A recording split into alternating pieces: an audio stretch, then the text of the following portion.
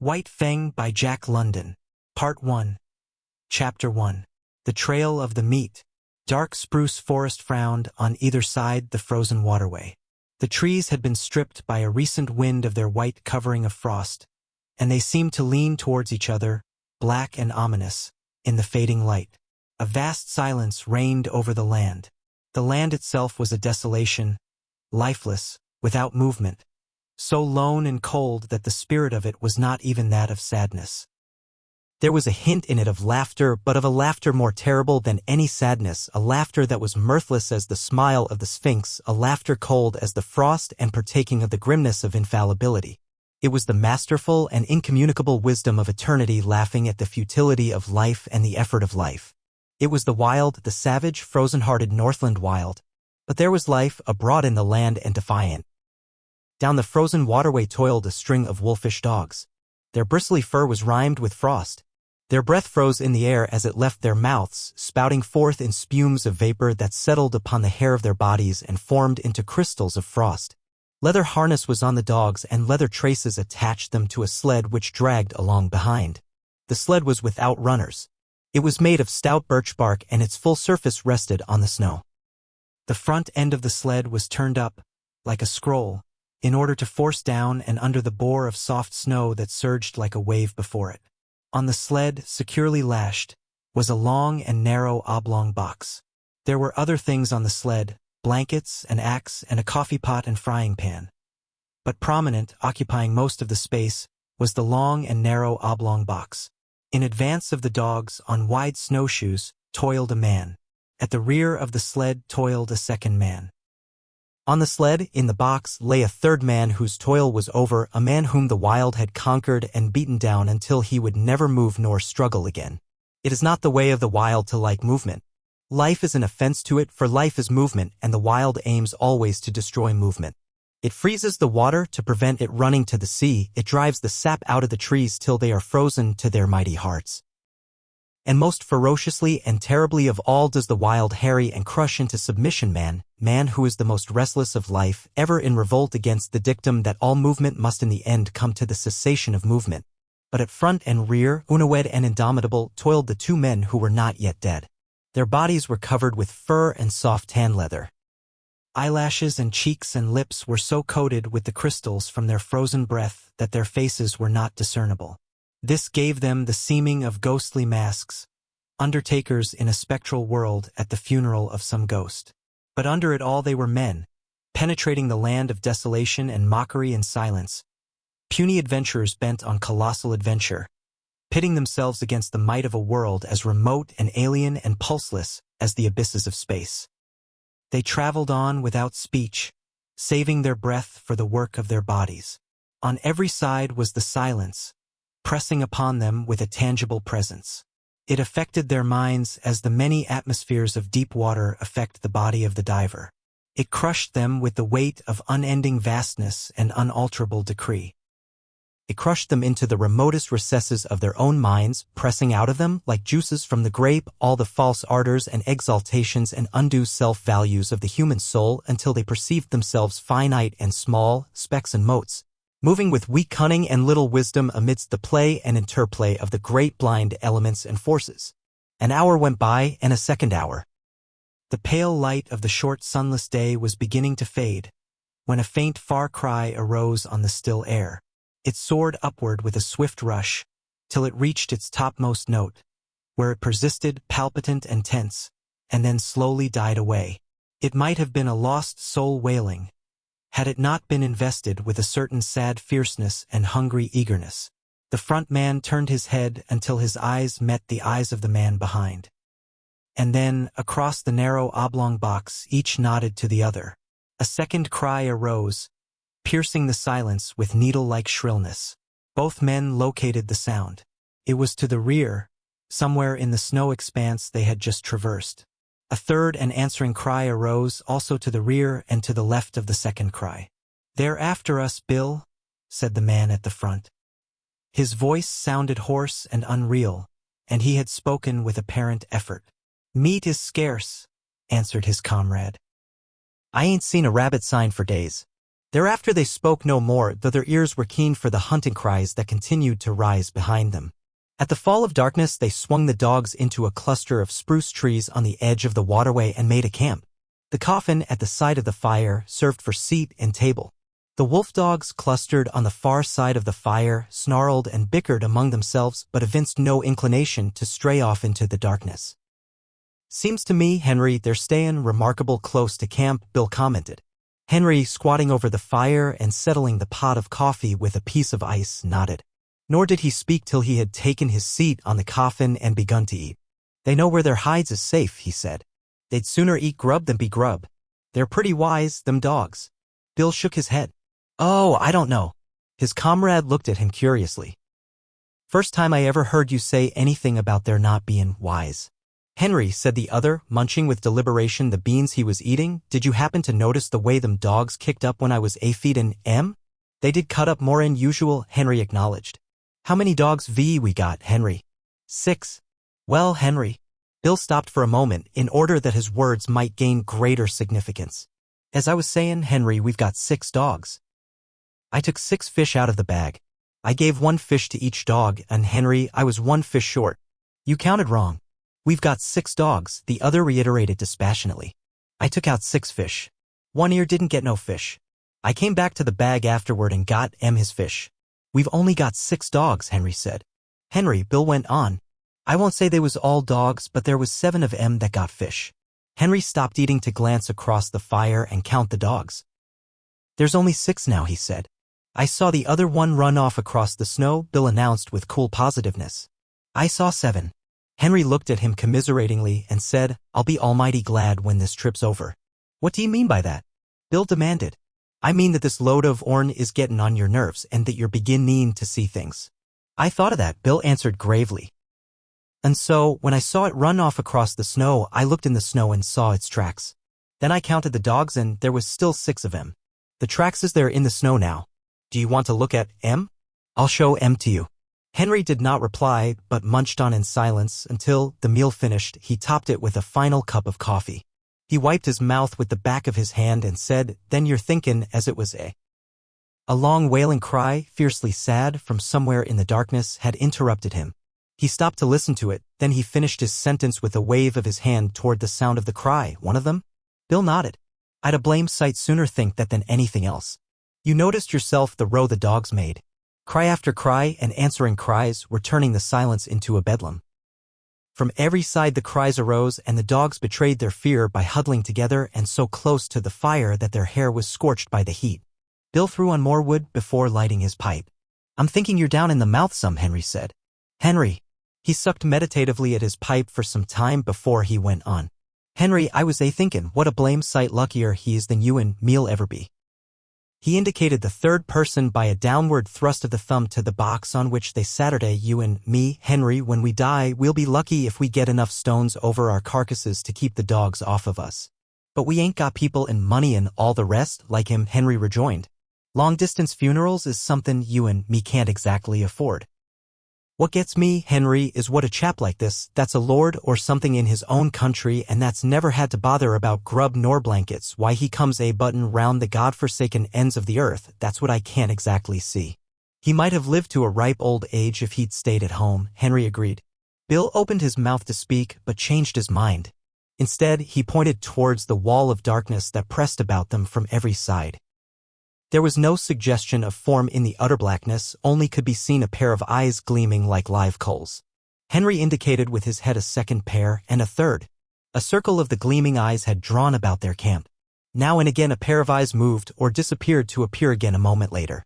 The unrest of the dogs had been increasing and they stampeded in a surge of sudden fear to the near side of the fire, cringing and crawling about the legs of the men. In the scramble, one of the dogs had been overturned on the edge of the fire, and it had yelped with pain and fright as the smell of its singed coat possessed the air. The commotion caused the circle of eyes to shift restlessly for a moment and even to withdraw a bit, but it settled down again as the dogs became quiet. "Henry, it's a blame misfortune to be out of ammunition." Bill had finished his pipe and was helping his companion to spread the bed of fur and blanket upon the spruce boughs which he had laid over the snow before supper. Henry grunted, and began unlacing his moccasins. "How many cartridges did you say you had left?" he asked. "3," came the answer. "And I wished 'twas 300. Then I'd show 'em what for. Damn 'em." He shook his fist angrily at the gleaming eyes and began securely to prop his moccasins before the fire. "And I wished this cold snapped break," he went on. "It's been 50 below for 2 weeks now. And I wished I'd never started on this trip, Henry. I don't like the looks of it. I don't feel right somehow. And while I'm wishin', I wish the trip was over and done with, and you and me a-sittin' by the fire in Fort McGurry just about now and playing cribbage. That's what I wished." Henry grunted and crawled into bed. As he dozed off, he was aroused by his comrade's voice. "Say, Henry, that other one that come in and got a fish, why didn't the dogs pitch into it? That's what's both airin' me." "You're both airin' too much, Bill," came the sleepy response. "You was never like this before. You just shut up now and go to sleep, and you'll be all hunky-dory in the mornin'. Your stomach's sour, that's what's both airin' you." The men slept, breathing heavily side by side under the one covering. The fire died down, and the gleaming eyes drew closer the circle they had flung about the camp. The dogs clustered together in fear, now and again snarling menacingly as a pair of eyes drew close. Once their uproar became so loud that Bill woke up. He got out of bed carefully so as not to disturb the sleep of his comrade and threw more wood on the fire. As it began to flame up, the circle of eyes drew farther back. He glanced casually at the huddling dogs. He rubbed his eyes and looked at them more sharply. Then he crawled back into the blankets. "Henry," he said. "Oh, Henry." Henry groaned as he passed from sleep to waking, and demanded, "What's wrong now?" "Nothin'," came the answer. "Only there's 7 of 'em again. I just counted." Henry acknowledged receipt of the information with a grunt that slid into a snore as he drifted back into sleep. In the morning, it was Henry who awoke first and routed his companion out of bed. Daylight was yet 3 hours away, though it was already 6 o'clock, and in the darkness Henry went about preparing breakfast, while Bill rolled the blankets and made the sled ready for lashing. "Say, Henry," he asked suddenly, "how many dogs did you say we had?" 6. "Wrong," Bill proclaimed triumphantly. 7 again? Henry queried. "No, 5, one's gone." "The hell!" Henry cried in wrath, leaving the cooking to come and count the dogs. "You're right, Bill," he concluded. "Fatty's gone." And he went like greased lightnin' once he got started. Couldn't V seen 'em for smoke. No chance at all, Henry concluded. They just swallowed 'em alive. I bet he was yelping as he went down their throats, damn 'em. "He always was a fool dog," said Bill. "But no fool dog ought to be fool enough to go off and commit suicide that way." He looked over the remainder of the team with a speculative eye that summed up instantly the salient traits of each animal. "I bet none of the others would do it. Couldn't drive him away from the fire with a club," Bill agreed. "I always did think there was something wrong with Fatty anyway." And this was the epitaph of a dead dog on the Northland Trail, less scant than the epitaph of many another dog of many a man. Chapter 2. The She-Wolf. Breakfast eaten and the slim camp outfit lashed to the sled, the men turned their backs on the cheery fire and launched out into the darkness. At once began to rise the cries that were fiercely sad, cries that called through the darkness and called to one another and answered back. Conversation ceased. Daylight came at 9 o'clock. At midday, the sky to the south warmed to rose color and marked where the bulge of the earth intervened between the meridian sun and the northern world. But the rose color swiftly faded. The gray light of day that remained lasted until 3 o'clock, when it too faded, and the pall of the Arctic night descended upon the lone and silent land.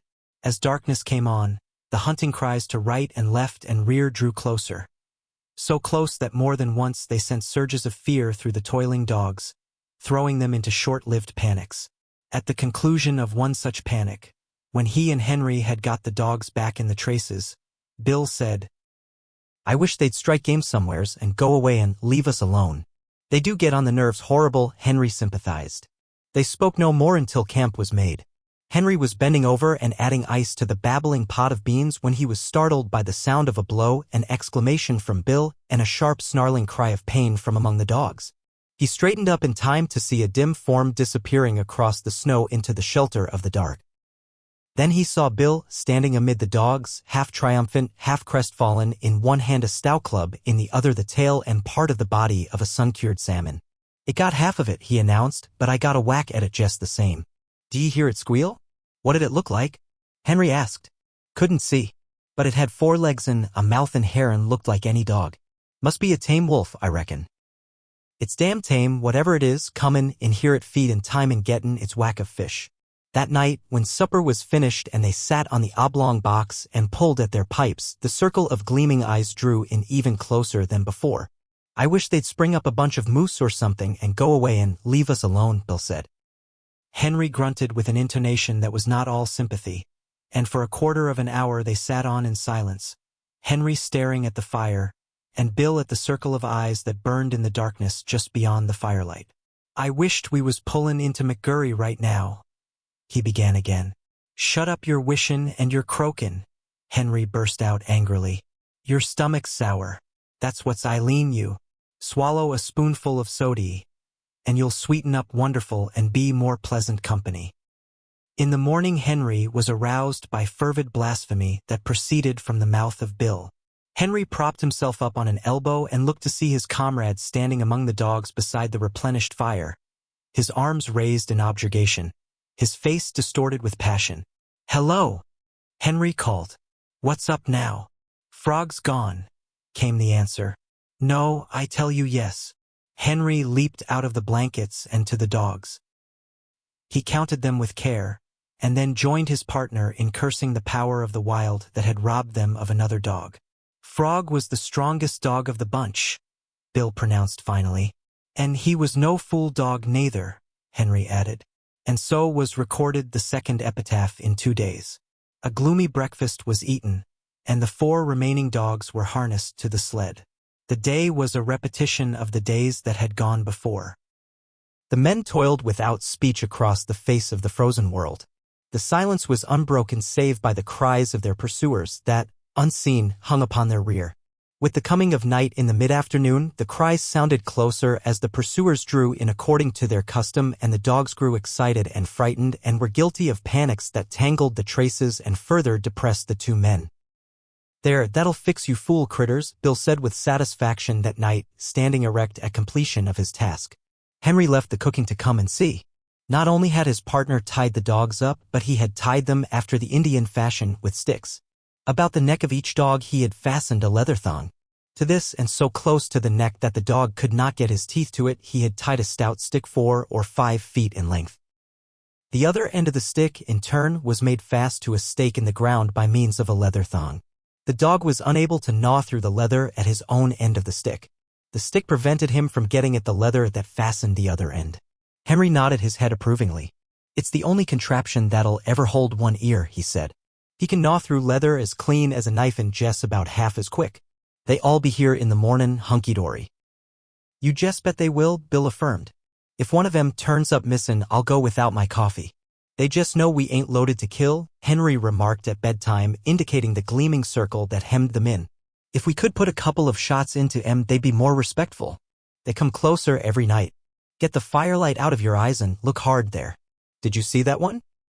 For some time the 2 men amused themselves with watching the movement of vague forms on the edge of the firelight. By looking closely and steadily at where a pair of eyes burned in the darkness, the form of the animal would slowly take shape. They could even see these forms move at times. A sound among the dogs attracted the men's attention.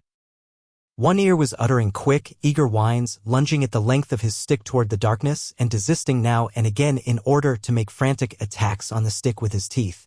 "Look at that, Bill," Henry whispered. Full into the firelight, with a stealthy, sidelong movement, glided a dog-like animal. It moved with commingled mistrust and daring, cautiously observing the men, its attention fixed on the dogs. One ear strained the full length of the stick toward the intruder and whined with eagerness. "That fool one ear don't seem scart much," Bill said in a low tone. "It's a she-wolf," Henry whispered back. "And that accounts for Fatty and Frog. She's the decoy for the pack. She draws out the dog and then all the rest pitches in and eats 'em up." The fire crackled. A log fell apart with a loud spluttering noise. At the sound of it, the strange animal leaped back into the darkness. Henry, "I'm a-thinkin'," Bill announced. "Thinkin' what?" "I'm a-thinkin' that was the one I lambasted with the club." "Ain't the slightest doubt in the world," was Henry's response. "And right here I want to remark," Bill went on, "that animal's familiarity with campfires is suspicious and immoral. It knows for certain more'n a self-respectin' wolf ought to know," Henry agreed. "A wolf that knows enough to come in with the dogs it feed in time has had experiences." "OL villain had a dog once that run away with the wolves," Bill cogitates aloud. "I ought to know. I shot it out of the pack in a moose pasture over on Little Stick." And OL villain cried like a baby. "Hadn't seen it for 3 years," he said. "Been with the wolves all that time." "I reckon you've called the turn, Bill. That wolf's a dog, and it's eaten fish many's the time from the hand of man. And if I get a chance at it, that wolf that's a dog'll be just meat," Bill declared. "We can't afford to lose no more animals." "But you've only got 3 cartridges," Henry objected. "I'll wait for a dead sure shot," was the reply. In the morning, Henry renewed the fire and cooked breakfast to the accompaniment of his partner's snoring. "You was sleepin' jest too comfortable for anything," Henry told him, as he routed him out for breakfast. "I hadn't the heart to rouse you." Bill began to eat sleepily. He noticed that his cup was empty and started to reach for the pot. But the pot was beyond arm's length and beside Henry. "Say, Henry," he chided gently, "ain't you forgot something?" Henry looked about with great carefulness and shook his head. Bill held up the empty cup. "You don't get no coffee," Henry announced. "Ain't run out?" Bill asked anxiously. "Nope." "Ain't thinkin' it'll hurt my digestion?" "Nope." A flush of angry blood pervaded Bill's face.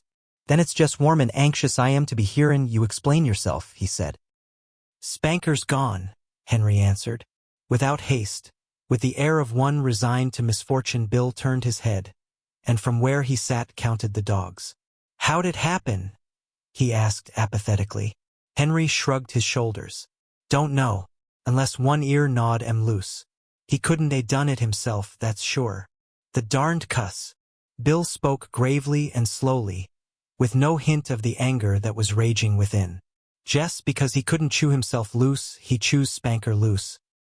"Well, Spanker's troubles is over anyway. I guess he's digested by this time and cavortin' over the landscape in the bellies of 20 different wolves," was Henry's epitaph on this, the latest lost dog. "Have some coffee, Bill." But Bill shook his head. "Go on," Henry pleaded, elevating the pot. Bill shoved his cup aside.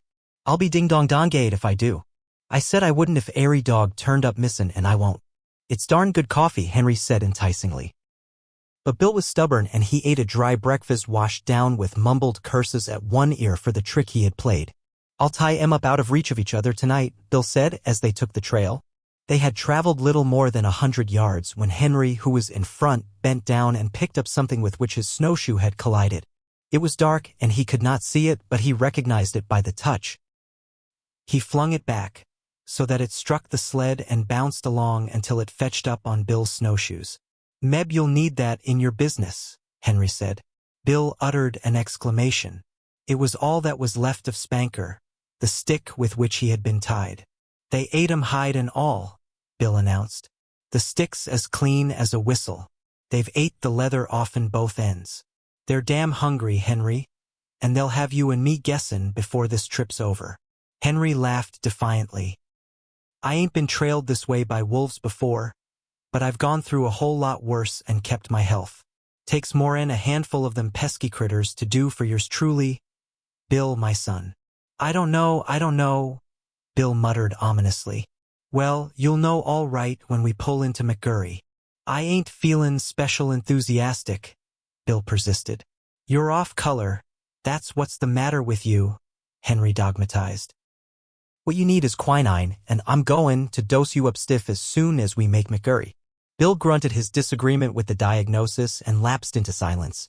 The day was like all the days. Light came at 9 o'clock. At 12 o'clock the southern horizon was warmed by the unseen sun, and then began the cold gray of afternoon that would merge 3 hours later into night. It was just after the sun's futile effort to appear that Bill slipped the rifle from under the sled lashings and said, "You keep right on, Henry. I'm going to see what I can see." "You'd better stick by the sled," his partner protested. "You've only got 3 cartridges, and there's no tellin' what might happen." "Who's croaking now?" Bill demanded triumphantly. Henry made no reply and plodded on alone, though often he cast anxious glances back into the gray solitude where his partner had disappeared. An hour later, taking advantage of the cutoffs around which the sled had to go, Bill arrived. "They're scattered and rangin' along wide," he said, keeping up with us and looking for game at the same time. "You see, they're sure of us, only they know they've got to wait to get us. In the meantime, they're willin' to pick up anything eatable that comes handy." "You mean they think they're sure of us?" Henry objected pointedly. But Bill ignored him. "I seen some of them. They're pretty thin. They ain't had a bite in weeks, I reckon, outside of Fatty and Frog and Spanker. And there's so many of 'em that didn't go far. They're remarkable thin. Their ribs is like washboards, and their stomachs is right up against their backbones. They're pretty desperate, I can tell you. They'll be going mad yet, and then watch out." A few minutes later, Henry, who was now traveling behind the sled, emitted a low, warning whistle. Bill turned and looked, then quietly stopped the dogs. To the rear, from around the last bend and plainly into view on the very trail they had just covered, trotted a furry, slinking form. Its nose was to the trail, and it trotted with a peculiar, sliding, effortless gait. When they halted, it halted, throwing up its head and regarding them steadily with nostrils that twitched as it caught and studied the scent of them. "It's the she-wolf," Bill answered. The dogs had lain down in the snow, and he walked past them to join his partner in the sled. Together they watched the strange animal that had pursued them for days and that had already accomplished the destruction of half their dog team. After a searching scrutiny, the animal trotted forward a few steps. This it repeated several times till it was a short 100 yards away. It paused, head up, close by a clump of spruce trees, and with sight and scent studied the outfit of the watching men. It looked at them in a strangely wistful way, after the manner of a dog, but in its wistfulness there was none of the dog affection. It was a wistfulness bred of hunger, as cruel as its own fangs, as merciless as the frost itself. It was large for a wolf, its gaunt frame advertising the lines of an animal that was among the largest of its kind. "Stands pretty close to 2 feet and a half at the shoulders," Henry commented. "And I'll bet it ain't far from 5 feet long."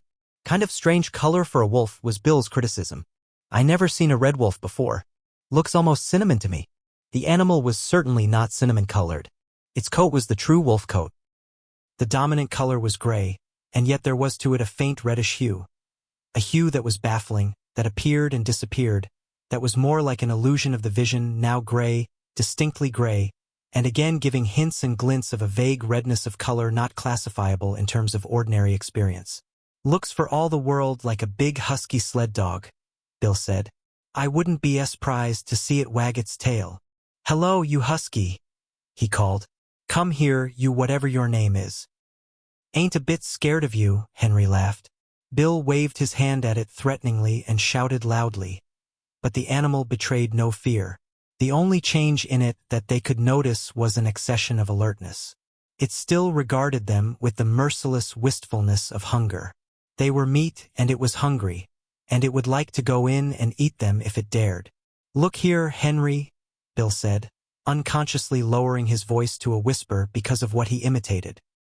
"We've got 3 cartridges, but it's a dead shot. Couldn't miss it. It's got away with 3 of our dogs, and we oughter put a stop to it. What d'ye say?" Henry nodded his consent. Bill cautiously slipped the gun from under the sled lashing. The gun was on the way to his shoulder, but it never got there. For in that instant the she-wolf leaped sidewise from the trail into the clump of spruce trees and disappeared. The 2 men looked at each other. Henry whistled long and comprehendingly. "I might have knowed it," Bill chided himself aloud as he replaced the gun.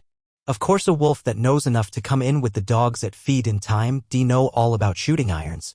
I tell you right now, Henry, that critter's the cause of all our trouble.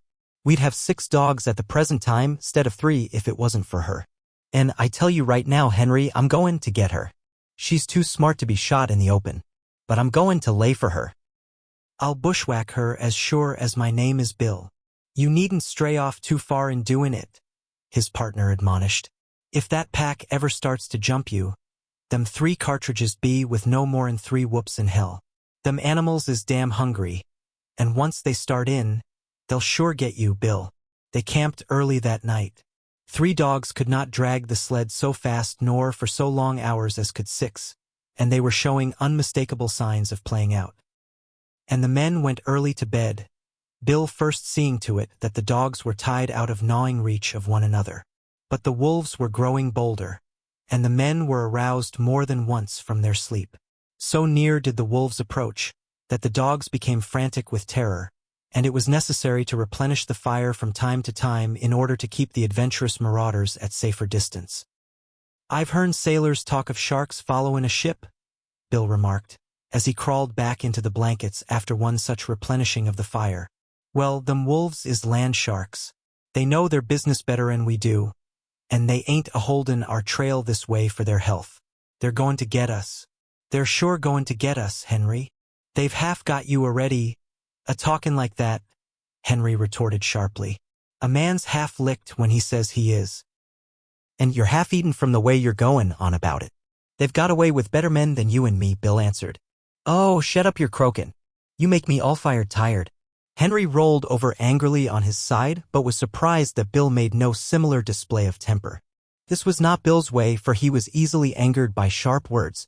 Henry thought long over it before he went to sleep, and as his eyelids fluttered down and he dozed off, the thought in his mind was, "There's no mistakin' it Bill's almighty blue. I'll have to cheer him up tomorrow." Chapter 3. The Hunger Cry. The day began auspiciously. They had lost no dogs during the night, and they swung out upon the trail and into the silence, the darkness, and the cold with spirits that were fairly light. Bill seemed to have forgotten his forebodings of the previous night and even waxed facetious with the dogs when, at midday, they overturned the sled on a bad piece of trail. It was an awkward mix-up. The sled was upside down and jammed between a tree trunk and a huge rock, and they were forced to unharness the dogs in order to straighten out the tangle. The two men were bent over the sled and trying to right it, when Henry observed One Ear sidling away. "Here, you One Ear," he cried, straightening up and turning around on the dog. But One Ear broke into a run across the snow, his traces trailing behind him. And there, out in the snow of their backtrack, was the she-wolf waiting for him. As he neared her, he became suddenly cautious. He slowed down to an alert and mincing walk and then stopped. He regarded her carefully and dubiously, yet desirefully. She seemed to smile at him, showing her teeth in an ingratiating rather than a menacing way. She moved toward him a few steps, playfully, and then halted. One Ear drew near to her, still alert and cautious, his tail and ears in the air, his head held high.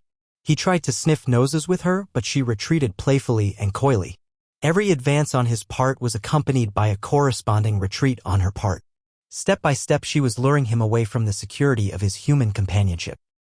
Once, as though a warning had in vague ways flitted through his intelligence, he turned his head and looked back at the overturned sled, at his teammates, and at the two men who were calling to him.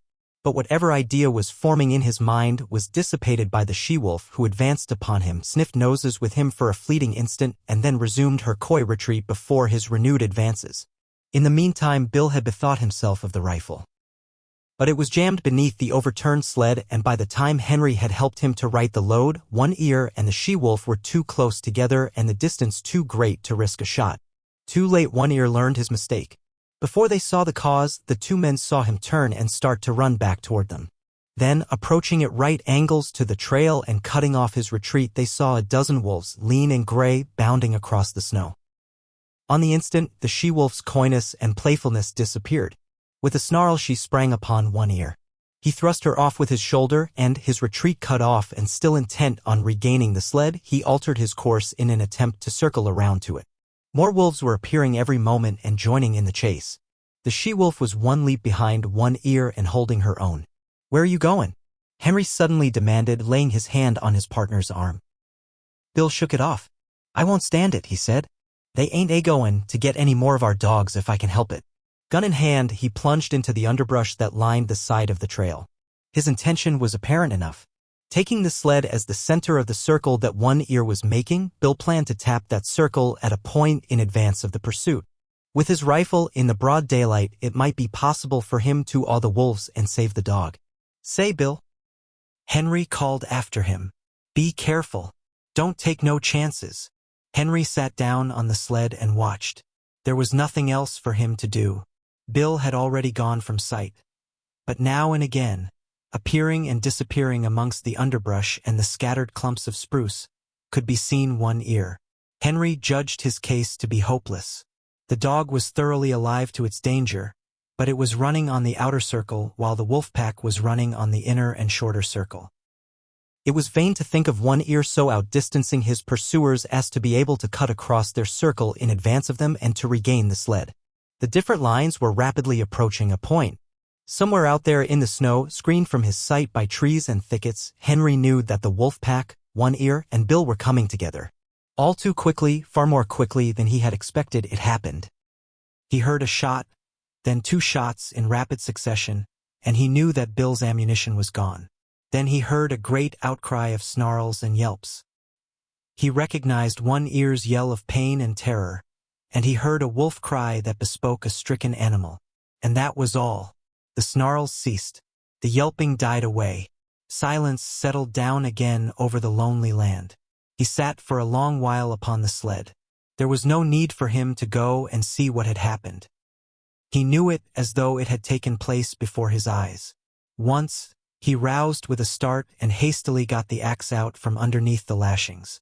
But for some time longer he sat and brooded, the 2 remaining dogs crouching and trembling at his feet. At last he arose in a weary manner, as though all the resilience had gone out of his body, and proceeded to fasten the dogs to the sled. He passed a rope over his shoulder, a mantrace, and pulled with the dogs. He did not go far. At the first hint of darkness he hastened to make a camp, and he saw to it that he had a generous supply of firewood. He fed the dogs, cooked and ate his supper, and made his bed close to the fire. But he was not destined to enjoy that bed. Before his eyes closed, the wolves had drawn too near for safety. It no longer required an effort of the vision to see them. They were all about him and the fire, in a narrow circle, and he could see them plainly in the firelight, lying down, sitting up, crawling forward on their bellies, or slinking back and forth. They even slept. Here and there he could see one curled up in the snow like a dog, taking the sleep that was now denied himself. He kept the fire brightly blazing, for he knew that it alone intervened between the flesh of his body and their hungry fangs.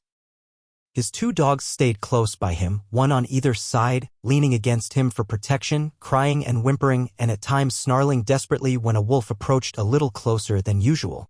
At such moments, when his dogs snarled, the whole circle would be agitated, the wolves coming to their feet and pressing tentatively forward, a chorus of snarls and eager yelps rising about him. Then the circle would lie down again, and here and there a wolf would resume its broken nap. But this circle had a continuous tendency to draw in upon him. Bit by bit, an inch at a time, with here a wolf bellying forward and there a wolf bellying forward, the circle would narrow until the brutes were almost within springing distance. Then he would seize brands from the fire and hurl them into the pack. A hasty drawing back always resulted, accompanied by angry yelps and frightened snarls when a well-aimed brand struck and scorched a too daring animal. Morning found the man haggard and worn, wide-eyed from want of sleep. He cooked breakfast in the darkness, and at 9 o'clock, when, with the coming of daylight, the wolf pack drew back, he set about the task he had planned through the long hours of the night. Chopping down young saplings, he made them crossbars of a scaffold by lashing them high up to the trunks of standing trees. Using the sled lashing for a heaving rope, and with the aid of the dogs, he hoisted the coffin to the top of the scaffold. "They got Bill, and they may get me, but they'll sure never get you, young man," he said, addressing the dead body in its tree sepulchre. Then he took the trail, the lightened sled bounding along behind the willing dogs. For they, too, knew that safety lay open in the gaining of Fort McGurry. The wolves were now more open in their pursuit, trotting sedately behind and ranging along on either side, their red tongues lolling out, their lean sides showing the undulating ribs with every movement. They were very lean, mere skin bags stretched over bony frames with strings for muscles, so lean that Henry found it in his mind to marvel that they still kept their feet and did not collapse forthright in the snow. He did not dare travel until dark. At midday, not only did the sun warm the southern horizon, but it even thrust its upper rim, pale and golden, above the skyline. He received it as a sign. The days were growing longer. The sun was returning. But scarcely had the cheer of its light departed, than he went into camp. There were still several hours of gray daylight and somber twilight, and he utilized them in chopping an enormous supply of firewood. With night came horror. Not only were the starving wolves growing bolder, but lack of sleep was telling upon Henry. He dozed despite himself, crouching by the fire, the blankets about his shoulders, the axe between his knees, and on either side a dog pressing close against him. He awoke once and saw in front of him, not a dozen feet away, a big gray wolf, one of the largest of the pack. And even as he looked, the brute deliberately stretched himself after the manner of a lazy dog, yawning full in his face and looking upon him with a possessive eye, as if, in truth, he were merely a delayed meal that was soon to be eaten. This certitude was shown by the whole pack. Fully a score he could count, staring hungrily at him or calmly sleeping in the snow.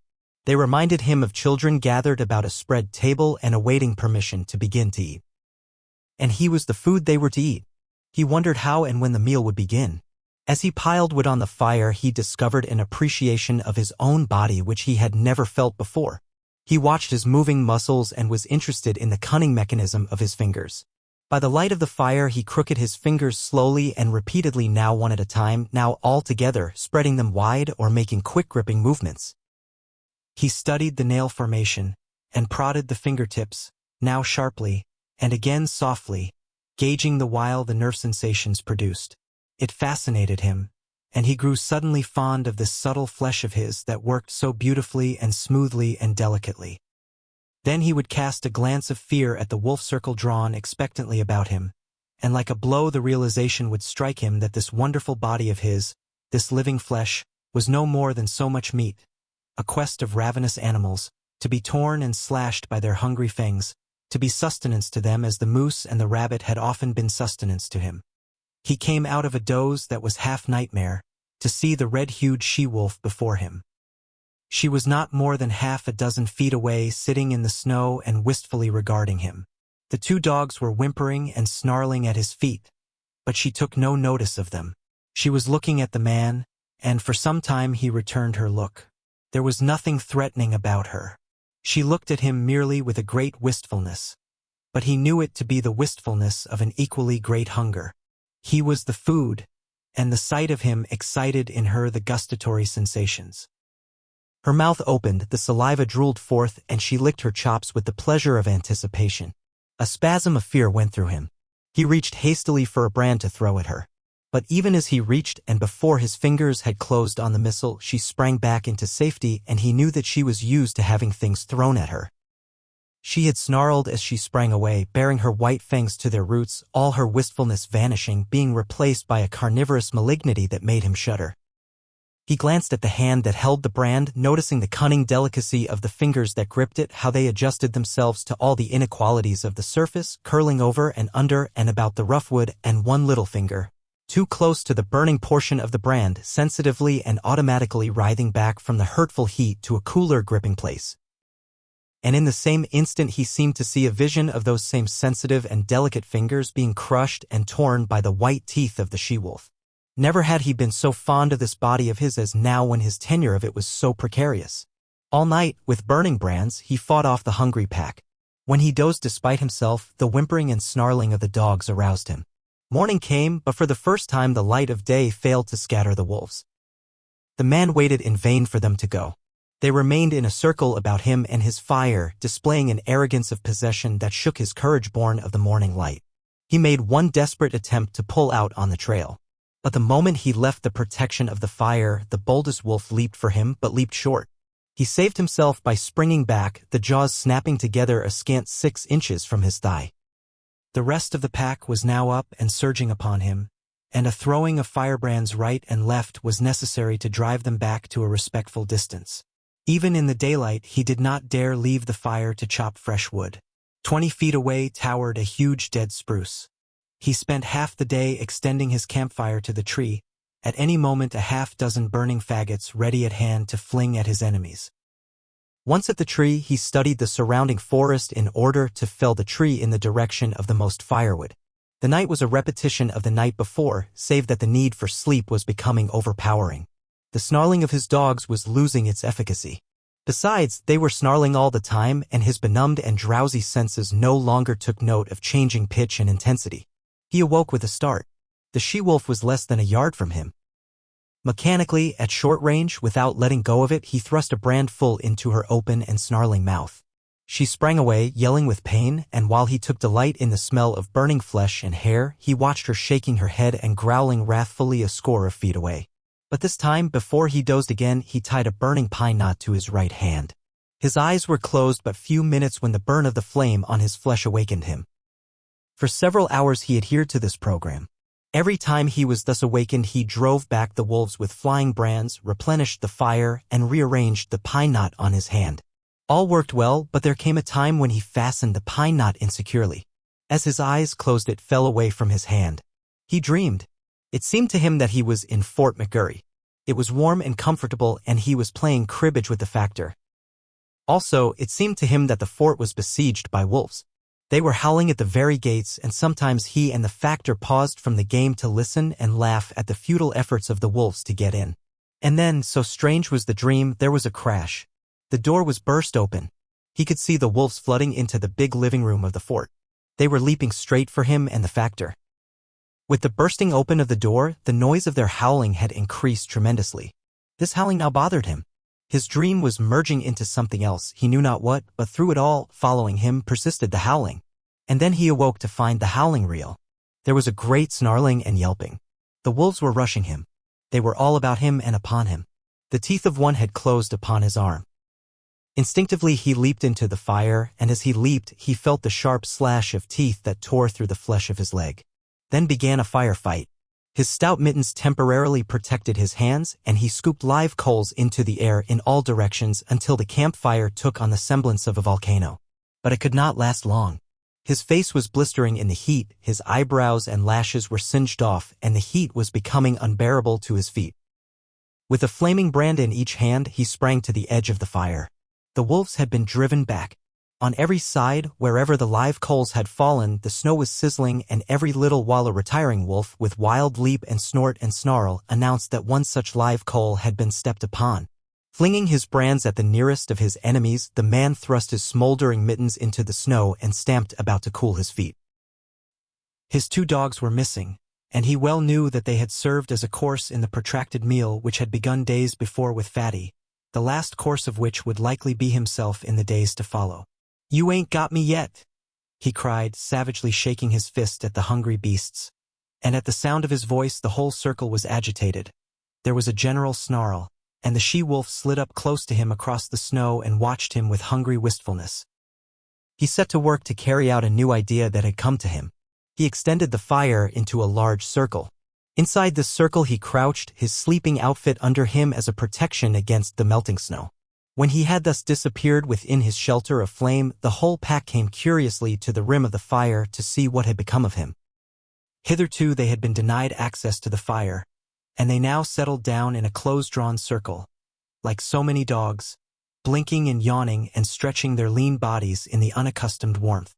Then the she-wolf sat down, pointed her nose at a star, and began to howl. One by one the wolves joined her, till the whole pack on haunches, with noses pointed skyward, was howling its hunger cry. Dawn came and daylight. The fire was burning low. The fuel had run out and there was need to get more. The man attempted to step out of his circle of flame, but the wolves surged to meet him. Burning brands made them spring aside, but they no longer sprang back. In vain he strove to drive them back. As he gave up and stumbled inside his circle, a wolf leaped for him, missed, and landed with all 4 feet in the coals. It cried out with terror, at the same time snarling, and scrambled back to cool its paws in the snow. The man sat down on his blankets in a crouching position. His body leaned forward from the hips.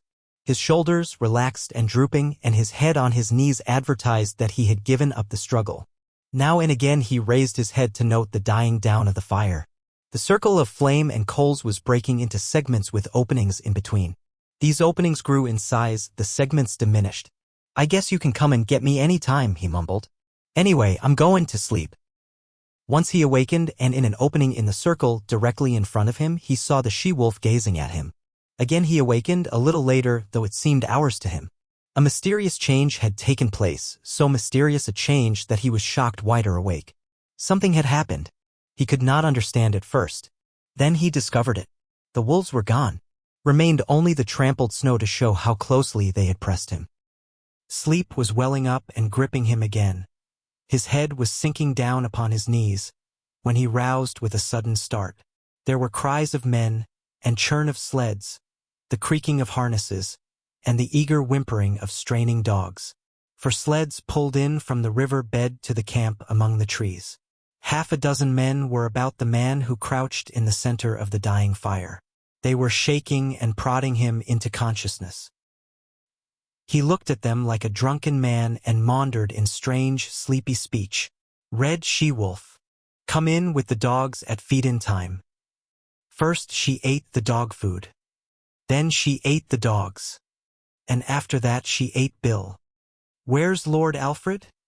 One of the men bellowed in his ear, shaking him roughly. He shook his head slowly. "No, she didn't eat him. He's roostin' in a tree at the last camp." "Dead?" the man shouted. "And in a box," Henry answered. He jerked his shoulder petulantly away from the grip of his questioner. "Say, you lemme alone. I'm just plumb tuckered out. Goo night, everybody." His eyes fluttered and went shut. His chin fell forward on his chest, and even as they eased him down upon the blankets his snores were rising on the frosty air.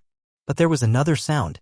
Far and faint it was, in the remote distance, the cry of the hungry wolf pack as it took the trail of other meat than the man it had just missed. Part 2. Chapter 1. The Battle of the Fang. It was the she-wolf who had first caught the sound of men's voices and the whining of the sled dogs. And it was the she-wolf who was first to spring away from the cornered man in his circle of dying flame. The pack had been loath to forego the kill it had hunted down, and it lingered for several minutes, making sure of the sounds, and then it, too, sprang away on the trail made by the she-wolf. Running at the forefront of the pack was a large gray wolf, one of its several leaders. It was he who directed the pack's course on the heels of the she-wolf. It was he who snarled warningly at the younger members of the pack or slashed at them with his fangs when they ambitiously tried to pass him. And it was he who increased the pace when he sighted the she-wolf now trotting slowly across the snow. She dropped in alongside by him, as though it were her appointed position, and took the pace of the pack. He did not snarl at her, nor show his teeth, when any leap of hers chanced to put her in advance of him. On the contrary, he seemed kindly disposed toward her. Too kindly to suit her, for he was prone to run near to her, and when he ran too near it was she who snarled and showed her teeth. Nor was she above slashing his shoulder sharply on occasion. At such times he betrayed no anger. He merely sprang to the side and ran stiffly ahead for several awkward leaps, in carriage and conduct resembling an abashed country swain. This was his one trouble in the running of the pack, but she had other troubles. On her other side ran a gaunt old wolf, grizzled and marked with the scars of many battles. He ran always on her right side. The fact that he had but one eye and that the left eye might account for this. He, also, was addicted to crowding her, to veering toward her till his scarred muzzle touched her body, or shoulder, or neck. As with the running mate on the left, she repelled these attentions with her teeth, but when both bestowed their attentions at the same time she was roughly jostled, being compelled, with quick snaps to either side, to drive both lovers away and at the same time to maintain her forward leap with the pack and see the way of her feet before her. At such times her running mates flashed their teeth and growled threateningly across at each other. They might have fought, but even wooing and its rivalry waited upon the more pressing hunger need of the pack. After each repulse, when the old wolf sheered abruptly away from the sharp-toothed object of his desire, he shouldered against a young 3-year-old that ran on his blind right side. This young wolf had attained his full size, and, considering the weak and famished condition of the pack, he possessed more than the average vigor and spirit. Nevertheless, he ran with his head even with the shoulder of his one-eyed elder. When he ventured to run abreast of the older wolf, which was seldom, a snarl and a snap sent him back even with the shoulder again. Sometimes, however, he dropped cautiously and slowly behind and edged in between the old leader and the she-wolf. This was doubly resented, even triply resented. When she snarled her displeasure, the old leader would whirl on the 3-year-old. Sometimes she whirled with him, and sometimes the young leader on the left whirled too. At such times, confronted by 3 sets of savage teeth, the young wolf stopped precipitately, throwing himself back on his haunches with forelegs stiff, mouth menacing, and mane bristling. This confusion in the front of the moving pack always caused confusion in the rear. The wolves behind collided with the young wolf and expressed their displeasure by administering sharp nips on his hind legs and flanks. He was laying up trouble for himself, for lack of food and short tempers went together, but with the boundless faith of youth he persisted in repeating the maneuver every little while, though it never succeeded in gaining anything for him but discomfiture. Had there been food, lovemaking and fighting would have gone on apace, and the pack formation would have been broken up. But the situation of the pack was desperate. It was lean with long-standing hunger. It ran below its ordinary speed. At the rear limped the weak members, the very young and the very old. At the front were the strongest. Yet all were more like skeletons than full-bodied wolves. Nevertheless, with the exception of the ones that limped, the movements of the animals were effortless and tireless. Their stringy muscles seemed founts of inexhaustible energy. Behind every steel-like contraction of a muscle lay another steel-like contraction, and another, apparently without end. They ran many miles that day. They ran through the night, and the next day found them still running. They were running over the surface of a world frozen and dead. No life stirred. They alone moved through the vast inertness. They alone were alive, and they sought for other things that were alive in order that they might devour them and continue to live. They crossed low divides and ranged a dozen small streams in a lower-lying country before their quest was rewarded. Then they came upon moose. It was a big bull they first found. Here was meat and life, and it was guarded by no mysterious fires nor flying missiles of flame. Splay hoofs and palmate antlers they knew, and they flung their customary patience and caution to the wind. It was a brief fight and fierce. The big bull was beset on every side. He ripped them open or split their skulls with shrewdly driven blows of his great hoofs. He crushed them and broke them on his large horns. He stamped them into the snow under him in the wallowing struggle. But he was foredoomed, and he went down with the she-wolf tearing savagely at his throat, and with other teeth fixed everywhere upon him, devouring him alive, before ever his last struggle ceased or his last damage had been wrought. There was food in plenty. The bull weighed over 800 pounds, fully 20 pounds of meat per mouth for the 40-odd wolves of the pack. But if they could fast prodigiously, they could feed prodigiously, and soon a few scattered bones were all that remained of the splendid live brute that had faced the pack a few hours before. There was now much resting and sleeping. With full stomachs, bickering and quarreling began among the younger males, and this continued through the few days that followed before the breaking up of the pack. The famine was over. The wolves were now in the country of game, and though they still hunted in pack, they hunted more cautiously, cutting out heavy cows or crippled old bulls from the small moose herds they ran across. There came a day, in this land of plenty, when the wolf pack split in half and went in different directions. The she-wolf, the young leader on her left, and the one-eyed elder on her right, led their half of the pack down to the Mackenzie River and across into the lake country to the east. Each day this remnant of the pack dwindled. 2 by 2, male and female, the wolves were deserting. Occasionally a solitary male was driven out by the sharp teeth of his rivals. In the end there remained only 4, the she-wolf, the young leader, the one-eyed one, and the ambitious 3-year-old. The she-wolf had by now developed a ferocious temper. Her 3 suitors all bore the marks of her teeth. Yet they never replied in kind, never defended themselves against her. They turned their shoulders to her most savage slashes, and with wagging tails and mincing steps strove to placate her wrath. But if they were all mildness toward her, they were all fierceness toward one another. The 3-year-old grew too ambitious in his fierceness. He caught the one-eyed elder on his blind side and ripped his ear into ribbons. Though the grizzled old fellow could see only on one side against the youth and vigor of the other, he brought into play the wisdom of long years of experience. His lost eye and his scarred muzzle bore evidence to the nature of his experience. He had survived too many battles to be in doubt for a moment about what to do. The battle began fairly, but it did not end fairly. There was no telling what the outcome would have been, for the third wolf joined the elder, and together, old leader and young leader, they attacked the ambitious 3-year-old and proceeded to destroy him. He was beset on either side by the merciless fangs of his erstwhile comrades. Forgotten were the days they had hunted together, the game they had pulled down, the famine they had suffered. That business was a thing of the past. The business of love was at hand. Ever a sterner and crueler business than that of food-getting.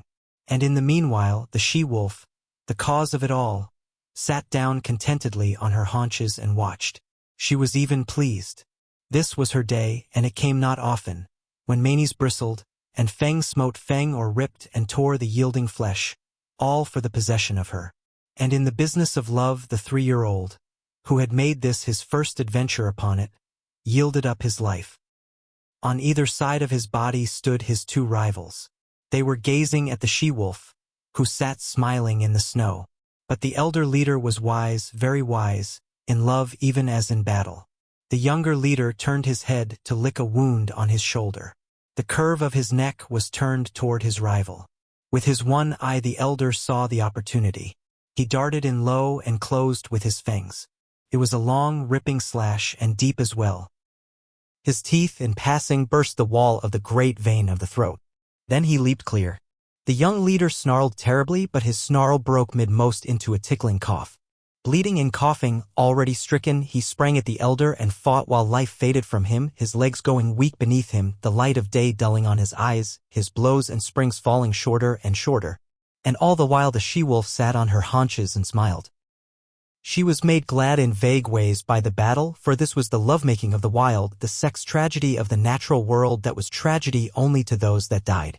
To those that survived it was not tragedy but realization and achievement. When the young leader lay in the snow and moved no more, one eye stalked over to the she-wolf. His carriage was one of mingled triumph and caution. He was plainly expectant of a rebuff, and he was just as plainly surprised when her teeth did not flash out at him in anger. For the first time she met him with a kindly manner. She sniffed noses with him and even condescended to leap about and frisk and play with him in quite puppyish fashion. And he, for all his gray years and sage experience, behaved quite as puppyishly and even a little more foolishly. Forgotten already were the vanquished rivals and the love tale red written on the snow. Forgotten, save once, when Old One-Eye stopped for a moment to lick his stiffening wounds. Then it was that his lips half writhed into a snarl and the hair of his neck and shoulders involuntarily bristled while he half crouched for a spring, his claws spasmodically clutching into the snow surface for firmer footing. But it was all forgotten the next moment as he sprang after the she-wolf who was coyly leading him a chase through the woods. After that they ran side by side like good friends who have come to an understanding. The days passed by and they kept together, hunting their meat and killing and eating it in common. After a time the she-wolf began to grow restless. She seemed to be searching for something that she could not find. The hollows under fallen trees seemed to attract her, and she spent much time nosing about among the larger snow-piled crevices in the rocks and in the caves of overhanging banks. Old One-Eye was not interested at all, but he followed her good-naturedly in her quest, and when her investigations in particular places were unusually protracted, he would lie down and wait until she was ready to go on. They did not remain in one place, but traveled across country until they regained the Mackenzie River, down which they slowly went, leaving it often to hunt game along the small streams that entered it, but always returning to it again. Sometimes they chanced upon other wolves, usually in pairs, but there was no friendliness of intercourse displayed on either side, no gladness at meeting, no desire to return to the pack formation. Several times they encountered solitary wolves. These were always males, and they were pressingly insistent on joining with One-Eye and his mate. This he resented, and when she stood shoulder to shoulder with him, bristling and showing her teeth, the aspiring solitary ones would back off, turn tail, and continue on their lonely way. One moonlight night, running through the quiet forest, One-Eye suddenly halted. His muzzle went up, his tail stiffened, and his nostrils dilated as he scented the air. One foot also he held up after the manner of a dog. He was not satisfied, and he continued to smell the air, striving to understand the message borne upon it to him. One careless sniff had satisfied his mate, and she trotted on to reassure him. Though he followed her, he was still dubious, and he could not forbear an occasional halt in order more carefully to study the warning. She crept out cautiously on the edge of a large open space in the midst of the trees. For some time she stood alone. Then One-Eye, creeping and crawling, every sense on the alert, every hair radiating infinite suspicion, joined her. They stood side by side, watching and listening and smelling. To their ears came the sounds of dogs wrangling and scuffling, the guttural cries of men, the sharper voices of scolding women, and once the shrill and plaintive cry of a child. With the exception of the huge bulks of the skin lodges, little could be seen save the flames of the fire, broken by the movements of intervening bodies and the smoke rising slowly on the quiet air. But to their nostrils came the myriad smells of an Indian camp carrying a story that was largely incomprehensible to One-Eye, but every detail of which the she-wolf knew. She was strangely stirred and sniffed with an increasing delight. But Old One-Eye was doubtful. He betrayed his apprehension, and started tentatively to go. She turned and touched his neck with her muzzle in a reassuring way, then regarded the camp again. A new wistfulness was in her face, but it was not the wistfulness of hunger. She was thrilling to a desire that urged her to go forward, to be in closer to that fire, to be squabbling with the dogs, and to be avoiding and dodging the stumbling feet of men. One eye moved impatiently beside her. Her unrest came back upon her, and she knew again her pressing need to find the thing for which she searched. She turned and trotted back into the forest, to the great relief of One Eye, who trotted a little to the fore until they were well within the shelter of the trees. As they slid along, noiseless as shadows, in the moonlight they came upon a runway. Both noses went down to the footprints in the snow. These footprints were very fresh. One Eye ran ahead cautiously, his mate at his heels. The broad pads of their feet were spread wide and in contact with the snow were like velvet. One Eye caught sight of a dim movement of white in the midst of the white. His sliding gait had been deceptively swift, but it was as nothing to the speed at which he now ran. Before him was bounding the faint patch of white he had discovered. They were running along a narrow alley flanked on either side by a growth of young spruce. Through the trees the mouth of the alley could be seen, opening out on a moonlit glade. Old One Eye was rapidly overhauling the fleeing shape of white. Bound by bound he gained. Now he was upon it. One leap more and his teeth would be sinking into it.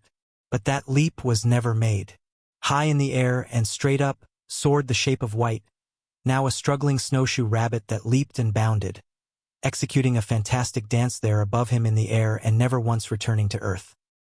One Eye sprang back with a snort of sudden fright, then shrank down to the snow and crouched, snarling threats at this thing of fear he did not understand. But the she-wolf coolly thrust past him. She poised for a moment, then sprang for the dancing rabbit. She too soared high, but not so high as the quarry, and her teeth clipped emptily together with a metallic snap. She made another leap and another. Her mate had slowly relaxed from his crouch and was watching her. He now evinced displeasure at her repeated failures and himself made a mighty spring upward. His teeth closed upon the rabbit and he bore it back to earth with him. But at the same time there was a suspicious crackling movement beside him, and his astonished eye saw a young spruce sapling bending down above him to strike him. His jaws let go their grip, and he leaped backward to escape this strange danger. His lips drawn back from his fangs, his throat snarling, every hair bristling with rage and fright. And in that moment the sapling reared its slender length upright and the rabbit soared dancing in the air again. The she-wolf was angry. She sank her fangs into her mate's shoulder in reproof. And he, frightened, unaware of what constituted this new onslaught, struck back ferociously and in still greater fright, ripping down the side of the she-wolf's muzzle. For him to resent such reproof was equally unexpected to her, and she sprang upon him in snarling indignation. Then he discovered his mistake and tried to placate her. But she proceeded to punish him roundly until he gave over all attempts at placation and whirled in a circle, his head away from her, his shoulders receiving the punishment of her teeth. In the meantime the rabbit danced above them in the air. The she-wolf sat down in the snow, and Old One Eye, now more in fear of his mate than of the mysterious sapling, again sprang for the rabbit. As he sank back with it between his teeth, he kept his eye on the sapling. As before, it followed him back to earth. He crouched down under the impending blow, his hair bristling, but his teeth still keeping tight hold of the rabbit. But the blow did not fall. The sapling remained bent above him. When he moved, it moved, and he growled at it through his clenched jaws. When he remained still, it remained still, and he concluded it was safer to continue remaining still. Yet the warm blood of the rabbit tasted good in his mouth. It was his mate who relieved him from the quandary in which he found himself. She took the rabbit from him, and while the sapling swayed and teetered threateningly above her, she calmly gnawed off the rabbit's head. At once the sapling shot up, and after that gave no more trouble, remaining in the decorous and perpendicular position in which nature had intended it to grow. Then, between them, the she-wolf and One Eye devoured the game which the mysterious sapling had caught for them. There were other runways and alleys where rabbits were hanging in the air, and the wolf pair prospected them all, the she-wolf leading the way, Old One Eye following and observant, learning the method of robbing snares. A knowledge destined to stand him in good stead in the days to come. Chapter 2. The LAR. For 2 days the she-wolf and One Eye hung about the Indian camp. He was worried and apprehensive, yet the camp lured his mate and she was loath to depart. But when, one morning, the air was rent with the report of a rifle close at hand and a bullet smashed against a tree trunk several inches from One-Eye's head, they hesitated no more but went off on a long, swinging lope that put quick miles between them and the danger. They did not go far, a couple of days' journey. The she-wolf's need to find the thing for which she searched had now become imperative. She was getting very heavy and could run but slowly. Once, in the pursuit of a rabbit, which she ordinarily would have caught with ease, she gave over and lay down and rested. One-Eye came to her, but when he touched her neck gently with his muzzle, she snapped at him with such quick fierceness that he tumbled over backward and cut a ridiculous figure in his effort to escape her teeth. Her temper was now shorter than ever, but he had become more patient than ever and more solicitous. And then she found the thing for which she sought. It was a few miles up a small stream that in the summertime flowed into the Mackenzie, but that then was frozen over and frozen down to its rocky bottom, a dead stream of solid white from source to mouth. The she-wolf was trotting wearily along, her mate well in advance, when she came upon the overhanging, high claybank. She turned aside and trotted over to it. The wear and tear of spring storms and melting snows had underwashed the bank and in one place had made a small cave out of a narrow fissure. She paused at the mouth of the cave and looked the wall over carefully. Then, on one side and the other, she ran along the base of the wall to where its abrupt bulk merged from the softer-lined landscape. Returning to the cave, she entered its narrow mouth. For a short 3 feet she was compelled to crouch. Then the walls widened and rose higher in a little round chamber nearly 6 feet in diameter. The roof barely cleared her head. It was dry and cozy. She inspected it with painstaking care, while One-Eye, who had returned, stood in the entrance and patiently watched her. She dropped her head, with her nose to the ground and directed toward a point near to her closely bunched feet, and around this point she circled several times. Then, with a tired sigh that was almost a grunt, she curled her body in, relaxed her legs, and dropped down, her head toward the entrance. One-Eye, with pointed, interested ears, laughed at her, and beyond, outlined against the white light, she could see the brush of his tail waving good-naturedly. Her own ears, with a snuggling movement, laid their sharp points backward and down against the head for a moment while her mouth opened and her tongue lolled peaceably out, and in this way she expressed that she was pleased and satisfied. One-Eye was hungry. Though he lay down in the entrance and slept, his sleep was fitful. He kept awaking and cocking his ears at the bright world without, where the April sun was blazing across the snow. When he dozed, upon his ears would steal the faint whispers of hidden trickles of running water, and he would rouse and listen intently. The sun had come back, and all the awakening Northland world was calling to him. Life was stirring. The feel of spring was in the air, the feel of growing life under the snow, of sap ascending in the trees, of buds bursting the shackles of the frost. He cast anxious glances at his mate, but she showed no desire to get up. He looked outside, and 6 snowbirds fluttered across his field of vision. He started to get up, then looked back to his mate again, and settled down and dozed. A shrill and minute singing stole upon his hearing. Once and twice he sleepily brushed his nose with his paw. Then he woke up. There, buzzing in the air at the tip of his nose, was a lone mosquito. It was a full-grown mosquito, one that had lain frozen in a dry log all winter and that had now been thawed out by the sun.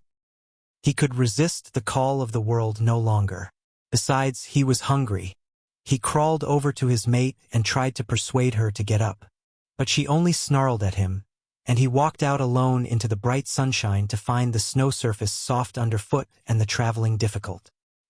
He went up the frozen bed of the stream, where the snow, shaded by the trees, was yet hard and crystalline. He was gone 8 hours, and he came back through the darkness hungrier than when he had started. He had found game, but he had not caught it. He had broken through the melting snow crust and wallowed while the snowshoe rabbits had skimmed along on top lightly as ever. He paused at the mouth of the cave with a sudden shock of suspicion.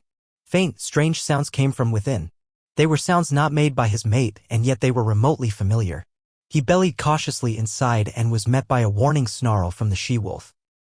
This he received without perturbation, though he obeyed it by keeping his distance, but he remained interested in the other sounds, faint, muffled sobbings and slubberings. His mate warned him irritably away, and he curled up and slept in the entrance. When morning came and a dim light pervaded the lair, he again sought after the source of the remotely familiar sounds. There was a new note in his mate's warning snarl. It was a jealous note, and he was very careful in keeping a respectful distance. Nevertheless, he made out, sheltering between her legs against the length of her body, 5 strange little bundles of life, very feeble, very helpless, making tiny whimpering noises with eyes that did not open to the light. He was surprised.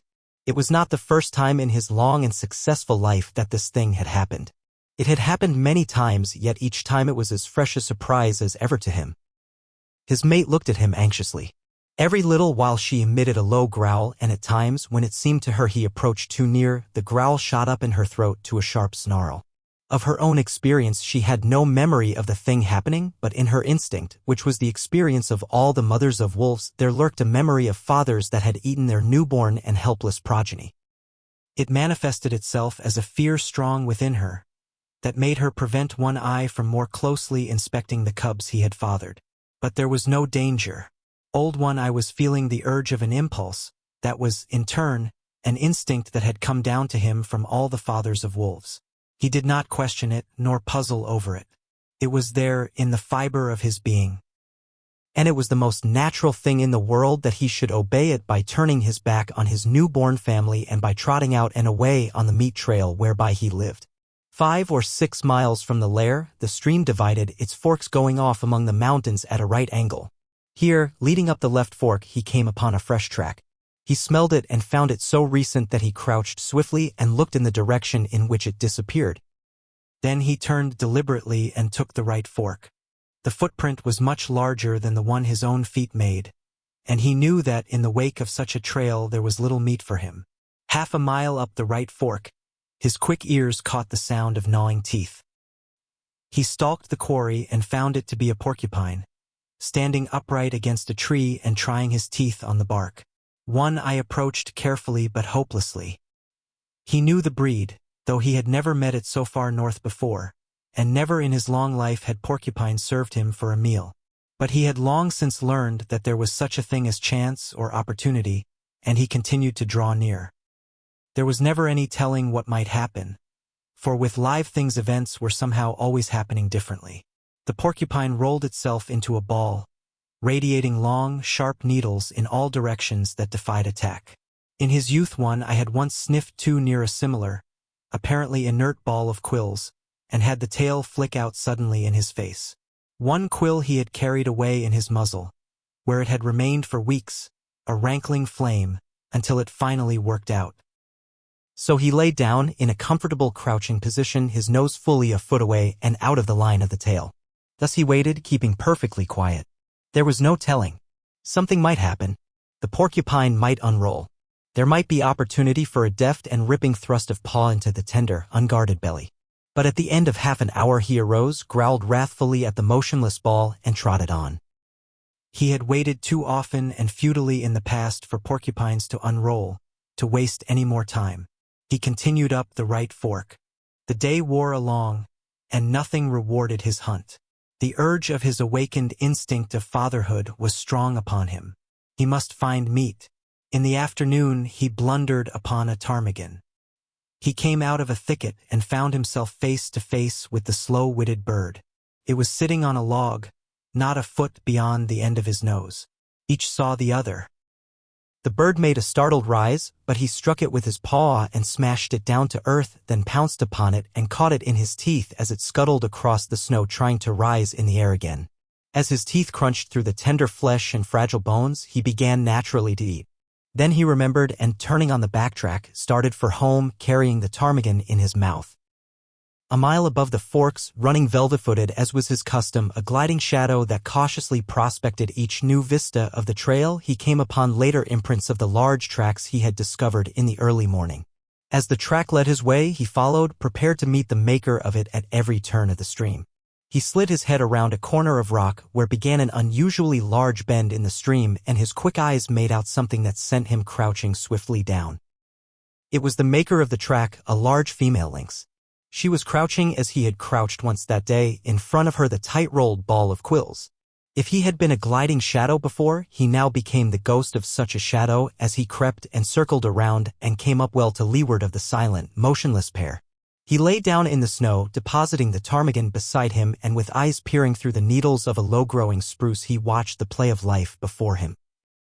The waiting lynx and the waiting porcupine, each intent on life. And, such was the curiousness of the game, the way of life for one lay in the eating of the other, and the way of life for the other lay in being not eaten.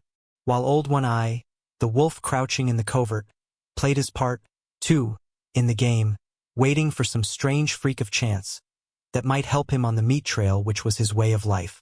Half an hour passed, an hour, and nothing happened.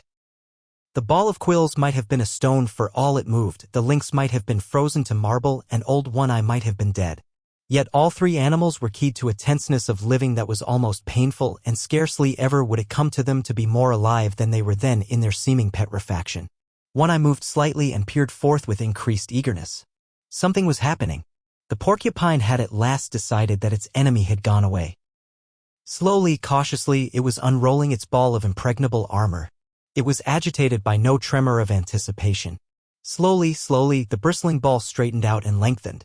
One-Eye, watching, felt a sudden moistness in his mouth and a drooling of saliva, involuntary, excited by the living meat that was spreading itself like a repast before him. Not quite entirely had the porcupine unrolled when it discovered its enemy. In that instant the lynx struck. The blow was like a flash of light. The paw, with rigid claws curving like talons, shot under the tender belly and came back with a swift ripping movement.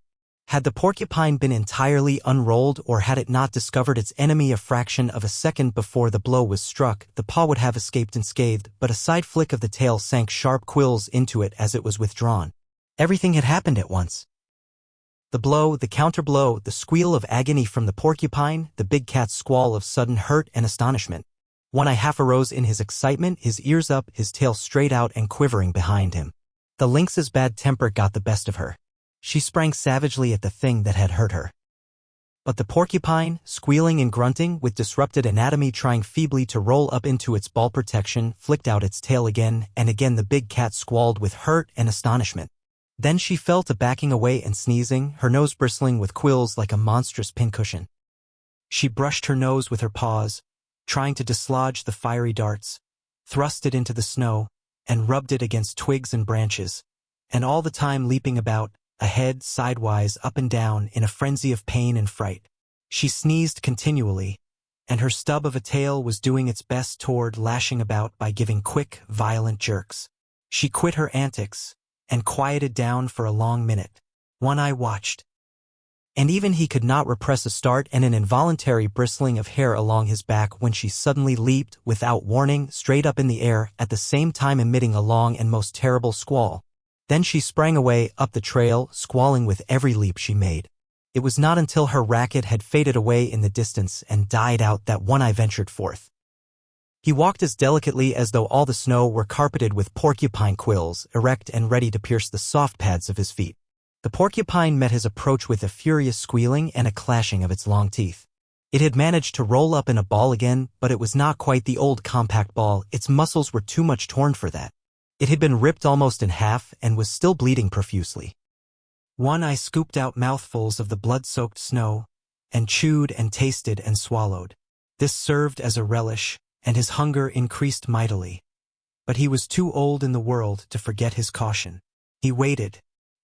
He lay down and waited, while the porcupine grated its teeth and uttered grunts and sobs and occasional sharp little squeals. In a little while, One-Eye noticed that the quills were drooping and that a great quivering had set up. The quivering came to an end suddenly. There was a final defiant clash of the long teeth. Then all the quills drooped quite down and the body relaxed and moved no more. With a nervous, shrinking paw, One-Eye stretched out the porcupine to its full length and turned it over on its back. Nothing had happened. It was surely dead. He studied it intently for a moment, then took a careful grip with his teeth and started off down the stream, partly carrying, partly dragging the porcupine, with head turned to the side so as to avoid stepping on the prickly mass. He recollected something, dropped the burden, and trotted back to where he had left the ptarmigan. He did not hesitate a moment. He knew clearly what was to be done, and this he did by promptly eating the ptarmigan. Then he returned and took up his burden. When he dragged the result of his day's hunt into the cave, the she-wolf inspected it, turned her muzzle to him and lightly licked him on the neck. But the next instant she was warning him away from the cubs with a snarl that was less harsh than usual and that was more apologetic than menacing. Her instinctive fear of the father of her progeny was toning down. He was behaving as a wolf father should and manifesting no unholy desire to devour the young lives she had brought into the world. Chapter 3. The Gray Cub. He was different from his brothers and sisters. Their hair already betrayed the reddish hue inherited from their mother, the she-wolf, while he alone, in this particular, took after his father. He was the one little gray cub of the litter. He had bred true to the straight wolf stock. In fact, he had bred true to old One Eye himself, physically, with but a single exception, and that was he had 2 eyes to his father's 1. The gray cub's eyes had not been open long, yet already he could see with steady clearness.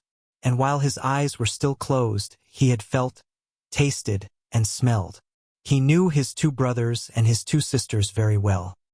He had begun to romp with them in a feeble, awkward way, and even to squabble, his little throat vibrating with a queer rasping noise, the forerunner of the growl, as he worked himself into a passion. And long before his eyes had opened he had learned by touch, taste, and smell to know his mother, a fount of warmth and liquid food and tenderness. She possessed a gentle, caressing tongue that soothed him when it passed over his soft little body and that impelled him to snuggle close against her and to doze off to sleep. Most of the first month of his life had been passed thus in sleeping. But now he could see quite well, and he stayed awake for longer periods of time, and he was coming to learn his world quite well. His world was gloomy, but he did not know that, for he knew no other world. It was dim-lighted, but his eyes had never had to adjust themselves to any other light. His world was very small. Its limits were the walls of the lair, but as he had no knowledge of the wide world outside, he was never oppressed by the narrow confines of his existence. But he had early discovered that one wall of his world was different from the rest. This was the mouth of the cave and the source of light. He had discovered that it was different from the other walls long before he had any thoughts of his own, any conscious volitions. It had been an irresistible attraction before ever his eyes opened and looked upon it. The light from it had beat upon his sealed lids, and the eyes and the optic nerves had pulsated to little, spark-like flashes, warm-colored and strangely pleasing. The life of his body, and of every fiber of his body, the life that was the very substance of his body and that was apart from his own personal life, had yearned toward this light and urged his body toward it in the same way that the cunning chemistry of a plant urges it toward the sun. Always, in the beginning, before his conscious life dawned, he had crawled toward the mouth of the cave. And in this his brothers and sisters were one with him. Never, in that period, did any of them crawl toward the dark corners of the back wall. The light drew them as if they were plants. The chemistry of the life that composed them demanded the light as a necessity of being, and their little puppet bodies crawled blindly and chemically, like the tendrils of a vine. Later on, when each developed individuality and became personally conscious of impulsions and desires, the attraction of the light increased. They were always crawling and sprawling toward it and being driven back from it by their mother. It was in this way that the gray cub learned other attributes of his mother than the soft, soothing tongue. In his insistent crawling toward the light, he discovered in her a nose that with a sharp nudge administered rebuke, and later a paw that crushed him down and rolled him over and over with swift, calculating stroke. Thus he learned hurt, and on top of it he learned to avoid hurt, first, by not incurring the risk of it, and second, when he had incurred the risk, by dodging and by retreating. These were conscious actions and were the results of his first generalizations upon the world. Before that he had recoiled automatically from hurt as he had crawled automatically toward the light. After that he recoiled from hurt because he knew that it was hurt. He was a fierce little cub. So were his brothers and sisters. It was to be expected. He was a carnivorous animal. He came of a breed of meat killers and meat eaters. His father and mother lived wholly upon meat. The milk he had sucked with his first flickering life was milk transformed directly from meat, and now, at a month old, when his eyes had been opened for but a week, he was beginning himself to eat meat half digested by the she-wolf and disgorged for the 5 growing cubs that already made too great demand upon her breast. But he was, further, the fiercest of the litter. He could make a louder rasping growl than any of them. His tiny rages were much more terrible than theirs. It was he that first learned the trick of rolling a fellow cub over with a cunning paw stroke. And it was he that first gripped another cub by the ear and pulled and tugged and growled through jaws tight clenched. And certainly it was he that caused the mother the most trouble in keeping her litter from the mouth of the cave. The fascination of the light for the gray cub increased from day to day. He was perpetually departing on yard-long adventures toward the cave's entrance and is perpetually being driven back. Only he did not know it for an entrance. He did not know anything about entrances, passages whereby one goes from one place to another place. He did not know any other place, much less of a way to get there. So to him the entrance of the cave was a wall of light. As the sun was to the outside dweller, this wall was to him the sun of his world. It attracted him as a candle attracts a moth. He was always striving to attain it. The life that was so swiftly expanding within him urged him continually toward the wall of light. The life that was within him knew that it was the one way out, the way he was predestined to tread. But he himself did not know anything about it. He did not know there was any outside at all. There was one strange thing about this wall of light. His father, he had already come to recognize his father as the one other dweller in the world, a creature like his mother who slept near the light and was a bringer of meat. His father had a way of walking right into the white far wall and disappearing. The gray cub could not understand this. Though never permitted by his mother to approach that wall, he had approached the other walls and encountered hard obstruction on the end of his tender nose. This hurt. And after several such adventures, he left the walls alone. Without thinking about it, he accepted this disappearing into the wall as a peculiarity of his father, as milk and half-digested meat were peculiarities of his mother. In fact, the gray cub was not given to thinking, at least to the kind of thinking customary of men. His brain worked in dim ways, yet his conclusions were as sharp and distinct as those achieved by men. He had a method of accepting things without questioning the why and wherefore. In reality, this was the act of classification. He was never disturbed over why a thing happened. How it happened was sufficient for him. Thus, when he had bumped his nose on the back wall a few times, he accepted that he would not disappear into walls. In the same way he accepted that his father could disappear into walls. But he was not in the least disturbed by desire to find out the reason for the difference between his father and himself. Logic and physics were no part of his mental makeup. Like most creatures of the wild, he early experienced famine. There came a time when not only did the meat supply cease, but the milk no longer came from his mother's breast. At first, the cubs whimpered and cried, but for the most part they slept. It was not long before they were reduced to a coma of hunger. There were no more spats and squabbles, no more tiny rages nor attempts at growling. While the adventures toward the far white wall ceased altogether, the cubs slept, while the life that was in them flickered and died down. One Eye was desperate. He ranged far and wide, and slept but little in the lair that had now become cheerless and miserable. The she-wolf, too, left her litter and went out in search of meat. In the first days after the birth of the cubs, One Eye had journeyed several times back to the Indian camp and robbed the rabbit snares, but with the melting of the snow and the opening of the streams, the Indian camp had moved away, and that source of supply was closed to him. When the gray cub came back to life and again took interest in the far white wall, he found that the population of his world had been reduced. Only one sister remained to him. The rest were gone. As he grew stronger, he found himself compelled to play alone, for the sister no longer lifted her head nor moved about. His little body rounded out with the meat he now ate, but the food had come too late for her. She slept continuously, a tiny skeleton flung round with skin in which the flame flickered lower and at last went out. Then there came a time when the gray cub no longer saw his father appearing and disappearing in the wall, nor lying down asleep in the entrance. This had happened at the end of a second and less severe famine. The she-wolf knew why One Eye never came back, but there was no way by which she could tell what she had seen to the gray cub. Hunting herself for meat up the left fork of the stream where lived the lynx, she had followed a day-old trail of One Eye. And she had found him, or what remained of him, at the end of the trail. There were many signs of the battle that had been fought and of the lynx's withdrawal to her lair after having won the victory. Before she went away, the she-wolf had found this lair, but the signs told her that the lynx was inside and she had not dared to venture in. After that, the she-wolf in her hunting avoided the left fork. For she knew that in the lynx's lair was a litter of kittens, and she knew the lynx for a fierce, bad-tempered creature and a terrible fighter. It was all very well for half a dozen wolves to drive a lynx spitting and bristling up a tree, but it was quite a different matter for a lone wolf to encounter a lynx, especially when the lynx was known to have a litter of hungry kittens at her back. But the wild is the wild, and motherhood is motherhood, at all times fiercely protective, whether in the wild or out of it. And the time was to come when the she-wolf, for her gray cub's sake, would venture the left fork and the lair in the rocks, and the lynx's wrath. Chapter 4. The Wall of the World.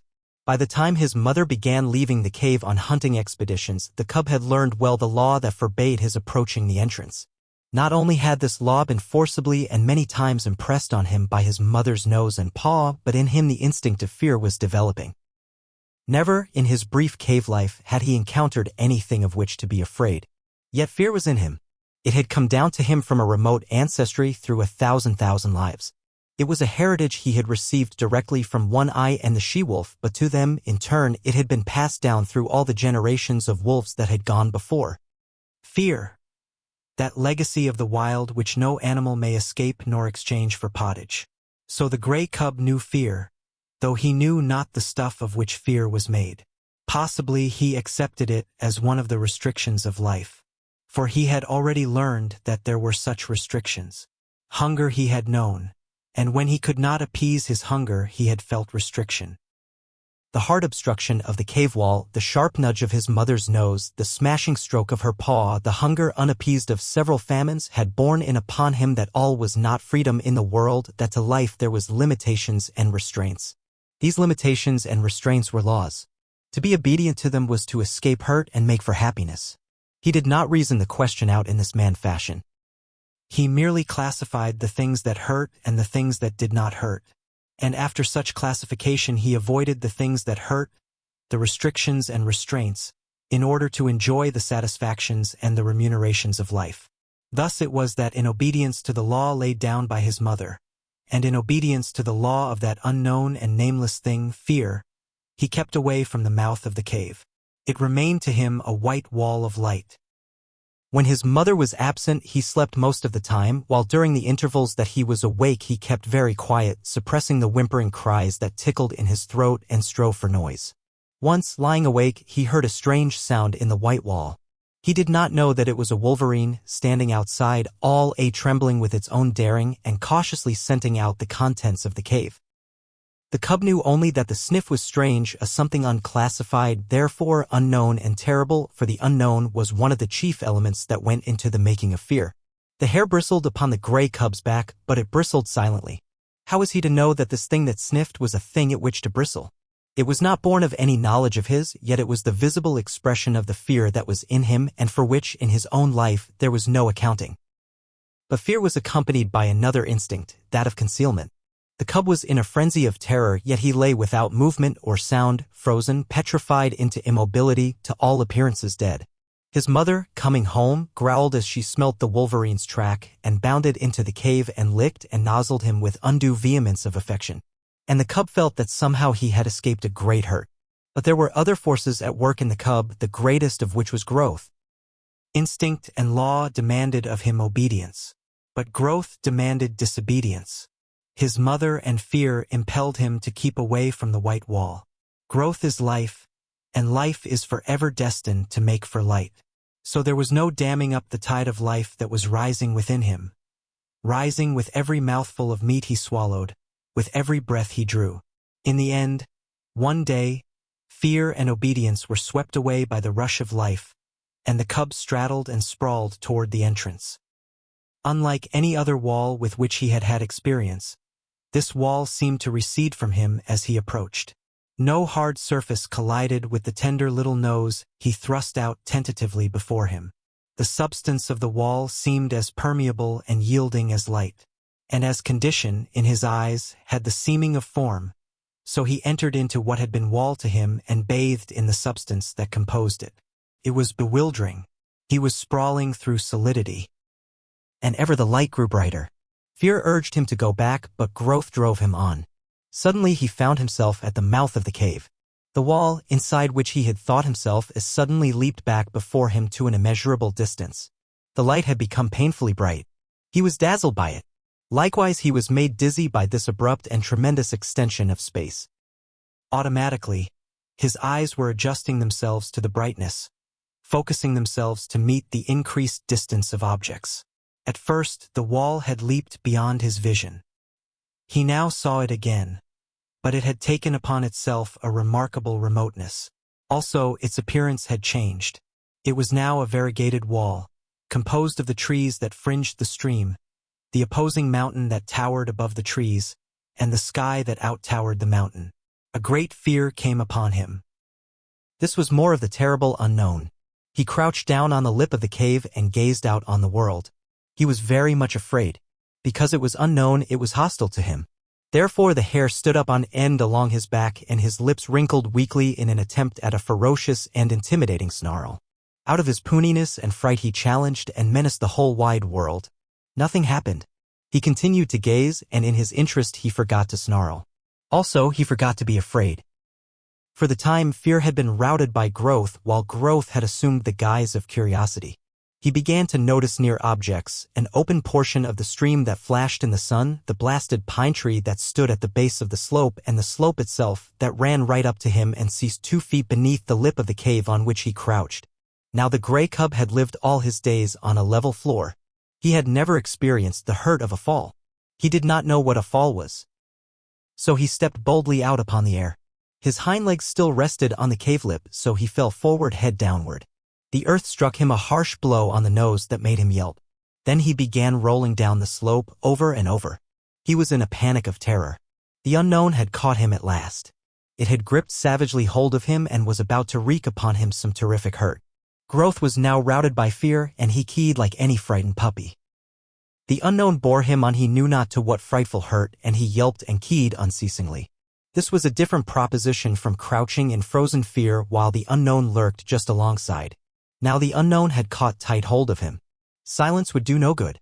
Besides, it was not fear, but terror that convulsed him. But the slope grew more gradual, and its base was grass-covered.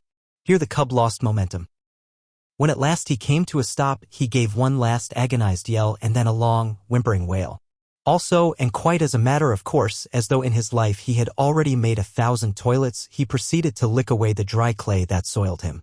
After that he sat up and gazed about him as might the first man of the earth who landed upon Mars. The cub had broken through the wall of the world, the unknown had let go its hold of him, and here he was without hurt. But the first man on Mars would have experienced less unfamiliarity than did he.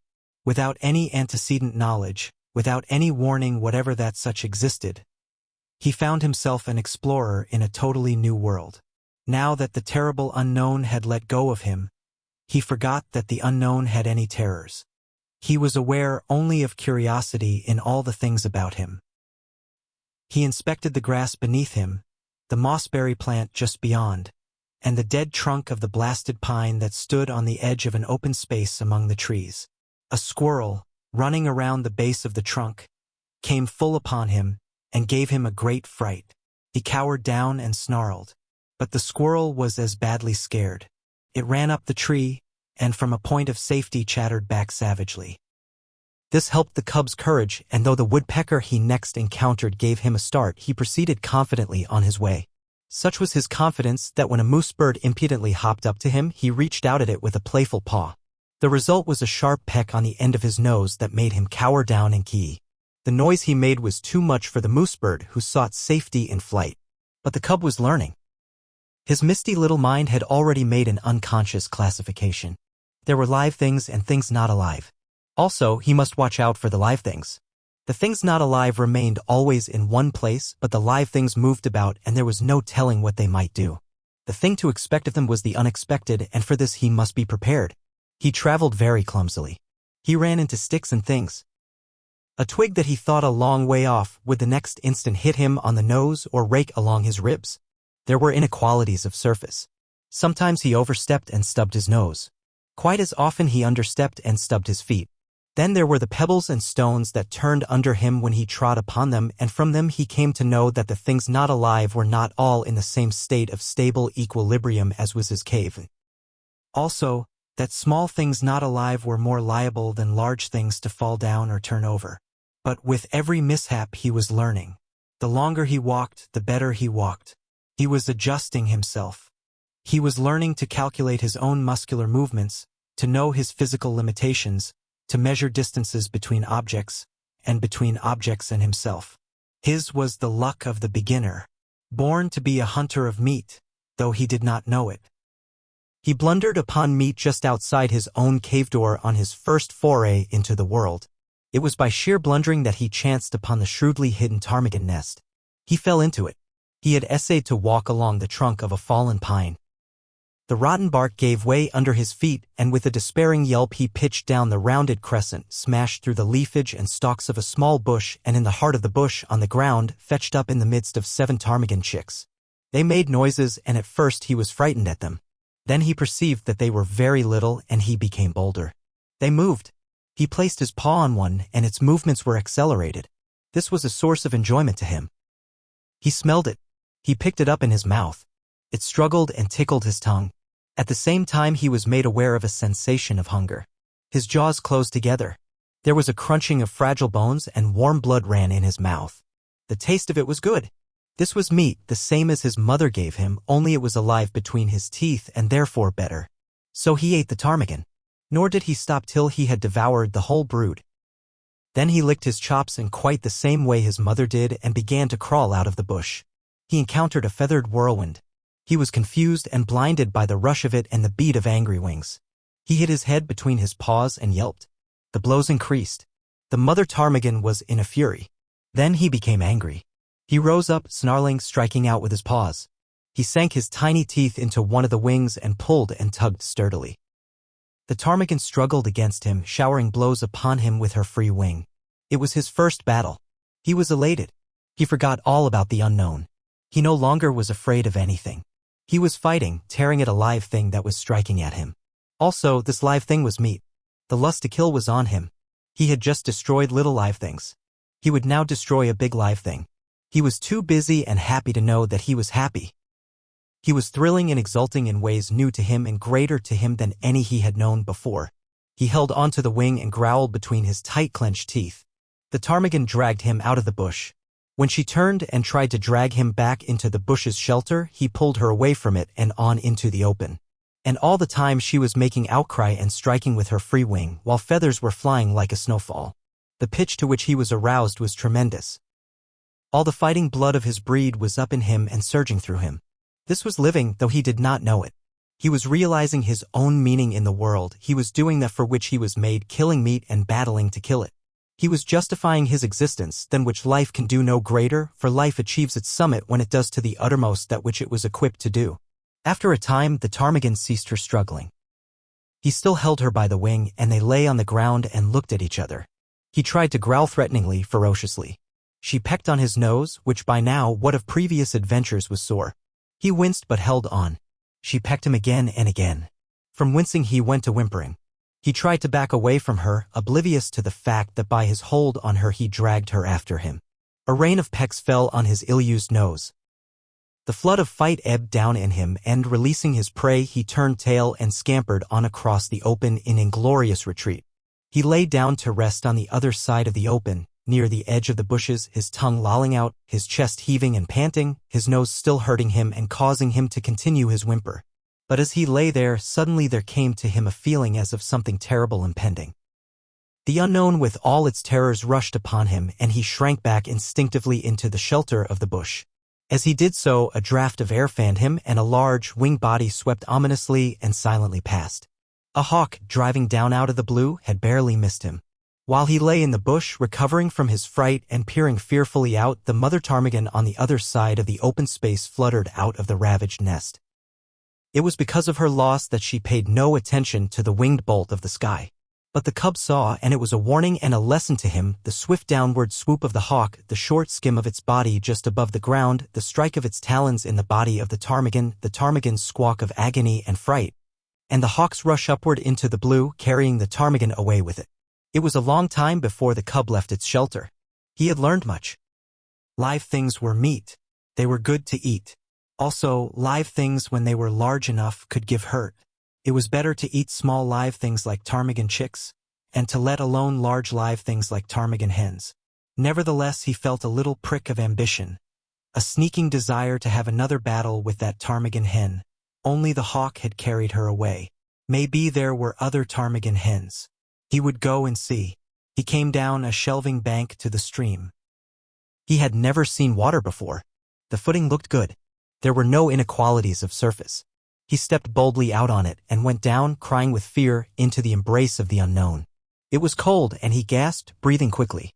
The water rushed into his lungs instead of the air that had always accompanied his active breathing.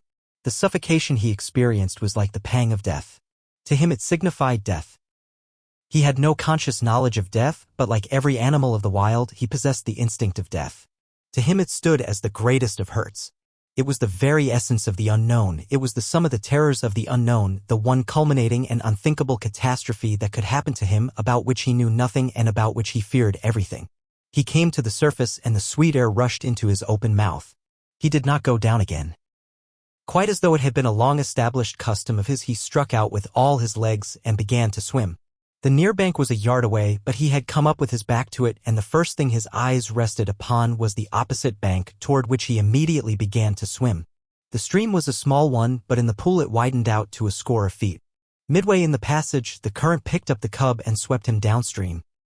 He was caught in the miniature rapid at the bottom of the pool. Here was little chance for swimming.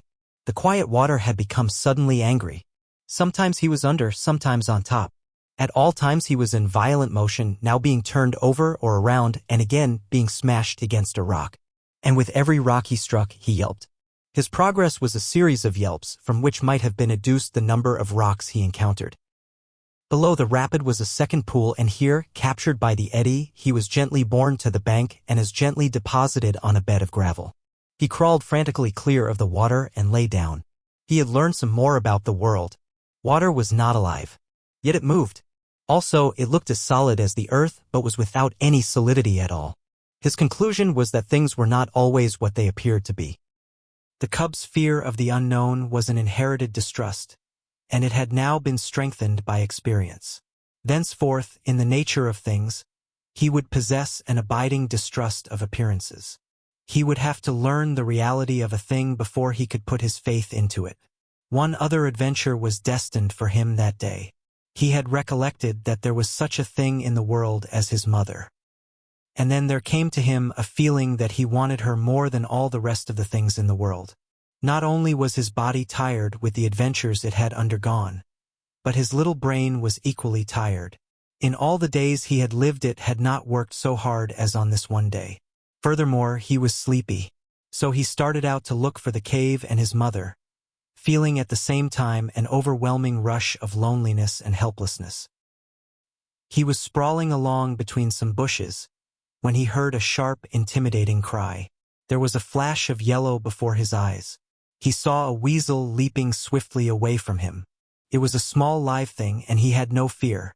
Then, before him, at his feet, he saw an extremely small live thing, only several inches long, a young weasel, that, like himself, had disobediently gone out adventuring. It tried to retreat before him. He turned it over with his paw. It made a queer, grating noise. The next moment, the flash of yellow reappeared before his eyes. He heard again the intimidating cry, and at the same instant received a sharp blow on the side of the neck and felt the sharp teeth of the mother weasel cut into his flesh. While he yelped and kee-eed and scrambled backward, he saw the mother weasel leap upon her young one and disappear with it into the neighboring thicket. The cut of her teeth in his neck still hurt, but his feelings were hurt more grievously, and he sat down and weakly whimpered. This mother weasel was so small and so savage. He was yet to learn that for size and weight the weasel was the most ferocious, vindictive, and terrible of all the killers of the wild. But a portion of this knowledge was quickly to be his. He was still whimpering when the mother weasel reappeared. She did not rush him now that her young one was safe. She approached more cautiously, and the cub had full opportunity to observe her lean, snake-like body, and her head, erect, eager, and snake-like itself. Her sharp, menacing cry sent the hair bristling along his back, and he snarled warningly at her. She came closer and closer. There was a leap, swifter than his unpracticed sight, and the lean, yellow body disappeared for a moment out of the field of his vision. The next moment she was at his throat, her teeth buried in his hair and flesh. At first he snarled and tried to fight, but he was very young, and this was only his first day in the world, and his snarl became a whimper, his fight a struggle to escape. The weasel never relaxed her hold. She hung on, striving to press down with her teeth to the great vein where his lifeblood bubbled. The weasel was a drinker of blood, and it was ever her preference to drink from the throat of life itself. The gray cub would have died, and there would have been no story to write about him had not the she-wolf come bounding through the bushes. The weasel let go the cub and flashed at the she-wolf's throat, missing but getting a hold on the jaw instead. The she-wolf flirted her head like the snap of a whip, breaking the weasel's hold and flinging it high in the air. And, still in the air, the she-wolf's jaws closed on the lean, yellow body, and the weasel knew death between the crunching teeth. The cub experienced another access of affection on the part of his mother. Her joy at finding him seemed even greater than his joy at being found. She nozzled him and caressed him and licked the cuts made in him by the weasel's teeth. Then, between them, mother and cub, they ate the blood drinker, and after that went back to the cave and slept. Chapter 5. The Law of Meat. The cub's development was rapid. He rested for 2 days and then ventured forth from the cave again. It was on this adventure that he found the young weasel whose mother he had helped eat, and he saw to it that the young weasel went the way of its mother. But on this trip he did not get lost. When he grew tired, he found his way back to the cave and slept. And every day thereafter found him out and ranging a wider area. He began to get accurate measurement of his strength and his weakness, and to know when to be bold and when to be cautious. He found it expedient to be cautious all the time, except for the rare moments when, assured of his own intrepidity, he abandoned himself to petty rages and lusts. He was always a little demon of fury when he chanced upon a stray ptarmigan. Never did he fail to respond savagely to the chatter of the squirrel he had first met on the blasted pine, while the sight of a moose bird almost invariably put him into the wildest of rages. For he never forgot the peck on the nose he had received from the first of that ilk he encountered. But there were times when even a moose bird failed to affect him, and those were times when he felt himself to be in danger from some other prowling meat hunter. He never forgot the hawk, and its moving shadow always sent him crouching into the nearest thicket. He no longer sprawled and straddled, and already he was developing the gait of his mother, slinking and furtive, apparently without exertion, yet sliding along with a swiftness that was as deceptive as it was imperceptible. In the matter of meat, his luck had been all in the beginning. The 7 ptarmigan chicks and the baby weasel represented the sum of his killings. His desire to kill strengthened with the days, and he cherished hungry ambitions for the squirrel that chattered so volubly and always informed all wild creatures that the wolf cub was approaching. But as birds flew in the air, squirrels could climb trees, and the cub could only try to crawl unobserved upon the squirrel when it was on the ground. The cub entertained a great respect for his mother. She could get meat, and she never failed to bring him his share. Further, she was unafraid of things. It did not occur to him that this fearlessness was founded upon experience and knowledge. Its effect on him was that of an impression of power. His mother represented power, and as he grew older he felt this power in the sharper admonishment of her paw, while the reproving nudge of her nose gave place to the slash of her fangs. For this, likewise, he respected his mother. She compelled obedience from him, and the older he grew the shorter grew her temper. Famine came again, and the cub with clearer consciousness knew once more the bite of hunger. The she-wolf ran herself thin in the quest for meat. She rarely slept any more in the cave, spending most of her time on the meat trail and spending it vainly. This famine was not a long one, but it was severe while it lasted. The cub found no more milk in his mother's breast, nor did he get one mouthful of meat for himself. Before, he had hunted in play for the sheer joyousness of it. Now he hunted in deadly earnestness and found nothing. Yet the failure of it accelerated his development. He studied the habits of the squirrel with greater carefulness and strove with greater craft to steal upon it and surprise it. He studied the wood mice and tried to dig them out of their burrows, and he learned much about the ways of moose birds and woodpeckers. And there came a day when the hawk's shadow did not drive him crouching into the bushes. He had grown stronger and wiser and more confident. Also, he was desperate. So he sat on his haunches, conspicuously in an open space, and challenged the hawk down out of the sky. For he knew that there, floating in the blue above him, was meat, the meat his stomach yearned after so insistently. But the hawk refused to come down and give battle, and the cub crawled away into a thicket and whimpered his disappointment and hunger. The famine broke. The she-wolf brought home meat. It was strange meat, different from any she had ever brought before. It was a lynx kitten, partly grown, like the cub, but not so large. And it was all for him. His mother had satisfied her hunger elsewhere, though he did not know that it was the rest of the lynx litter that had gone to satisfy her. Nor did he know the desperateness of her deed. He knew only that the velvet-furred kitten was meat, and he ate and waxed happier with every mouthful. A full stomach conduces to inaction, and the cub lay in the cave, sleeping against his mother's side. He was aroused by her snarling. Never had he heard her snarl so terribly. Possibly in her whole life it was the most terrible snarl she ever gave. There was reason for it, and none knew it better than she. A lynx's lair is not despoiled with impunity. In the full glare of the afternoon light, crouching in the entrance of the cave, the cub saw the lynx mother. The hair rippled up along his back at the sight. Here was fear, and it did not require his instinct to tell him of it. And if sight alone were not sufficient, the cry of rage the intruder gave, beginning with a snarl and rushing abruptly upward into a hoarse screech, was convincing enough in itself. The cub felt the prod of the life that was in him and stood up and snarled valiantly by his mother's side. But she thrust him ignominiously away and behind her. Because of the low-roofed entrance the lynx could not leap in, and when she made a crawling rush of it the she-wolf sprang upon her and pinned her down. The cub saw little of the battle. There was a tremendous snarling and spitting and screeching. The two animals threshed about, the lynx ripping and tearing with her claws and using her teeth as well, while the she-wolf used her teeth alone. Once, the cub sprang in and sank his teeth into the hind leg of the lynx.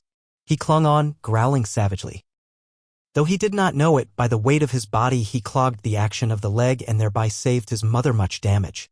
A change in the battle crushed him under both their bodies and wrenched loose his hold.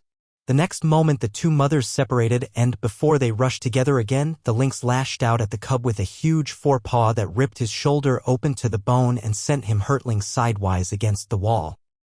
Then was added to the uproar the cub's shrill yelp of pain and fright. But the fight lasted so long that he had time to cry himself out and to experience a second burst of courage, and the end of the battle found him again clinging to a hind leg and furiously growling between his teeth. The lynx was dead. But the she-wolf was very weak and sick. At first she caressed the cub and licked his wounded shoulder. But the blood she had lost had taken with it her strength, and for all of a day and a night she lay by her dead foe's side, without movement, scarcely breathing. For a week she never left the cave, except for water, and then her movements were slow and painful. At the end of that time the lynx was devoured, while the she-wolf's wounds had healed sufficiently to permit her to take the meat trail again. The cub's shoulder was stiff and sore, and for some time he limped from the terrible slash he had received. But the world now seemed changed. He went about in it with greater confidence, with a feeling of prowess that had not been his in the days before the battle with the lynx.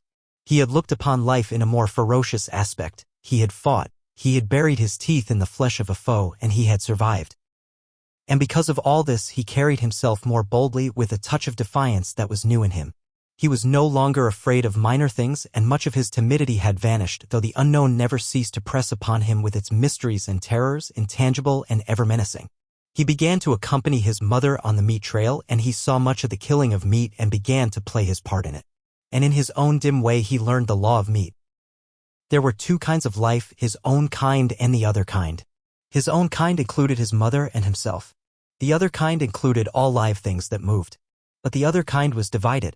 One portion was what his own kind killed and ate. This portion was composed of the non-killers and the small killers.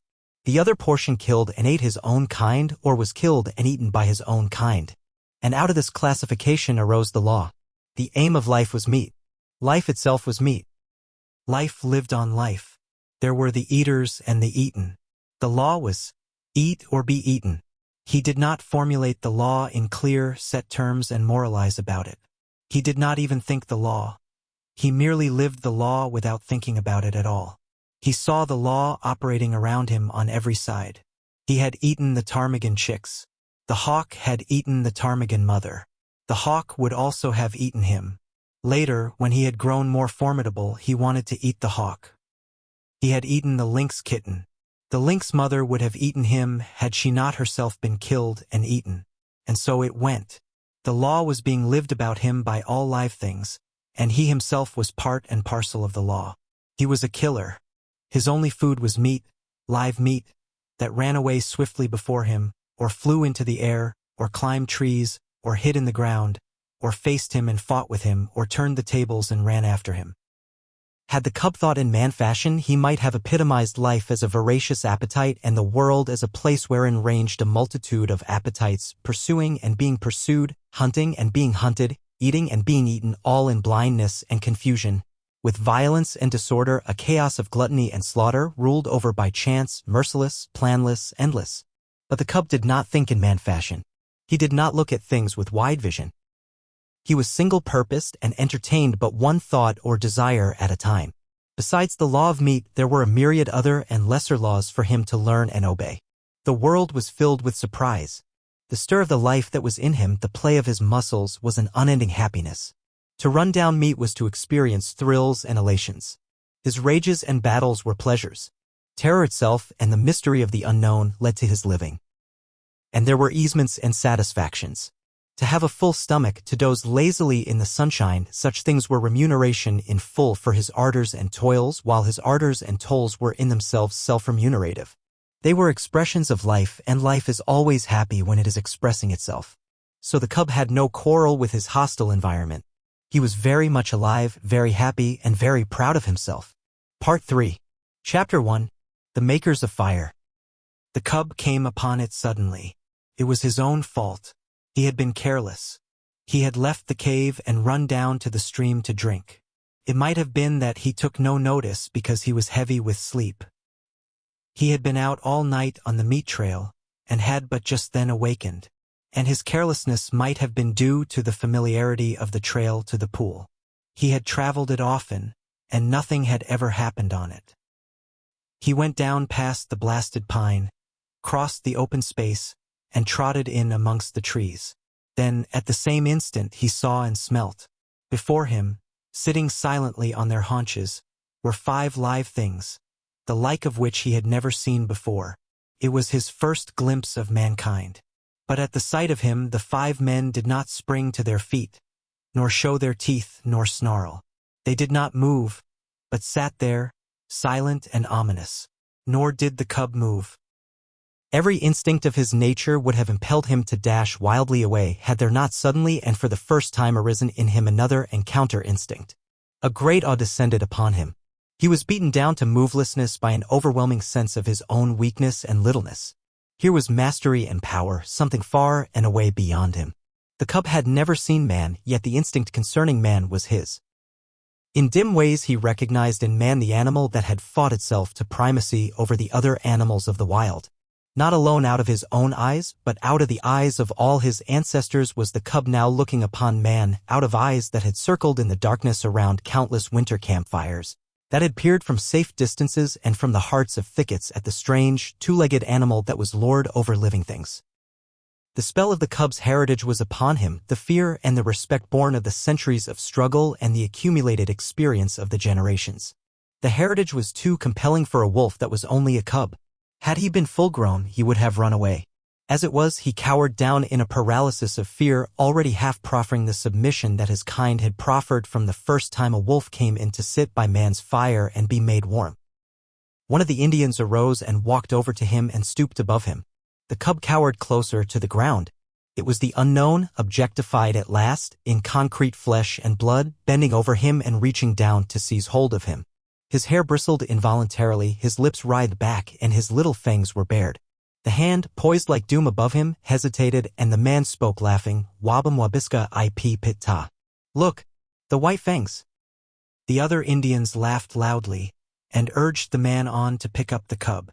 As the hand descended closer and closer, there raged within the cub a battle of the instincts. He experienced 2 great impulsions, to yield and to fight. The resulting action was a compromise. He did both. He yielded till the hand almost touched him. Then he fought, his teeth flashing in a snap that sank them into the hand.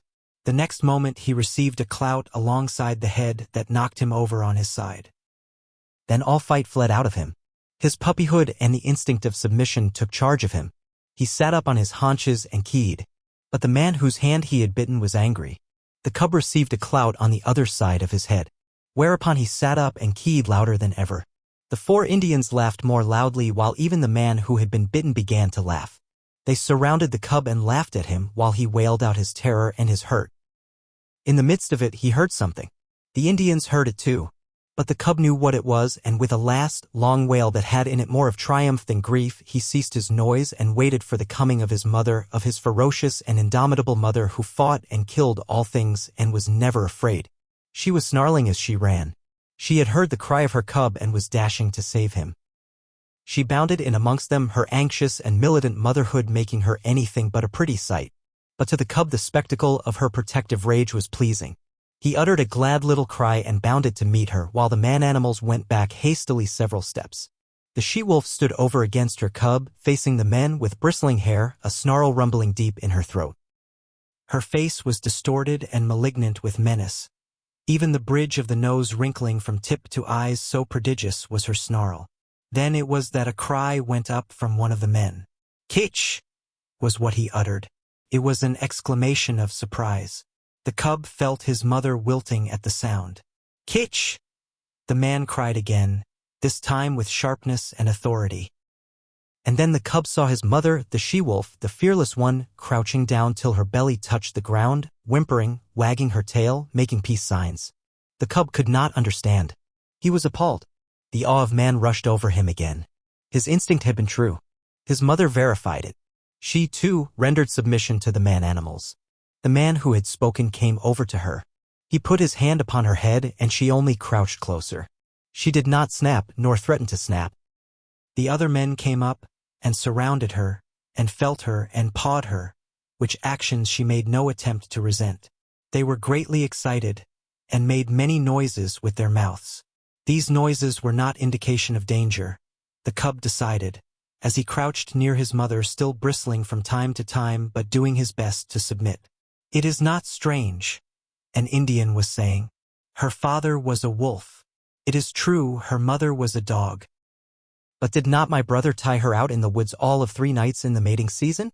Therefore was the father of Kitch a wolf. It is a year, Gray Beaver, since she ran away," spoke a second Indian. "It is not strange," Salmon Tongue, Gray Beaver answered. "It was the time of the famine, and there was no meat for the dogs. She has lived with the wolves," said a third Indian. "So it would seem, 3 eagles, Gray Beaver answered, laying his hand on the cub, "and this be the sign of it." The cub snarled a little at the touch of the hand, and the hand flew back to administer a clout. Whereupon the cub covered its fangs and sank down submissively, while the hand, returning, rubbed behind his ears and up and down his back. "This be the sign of it," Gray Beaver went on. "It is plain that his mother is Kitch, but his father was a wolf. Wherefore is there in him little dog and much wolf. His fangs be white, and White Fang shall be his name. I have spoken. He is my dog. For was not Kitch my brother's dog? And is not my brother dead?" The cub, who had thus received a name in the world, lay and watched. For a time the man-animals continued to make their mouth noises. Then Gray Beaver took a knife from a sheath that hung around his neck and went into the thicket and cut a stick. White Fang watched him. He notched the stick at each end, and in the notches fastened strings of rawhide. One string he tied around the throat of Kitch. Then he led her to a small pine, around which he tied the other string. White Fang followed and lay down beside her. Salmon Tongue's hand reached out to him and rolled him over on his back. Kitch looked on anxiously. White Fang felt fear mounting in him again. He could not quite suppress a snarl, but he made no offer to snap. The hand, with fingers crooked and spread apart, rubbed his stomach in a playful way and rolled him from side to side. It was ridiculous and ungainly, lying there on his back with legs sprawling in the air. Besides, it was a position of such utter helplessness that White Fang's whole nature revolted against it. He could do nothing to defend himself. If this man-animal intended harm, White Fang knew that he could not escape it. How could he spring away with his 4 legs in the air above him? Yet submission made him master his fear, and he only growled softly. This growl he could not suppress, nor did the man-animal resent it by giving him a blow on the head. And furthermore, such was the strangeness of it, White Fang experienced an unaccountable sensation of pleasure as the hand rubbed back and forth. When he was rolled on his side, he ceased to growl. When the fingers pressed and prodded at the base of his ears, the pleasurable sensation increased. And when, with a final rub and scratch, the man left him alone and went away, all fear had died out of White Fang. He was to know fear many times in his dealing with man. Yet it was a token of the fearless companionship with man that was ultimately to be his. After a time, White Fang heard strange noises approaching. He was quick in his classification, for he knew them at once for man-animal noises. A few minutes later the remainder of the tribe, strung out as it was on the march, trailed in. There were more men and many women and children, 40 souls of them, and all heavily burdened with camp equipage and outfit. Also there were many dogs, and these, with the exception of the part-grown puppies, were likewise burdened with camp outfit. On their backs, in bags that fastened tightly around underneath, the dogs carried from 20 to 30 pounds of weight. White Fang had never seen dogs before, but at sight of them he felt that they were his own kind, only somehow different. But they displayed little difference from the wolf when they discovered the cub and his mother. There was a rush. White Fang bristled and snarled and snapped in the face of the open-mouthed oncoming wave of dogs and went down and under them, feeling the sharp slash of teeth in his body, himself biting and tearing at the legs and bellies above him. There was a great uproar. He could hear the snarl of Kitch as she fought for him, and he could hear the cries of the man-animals, the sound of clubs striking upon bodies, and the yelps of pain from the dogs so struck. Only a few seconds elapsed before he was on his feet again. He could now see the man-animals driving back the dogs with clubs and stones, defending him, saving him from the savage teeth of his kind that somehow was not his kind. And though there was no reason in his brain for a clear conception of so abstract a thing as justice, nevertheless, in his own way he felt the justice of the man-animals, and he knew them for what they were, makers of law and executors of law. Also, he appreciated the power with which they administered the law. Unlike any animals he had ever encountered, they did not bite nor claw. They enforced their live strength with the power of dead things. Dead things did their bidding. Thus, sticks and stones, directed by these strange creatures, leaped through the air like living things, inflicting grievous hurts upon the dogs. To his mind this was power unusual, power inconceivable, and beyond the natural, power that was godlike. White Fang, in the very nature of him, could never know anything about gods. At the best he could know only things that were beyond knowing. But the wonder and awe that he had of these man-animals in ways resembled what would be the wonder and awe of man at sight of some celestial creature on a mountain-top, hurling thunderbolts from either hand at an astonished world. The last dog had been driven back. The hubbub died down. And White Fang licked his hurts and meditated upon this, his first taste of pack cruelty and his introduction to the pack. He had never dreamed that his own kind consisted of more than one eye, his mother and himself. They had constituted a kind apart, and here, abruptly, he had discovered many more creatures apparently of his own kind. And there was a subconscious resentment that these, his kind, at first sight had pitched upon him and tried to destroy him. In the same way he resented his mother being tied with a stick, even though it was done by the superior man-animals. It savored of the trap of bondage. Yet of the trap and of bondage he knew nothing. Freedom to roam and run and lie down at will had been his heritage, and here it was being infringed upon. His mother's movements were restricted to the length of a stick, and by the length of that same stick was he restricted, for he had not yet got beyond the need of his mother's side. He did not like it, nor did he like it when the man-animals arose and went on with their march. For a tiny man-animal took the other end of the stick and led Kitch captive behind him, and behind Kitch followed White Fang, greatly perturbed and worried by this new adventure he had entered upon. They went down the valley of the stream, far beyond White Fang's widest ranging, until they came to the end of the valley, where the stream ran into the Mackenzie River. Here, where canoes were cached on poles high in the air and where stood fish racks for the drying of fish, camp was made, and White Fang looked on with wondering eyes. The superiority of these man-animals increased with every moment. There was their mastery over all these sharp-fanged dogs. It breathed of power. But greater than that, to the wolf cub, was their mastery over things not alive. Their capacity to communicate motion to unmoving things. Their capacity to change the very face of the world. It was this last that especially affected him. The elevation of frames of poles caught his eye, yet this in itself was not so remarkable, being done by the same creatures that flung sticks and stones to great distances. But when the frames of poles were made into teepees by being covered with cloth and skins, White Fang was astounded. It was the colossal bulk of them that impressed him. They arose around him on every side, like some monstrous quick-growing form of life. They occupied nearly the whole circumference of his field of vision. He was afraid of them. They loomed ominously above him, and when the breeze stirred them into huge movements, he cowered down in fear, keeping his eyes warily upon them, and prepared to spring away if they attempted to precipitate themselves upon him.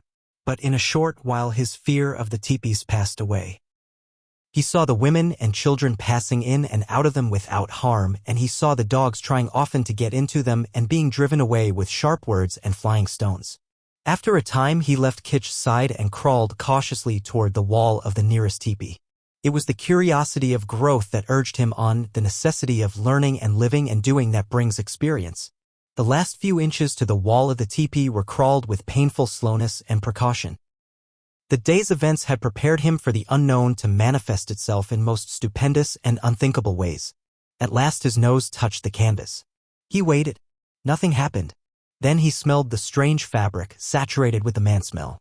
He closed on the canvas with his teeth and gave a gentle tug. Nothing happened, though the adjacent portions of the teepee moved. He tugged harder. There was a greater movement. It was delightful. He tugged still harder and repeatedly until the whole teepee was in motion. Then the sharp cry of a squaw inside sent him scampering back to Kitch. But after that he was afraid no more of the looming bulks of the teepees. A moment later he was straying away again from his mother. Her stick was tied to a peg in the ground and she could not follow him. A part-grown puppy, somewhat larger and older than he, came toward him slowly with ostentatious and belligerent importance. The puppy's name, as White Fang was afterward to hear him called, was Lip Lip. He had had experience in puppy fights and was already something of a bully.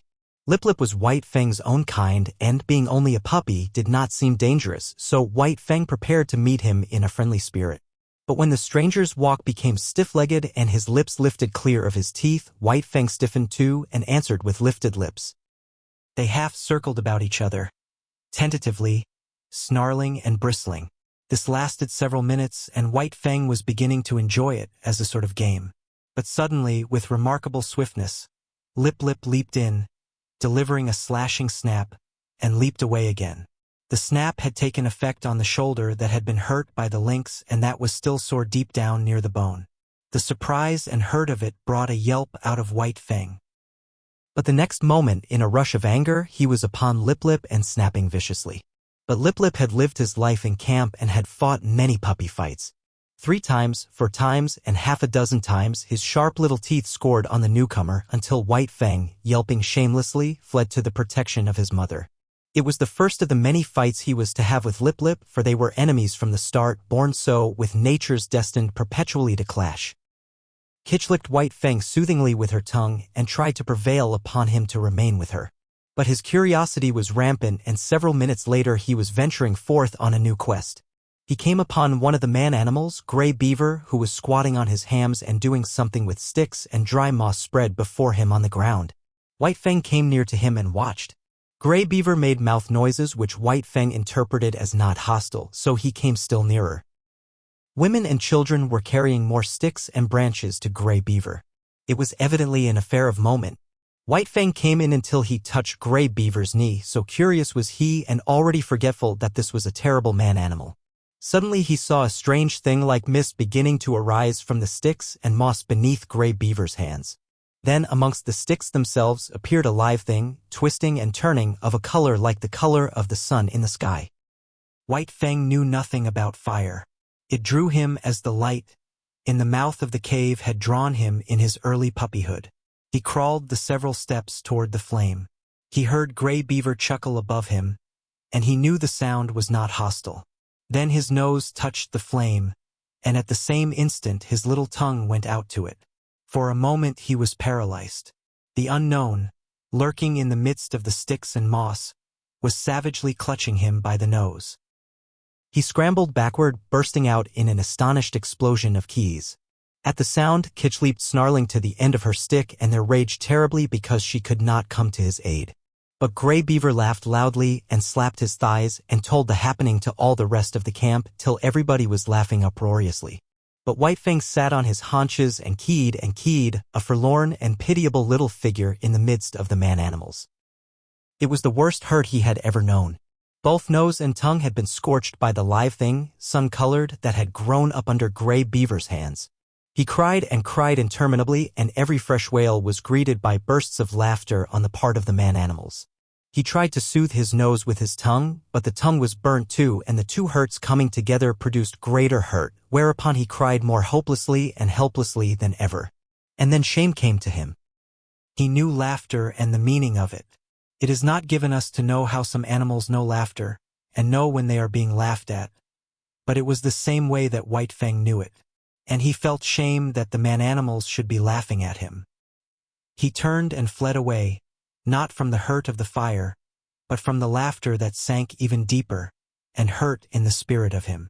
And he fled to Kitch, raging at the end of her stick like an animal gone mad. To Kitch, the one creature in the world who was not laughing at him. Twilight drew down and night came on, and White Fang lay by his mother's side. His nose and tongue still hurt, but he was perplexed by a greater trouble. He was homesick.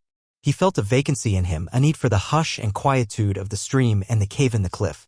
Life had become too populous. There were so many of the man-animals, men, women, and children, all making noises and irritations.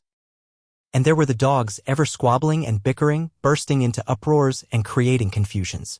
The restful loneliness of the only life he had known was gone. Here the very air was palpitant with life. It hummed and buzzed unceasingly. Continually changing its intensity and abruptly variant in pitch, it impinged on his nerves and senses, made him nervous and restless, and worried him with the perpetual imminence of happening. He watched the man-animals coming and going and moving about the camp.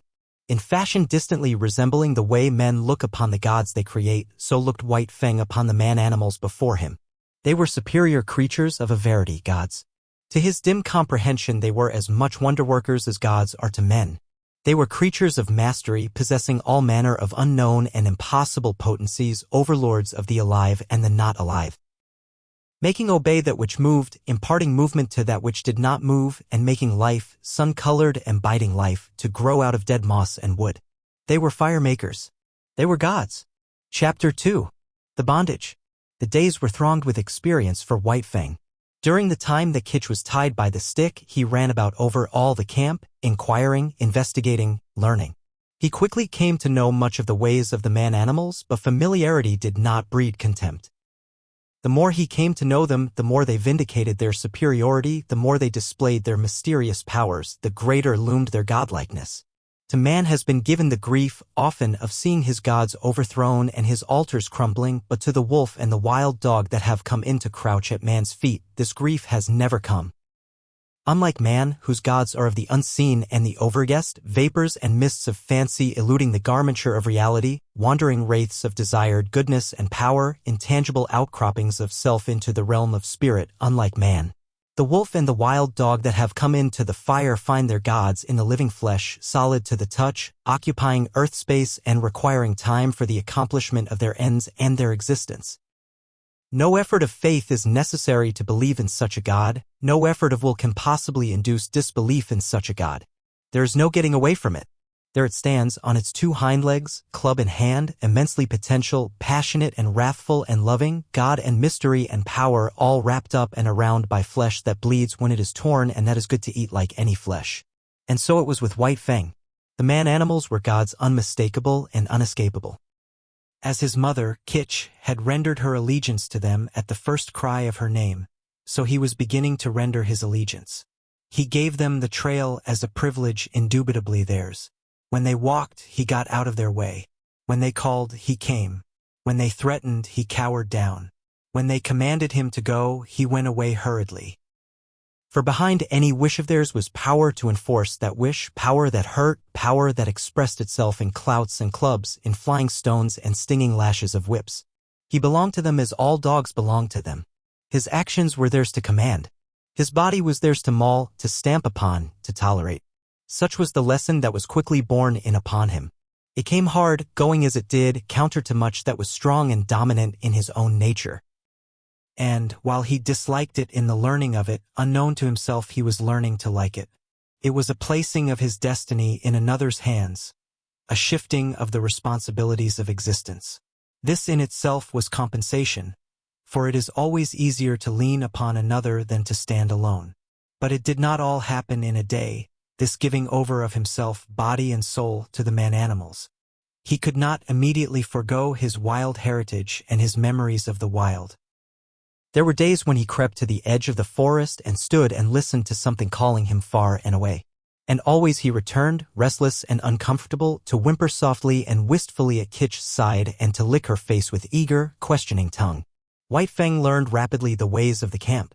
He knew the injustice and greediness of the older dogs when meat or fish was thrown out to be eaten. He came to know that men were more just, children more cruel, and women more kindly and more likely to toss him a bit of meat or bone.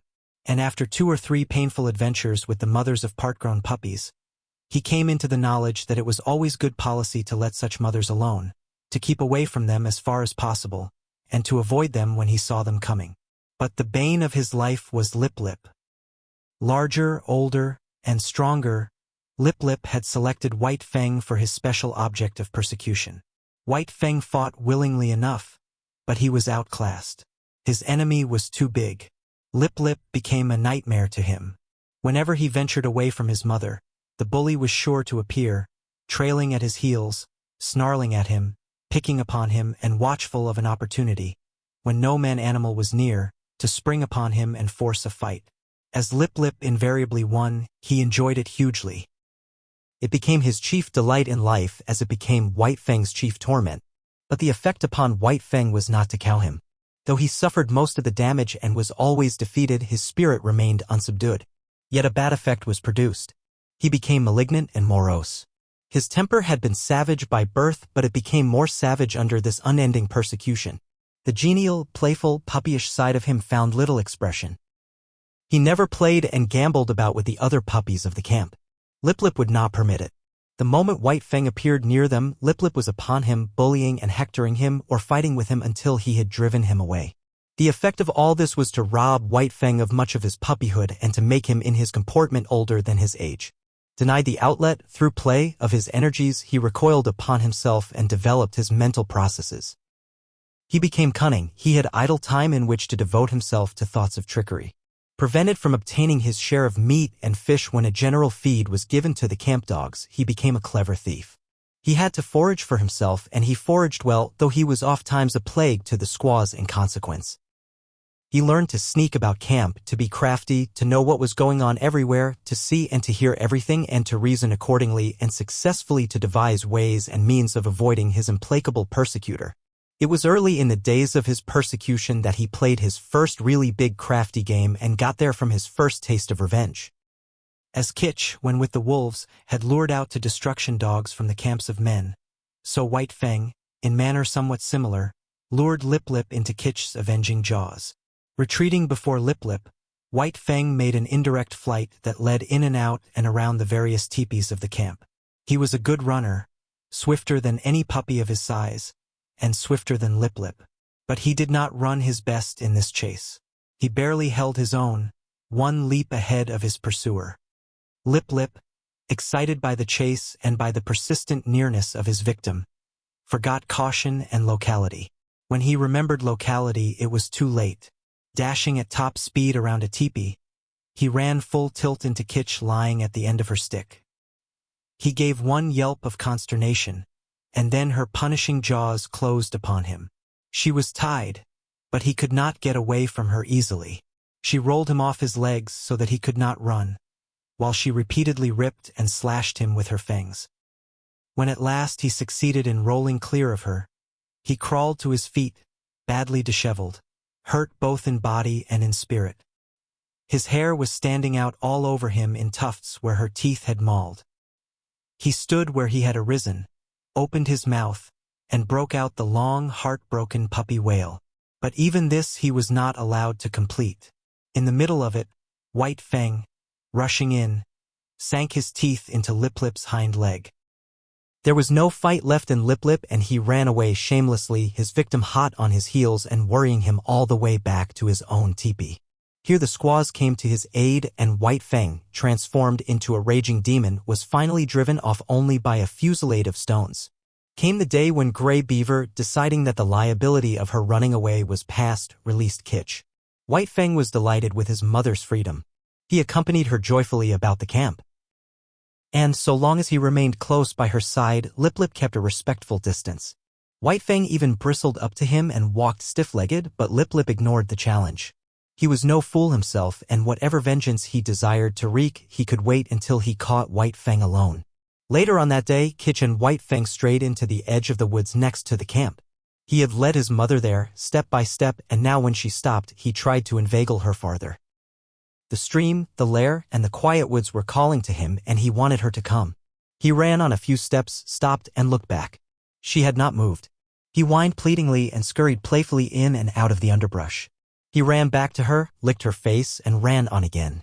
And still she did not move.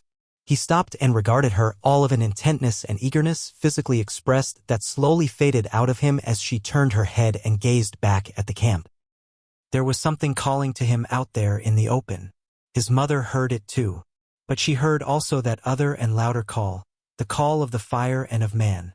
The call which has been given alone of all animals to the wolf to answer, to the wolf and the wild dog, who are brothers. Kitch turned and slowly trotted back toward camp. Stronger than the physical restraint of the stick was the clutch of the camp upon her. Unseen and occultly, the gods still gripped with their power and would not let her go. White Fang sat down in the shadow of a birch and whimpered softly. There was a strong smell of pine, and subtle wood fragrances filled the air, reminding him of his old life of freedom before the days of his bondage. But he was still only a part-grown puppy, and stronger than the call either of man or of the wild was the call of his mother. All the hours of his short life he had depended upon her. The time was yet to come for independence. So he arose and trotted forlornly back to camp, pausing once and twice to sit down and whimper and to listen to the call that still sounded in the depths of the forest. In the wild, the time of a mother with her young is short, but under the dominion of man it is sometimes even shorter. Thus it was with White Fang. Gray Beaver was in the debt of 3 eagles. 3 Eagles was going away on a trip up the Mackenzie to the Great Slave Lake. A strip of scarlet cloth, a bearskin, 20 cartridges, and Kitch went to pay the debt. White Fang saw his mother taken aboard 3 Eagles' canoe and tried to follow her. A blow from 3 Eagles knocked him backward to the land. The canoe shoved off. He sprang into the water and swam after it, deaf to the sharp cries of Gray Beaver to return. Even a man-animal, a god, White Fang ignored, such was the terror he was in of losing his mother. But gods are accustomed to being obeyed, and Gray Beaver wrathfully launched a canoe in pursuit. When he overtook White Fang, he reached down and by the nape of the neck lifted him clear of the water. He did not deposit him at once in the bottom of the canoe. Holding him suspended with one hand, with the other hand he proceeded to give him a beating. And it was a beating. His hand was heavy. Every blow was shrewd to hurt, and he delivered a multitude of blows. Impelled by the blows that rained upon him, now from this side, now from that, White Fang swung back and forth like an erratic and jerky pendulum. Varying were the emotions that surged through him. At first he had known surprise. Then came a momentary fear, when he yelped several times to the impact of the hand. But this was quickly followed by anger. His free nature asserted itself, and he showed his teeth and snarled fearlessly in the face of the wrathful god. This but served to make the god more wrathful. The blows came faster, heavier, more shrewd to hurt. Gray Beaver continued to beat. White Fang continued to snarl. But this could not last forever. One or the other must give over, and that one was White Fang. Fear surged through him again. For the first time he was being really manhandled. The occasional blows of sticks and stones he had previously experienced were as caresses compared with this. He broke down and began to cry and yelp. For a time each blow brought a yelp from him, but fear passed into terror until finally his yelps were voiced in unbroken succession, unconnected with the rhythm of the punishment. At last Gray Beaver withheld his hand. White Fang, hanging limply, continued to cry. This seemed to satisfy his master, who flung him down roughly in the bottom of the canoe. In the meantime the canoe had drifted down the stream. Gray Beaver picked up the paddle. White Fang was in his way. He spurned him savagely with his foot. In that moment White Fang's free nature flashed forth again, and he sank his teeth into the moccasined foot. The beating that had gone before was as nothing compared with the beating he now received. Gray Beaver's wrath was terrible, likewise was White Fang's fright. Not only the hand, but the hard wooden paddle was used upon him, and he was bruised and sore in all his small body when he was again flung down in the canoe. Again, and this time with purpose, did Gray Beaver kick him. White Fang did not repeat his attack on the foot. He had learned another lesson of his bondage.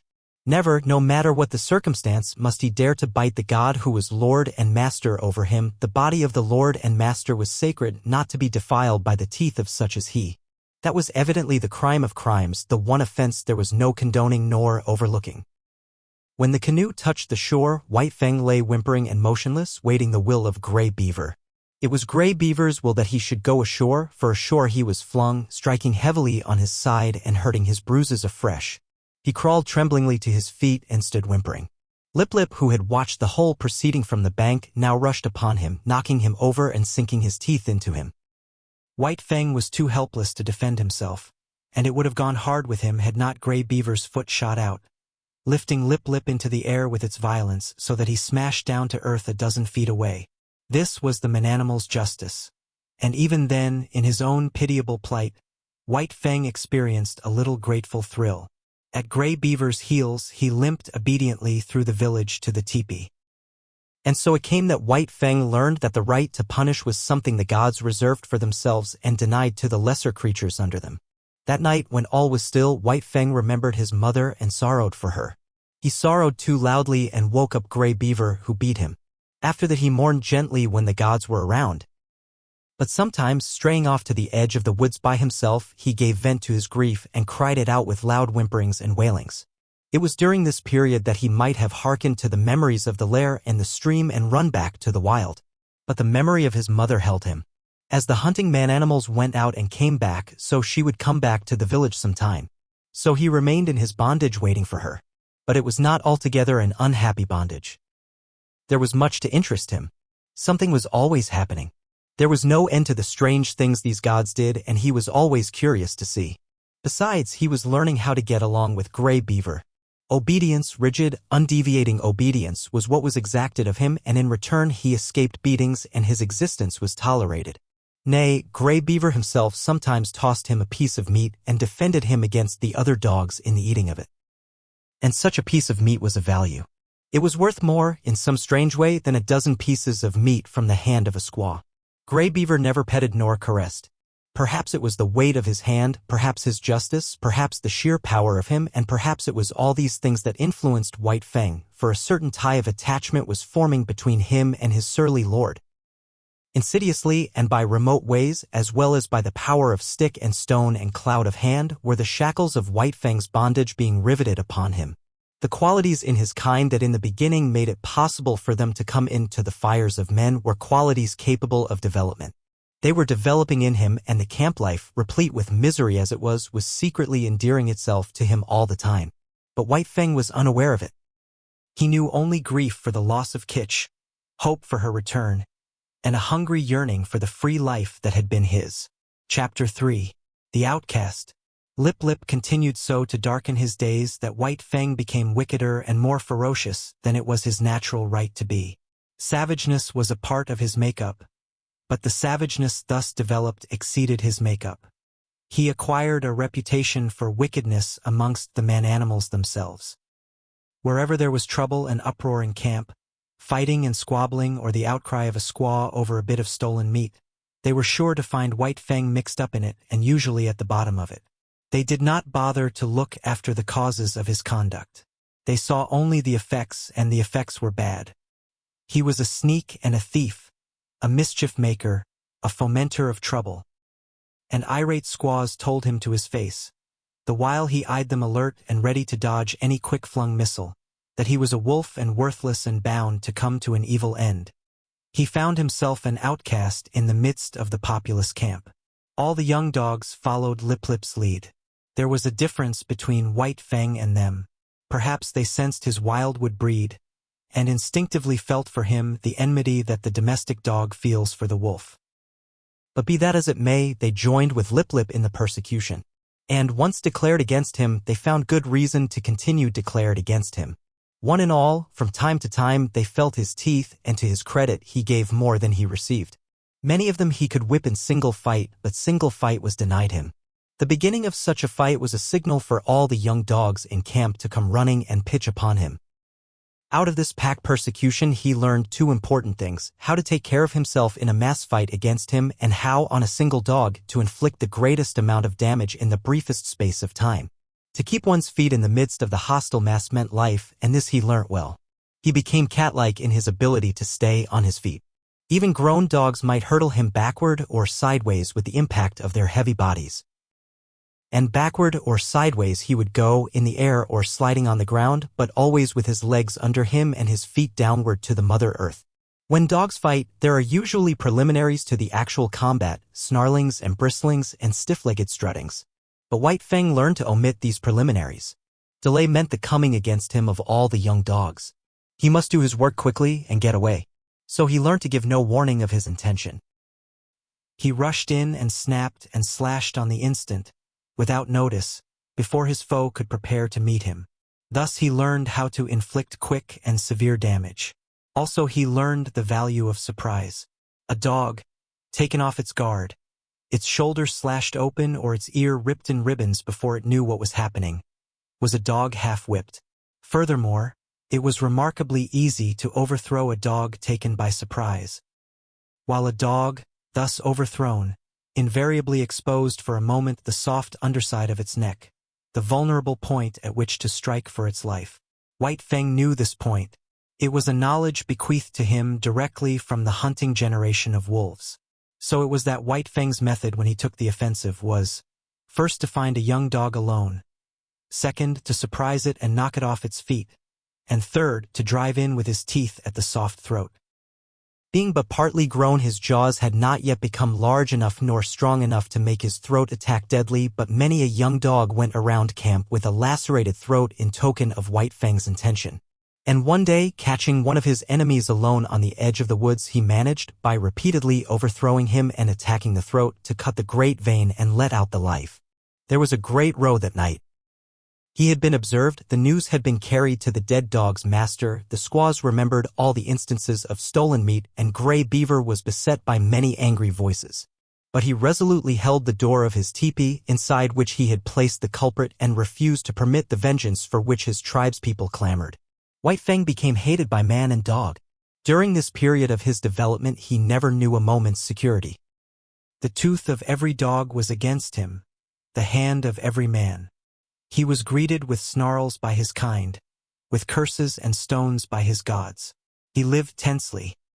He was always keyed up, alert for attack, wary of being attacked, with an eye for sudden and unexpected missiles, prepared to act precipitately and coolly, to leap in with a flash of teeth, or to leap away with a menacing snarl. As for snarling, he could snarl more terribly than any dog, young or old, in camp. The intent of the snarl is to warn or frighten, and judgment is required to know when it should be used. White Fang knew how to make it and when to make it. Into his snarl he incorporated all that was vicious, malignant, and horrible. With nose serrated by continuous spasms, hair bristling in recurrent waves, tongue whipping out like a red snake and whipping back again, ears flattened down, eyes gleaming hatred, lips wrinkled back, and fangs exposed and dripping, he could compel a pause on the part of almost any assailant. A temporary pause, when taken off his guard, gave him the vital moment in which to think and determine his action. But often a pause so gained lengthened out until it evolved into a complete cessation from the attack. And before more than one of the grown dogs, White Fang's snarl enabled him to beat an honorable retreat, and outcast himself from the pack of the part-grown dogs. His sanguinary methods and remarkable efficiency made the pack pay for its persecution of him. Not permitted himself to run with the pack, the curious state of affairs obtained that no member of the pack could run outside the pack. White Fang would not permit it. What of his bushwhacking and waylaying tactics, the young dogs were afraid to run by themselves. With the exception of Lip Lip, they were compelled to hunch together for mutual protection against the terrible enemy they had made. A puppy alone by the riverbank meant a puppy dead, or a puppy that aroused the camp with its shrill pain and terror as it fled back from the wolf cub that had waylaid it. But White Fang's reprisals did not cease. Even when the young dogs had learned thoroughly that they must stay together, he attacked them when he caught them alone, and they attacked him when they were bunched. The sight of him was sufficient to start them rushing after him, at which times his swiftness usually carried him into safety. But woe the dog that outran his fellows in such pursuit. White Fang had learned to turn suddenly upon the pursuer that was ahead of the pack and thoroughly to rip him up before the pack could arrive. This occurred with great frequency, for once in full cry, The dogs were prone to forget themselves in the excitement of the chase, while White Fang never forgot himself, stealing backward glances as he ran. He was always ready to whirl around and down the overzealous pursuer that outran his fellows. Young dogs are bound to play, and out of the exigencies of the situation they realized their play in this mimic warfare. Thus it was that the hunt of White Fang became their chief game, a deadly game withal and at all times a serious game. He, on the other hand, being the fastest-footed, was unafraid to venture anywhere. During the period that he waited vainly for his mother to come back, he led the pack many a wild chase through the adjacent woods. But the pack invariably lost him. Its noise and outcry warned him of its presence while he ran alone, velvet-footed, silently, a moving shadow among the trees after the manner of his father and mother before him. Further, he was more directly connected with the wild than they, and he knew more of its secrets and stratagems. A favorite trick of his was to lose his trail in running water and then lie quietly in a nearby thicket while their baffled cries arose around him. Hated by his kind and by mankind, indomitable, perpetually warred upon and himself waging perpetual war, his development was rapid and one-sided. This was no soil for kindliness and affection to blossom in. Of such things he had not the faintest glimmering. The code he learned was to obey the strong and to oppress the weak. Gray Beaver was a god and strong. Therefore White Fang obeyed him. But the dog younger or smaller than himself was weak, a thing to be destroyed. His development was in the direction of power. In order to face the constant danger of hurt and even of destruction, his predatory and protective faculties were unduly developed. He became quicker of movement than the other dogs, swifter of foot, craftier, deadlier, more lithe, more lean with iron-like muscle and sinew, more enduring, more cruel, more ferocious, and more intelligent. He had to become all these things, else he would not have held his own nor survived the hostile environment in which he found himself. Chapter 4. The Trail of the Gods. In the fall of the year, when the days were shortening and the bite of the frost was coming into the air, White Fang got his chance for liberty. For several days there had been a great hubbub in the village. The summer camp was being dismantled and the tribe, bag and baggage, was preparing to go off to the fall hunting. White Fang watched it all with eager eyes, and when the teepees began to come down and the canoes were loading at the bank, he understood. Already the canoes were departing, and some had disappeared down the river. Quite deliberately he determined to stay behind. He waited his opportunity to slink out of camp to the woods. Here, in the running stream where ice was beginning to form, he hid his trail. Then he crawled into the heart of a dense thicket and waited. The time passed by and he slept intermittently for hours. Then he was aroused by Gray Beaver's voice calling him by name. There were other voices. White Fang could hear Gray Beaver's squaw taking part in the search and MIT Sa, who was Gray Beaver's son. White Fang trembled with fear, and though the impulse came to crawl out of his hiding place, he resisted it. After a time the voices died away, and some time after that he crept out to enjoy the success of his undertaking. Darkness was coming on, and for a while he played about among the trees, pleasuring in his freedom. Then, and quite suddenly, he became aware of loneliness. He sat down to consider, listening to the silence of the forest and perturbed by it. That nothing moved nor sounded seemed ominous. He felt the lurking of danger, unseen and unguessed. He was suspicious of the looming bulks of the trees and of the dark shadows that might conceal all manner of perilous things. Then it was cold. Here was no warm side of a teepee against which to snuggle. The frost was in his feet, and he kept lifting first one forefoot and then the other. He curved his bushy tail around to cover them, and at the same time he saw a vision. There was nothing strange about it. Upon his inward sight was impressed a succession of memory pictures. He saw the camp again, the teepees, and the blaze of the fires. He heard the shrill voices of the women, the gruff basses of the men, and the snarling of the dogs. He was hungry, and he remembered pieces of meat and fish that had been thrown him. Here was no meat, nothing but a threatening and inedible silence. His bondage had softened him. Irresponsibility had weakened him. He had forgotten how to shift for himself. The night yawned about him. His senses, accustomed to the hum and bustle of the camp, used to the continuous impact of sights and sounds, were now left idle. There was nothing to do, nothing to see nor hear. They strained to catch some interruption of the silence and immobility of nature. They were appalled by inaction and by the feel of something terrible impending. He gave a great start of fright. A colossal and formless something was rushing across the field of his vision. It was a tree shadow flung by the moon, from whose face the clouds had been brushed away. Reassured, he whimpered softly. Then he suppressed the whimper for fear that it might attract the attention of the lurking dangers. A tree, contracting in the cool of the night, made a loud noise. It was directly above him. He yelped in his fright. A panic seized him and he ran madly toward the village. He knew an overpowering desire for the protection and companionship of man. In his nostrils was the smell of the camp smoke. In his ears the camp sounds and cries were ringing loud. He passed out of the forest and into the moonlit open where were no shadows nor darknesses. But no village greeted his eyes. He had forgotten. The village had gone away. His wild flight ceased abruptly. There was no place to which to flee. He slunk forlornly through the deserted camp, smelling the rubbish heaps and the discarded rags and tags of the gods. He would have been glad for the rattle of stones about him, flung by an angry squaw, glad for the hand of Grey Beaver descending upon him in wrath, while he would have welcomed with delight Lip-Lip and the whole snarling, cowardly pack. He came to where Grey Beaver's teepee had stood. In the center of the space it had occupied, he sat down. He pointed his nose at the moon. His throat was afflicted by rigid spasms, his mouth opened, and in a heartbroken cry bubbled up his loneliness and fear, his grief for Kitch, all his past sorrows and miseries as well as his apprehension of sufferings and dangers to come. It was the long wolf howl, full-throated and mournful, the first howl he had ever uttered. The coming of daylight dispelled his fears but increased his loneliness. The naked earth, which so shortly before had been so populous, thrust his loneliness more forcibly upon him. It did not take him long to make up his mind. He plunged into the forest and followed the river bank down the stream. All day he ran. He did not rest. He seemed made to run on forever. His iron-like body ignored fatigue. And even after fatigue came, his heritage of endurance braced him to endless endeavor and enabled him to drive his complaining body onward.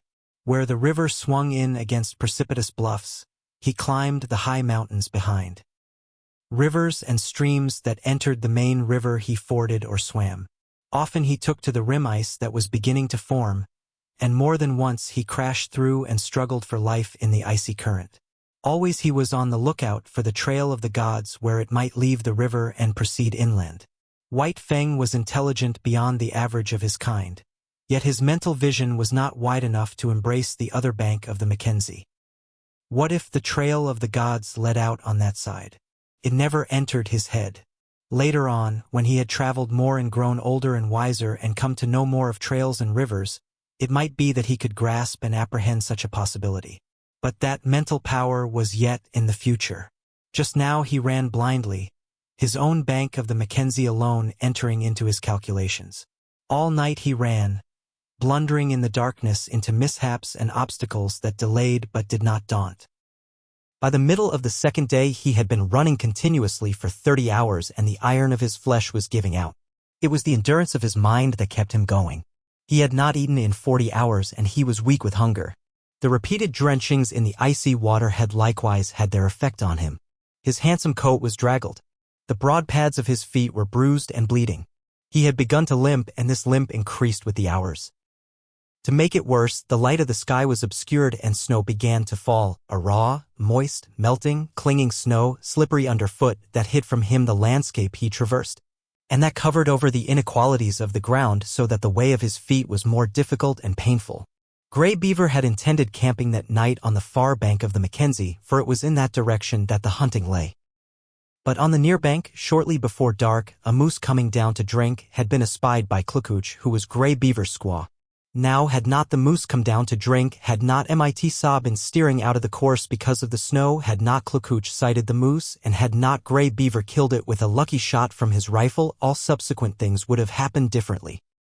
Grey Beaver would not have camped on the near side of the Mackenzie, and White Fang would have passed by and gone on, either to die or to find his way to his wild brothers and become one of them, a wolf to the end of his days.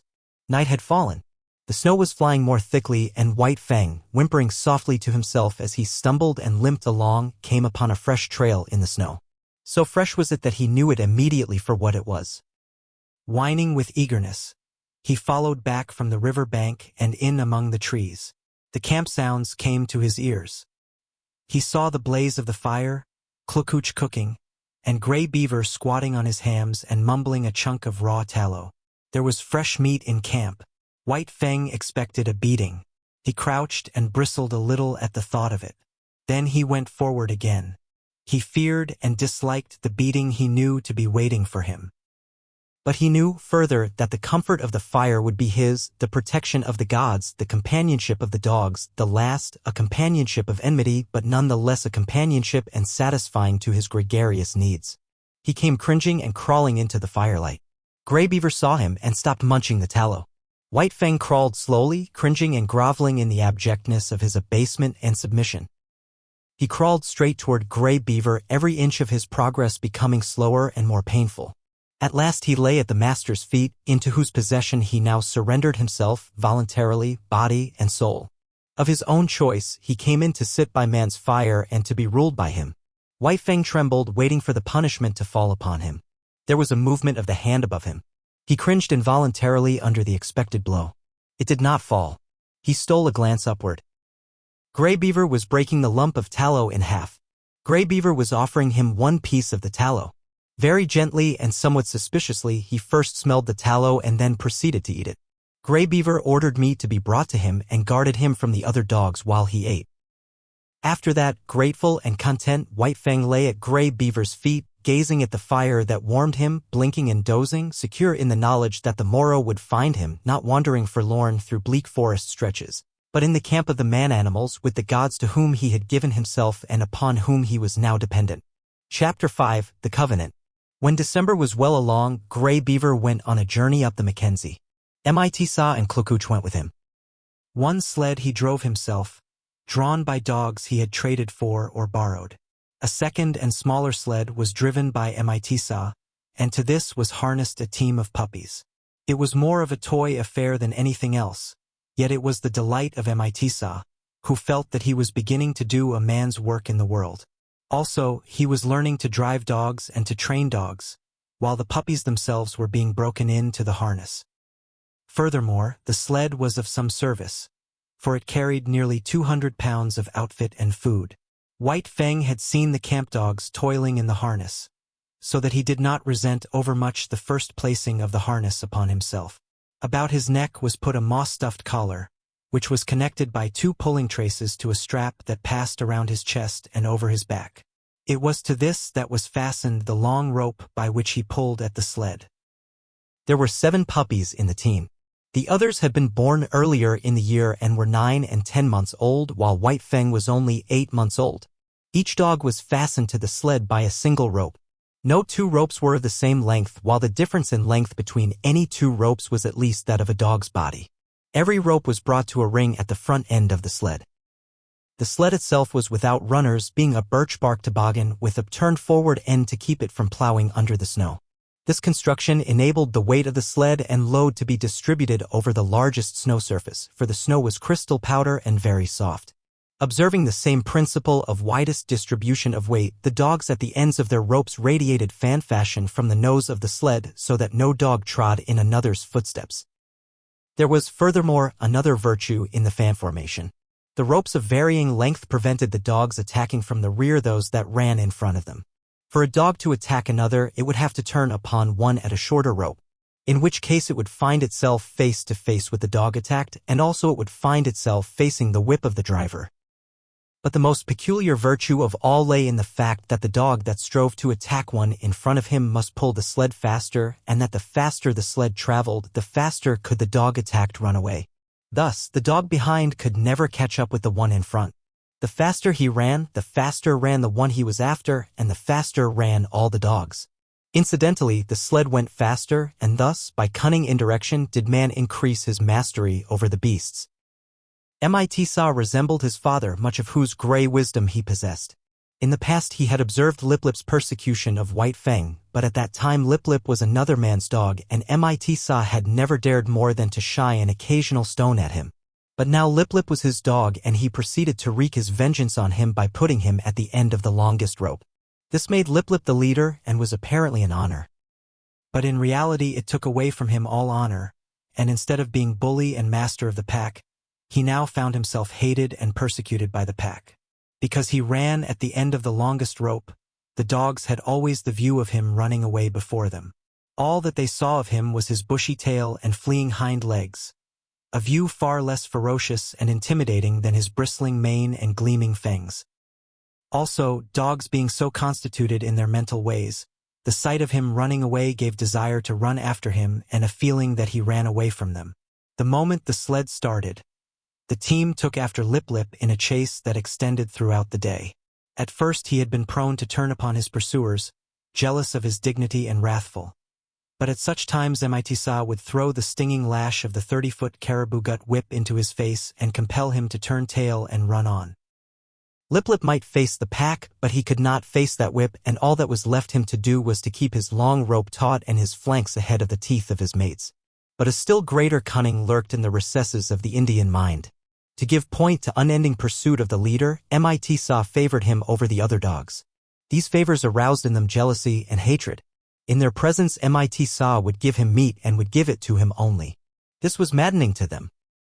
They would rage around just outside the throwing distance of the whip, while Lip Lip devoured the meat and Mit-sa protected him. And when there was no meat to give, Mit-sa would keep the team at a distance and make believe to give meat to Lip Lip. White Fang took kindly to the work. He had traveled a greater distance than the other dogs in the yielding of himself to the rule of the gods, and he had learned more thoroughly the futility of opposing their will. In addition, the persecution he had suffered from the pack had made the pack less to him in the scheme of things, and man more. He had not learned to be dependent on his kind for companionship. Besides, kitsch was well-nigh forgotten, and the chief outlet of expression that remained to him was in the allegiance he tendered the gods he had accepted as masters. So he worked hard, learned discipline, and was obedient. Faithfulness and willingness characterized his toil. These are essential traits of the wolf and the wild dog when they have become domesticated, and these traits White Fang possessed in unusual measure. A companionship did exist between White Fang and the other dogs, but it was one of warfare and enmity. He had never learned to play with them. He knew only how to fight, and fight with them he did, returning to them 100-fold the snaps and slashes they had given him in the days when Lip Lip was leader of the pack. But Lip Lip was no longer leader, except when he fled away before his mates at the end of his rope, the sled bounding along behind. In camp he kept close to Mit-sa or Gray Beaver or Klukuch. He did not dare venture away from the gods, for now the fangs of all dogs were against him, and he tasted to the dregs the persecution that had been White Fang's. With the overthrow of Lip Lip, White Fang could have become leader of the pack, but he was too morose and solitary for that. He merely thrashed his teammates. Otherwise he ignored them. They got out of his way when he came along, nor did the boldest of them ever dare to rob him of his meat. On the contrary, they devoured their own meat hurriedly, for fear that he would take it away from them. White Fang knew the law well, to oppress the weak and obey the strong. He ate his share of meat as rapidly as he could. And then woe the dog that had not yet finished. A snarl and a flash of fangs, and that dog would wail his indignation to the uncomforting stars while White Fang finished his portion for him. Every little while, however, one dog or another would flame up in revolt and be promptly subdued. Thus White Fang was kept in training. He was jealous of the isolation in which he kept himself in the midst of the pack, and he fought often to maintain it. But such fights were of brief duration. He was too quick for the others. They were slashed open and bleeding before they knew what had happened, were whipped almost before they had begun to fight. As rigid as the sled discipline of the gods was the discipline maintained by White Fang amongst his fellows. He never allowed them any latitude. He compelled them to an unremitting respect for him. They might do as they pleased amongst themselves. That was no concern of his. But it was his concern that they leave him alone in his isolation, get out of his way when he elected to walk among them, and at all times acknowledge his mastery over them. A hint of stiff-leggedness on their part, a lifted lip or a bristle of hair, and he would be upon them merciless and cruel, swiftly convincing them of the error of their way. He was a monstrous tyrant. His mastery was rigid as steel. He oppressed the weak with a vengeance. Not for nothing had he been exposed to the pitiless struggles for life in the day of his cubhood, when his mother and he, alone and unaided, held their own and survived in the ferocious environment of the wild. And not for nothing had he learned to walk softly when superior strength went by. He oppressed the weak, but he respected the strong. And in the course of the long journey with Grey Beaver, he walked softly indeed amongst the full-grown dogs in the camps of the strange man-animals they encountered. The months passed by. Still continued the journey of Grey Beaver. White Fang's strength was developed by the long hours on trail and the steady toil at the sled, and it would have seemed that his mental development was well-nigh complete. He had come to know quite thoroughly the world in which he lived. His outlook was bleak and materialistic. The world as he saw it was a fierce and brutal world, a world without warmth, a world in which caresses and affection and the bright sweetnesses of the spirit did not exist. He had no affection for Grey Beaver. True, he was a god, but a most savage god. White Fang was glad to acknowledge his lordship, but it was a lordship based upon superior intelligence and brute strength. There was something in the fiber of White Fang's being that made his lordship a thing to be desired, else he would not have come back from the wild when he did to tender his allegiance. There were deeps in his nature which had never been sounded. A kind word, a caressing touch of the hand on the part of Grey Beaver might have sounded these deeps, but Grey Beaver did not caress nor speak kind words. It was not his way. His primacy was savage, and savagely he ruled, administering justice with a club, punishing transgression with the pain of a blow, and rewarding merit, not by kindness, but by withholding a blow. So White Fang knew nothing of the heaven a man's hand might contain for him. Besides, he did not like the hands of the man-animals. He was suspicious of them. It was true that they sometimes gave meat, but more often they gave hurt. Hands were things to keep away from. They hurled stones, wielded sticks and clubs and whips, administered slaps and clouts, and, when they touched him, were cunning to hurt with pinch and twist and wrench. In strange villages he had encountered the hands of the children and learned that they were cruel to hurt. Also, he had once nearly had an eye poked out by a toddling papoose. From these experiences he became suspicious of all children. He could not tolerate them. When they came near with their ominous hands, he got up. It was in a village at the Great Slave Lake that, in the course of resenting the evil of the hands of the man-animals, he came to modify the law that he had learned from Grey Beaver, namely, that the unpardonable crime was to bite one of the gods. In this village, after the custom of all dogs in all villages, White Fang went foraging for food. A boy was chopping frozen moose meat with an axe, and the chips were flying in the snow. White Fang, sliding by in quest of meat, stopped and began to eat the chips. He observed the boy lay down the axe and take up a stout club. White Fang sprang clear, just in time to escape the descending blow. The boy pursued him, and he, a stranger in the village, fled between two teepees to find himself cornered against a high earth bank. There was no escape for White Fang. The only way out was between the two teepees, and this the boy guarded. Holding his club prepared to strike, he drew in on his cornered quarry. White Fang was furious. He faced the boy, bristling and snarling, his sense of justice outraged. He knew the law of forage. All the wastage of meat, such as the frozen chips, belonged to the dog that found it. He had done no wrong, broken no law, yet here was this boy preparing to give him a beating. White Fang scarcely knew what happened. He did it in a surge of rage. And he did it so quickly that the boy did not know either. All the boy knew was that he had in some unaccountable way been overturned into the snow, and that his club hand had been ripped wide open by White Fang's teeth. But White Fang knew that he had broken the law of the gods. He had driven his teeth into the sacred flesh of one of them, and could expect nothing but a most terrible punishment. He fled away to Grey Beaver, behind whose protecting legs he crouched when the bitten boy and the boy's family came, demanding vengeance. But they went away with vengeance unsatisfied. Grey Beaver defended White Fang. So did Mitsa and Klukuch. White Fang, listening to the wordy war and watching the angry gestures, knew that his act was justified. And so it came that he learned there were gods and gods. There were his gods and there were other gods, and between them there was a difference. Justice or injustice, it was all the same. He must take all things from the hands of his own gods. But he was not compelled to take injustice from the other gods. It was his privilege to resent it with his teeth. And this also was a law of the gods. Before the day was out, White Fang was to learn more about this law.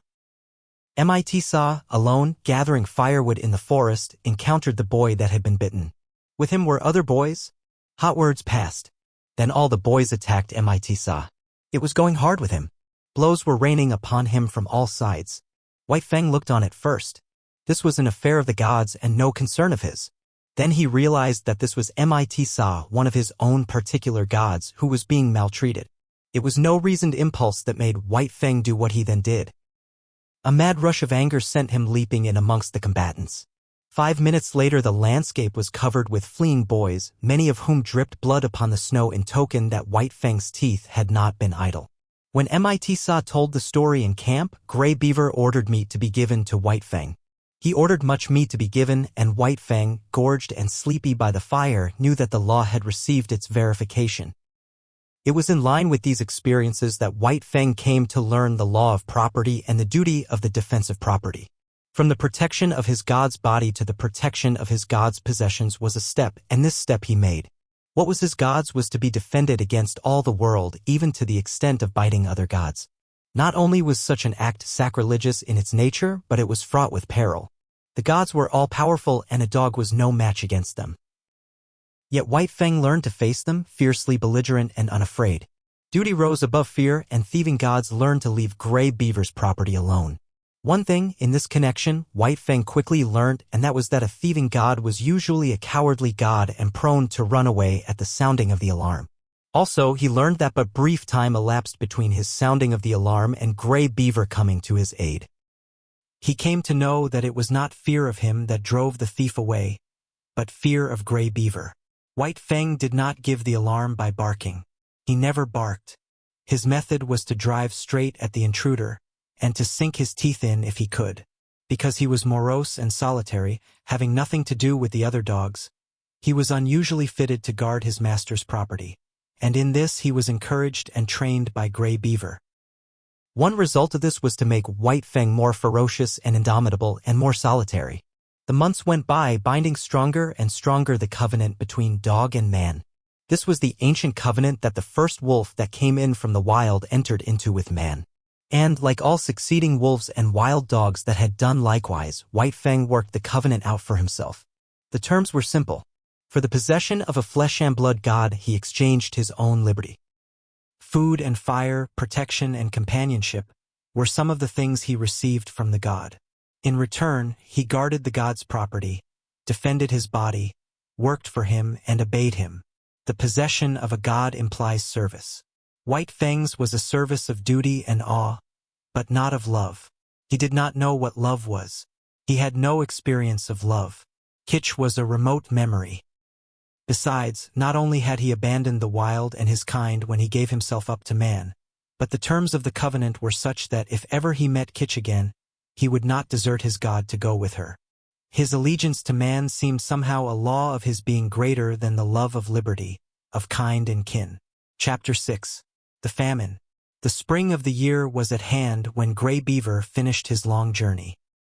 It was April, and White Fang was a year old when he pulled into the home villages and was loosed from the harness by Mitsa. Though a long way from his full growth, White Fang, next to Lip Lip, was the largest yearling in the village. Both from his father, the wolf, and from Kitsch, he had inherited stature and strength, and already he was measuring up alongside the full-grown dogs. But he had not yet grown compact. His body was slender and rangy, and his strength more stringy than massive.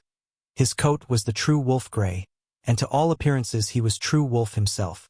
The quarter strain of dog he had inherited from Kitsch had left no mark on him physically, though it had played its part in his mental makeup.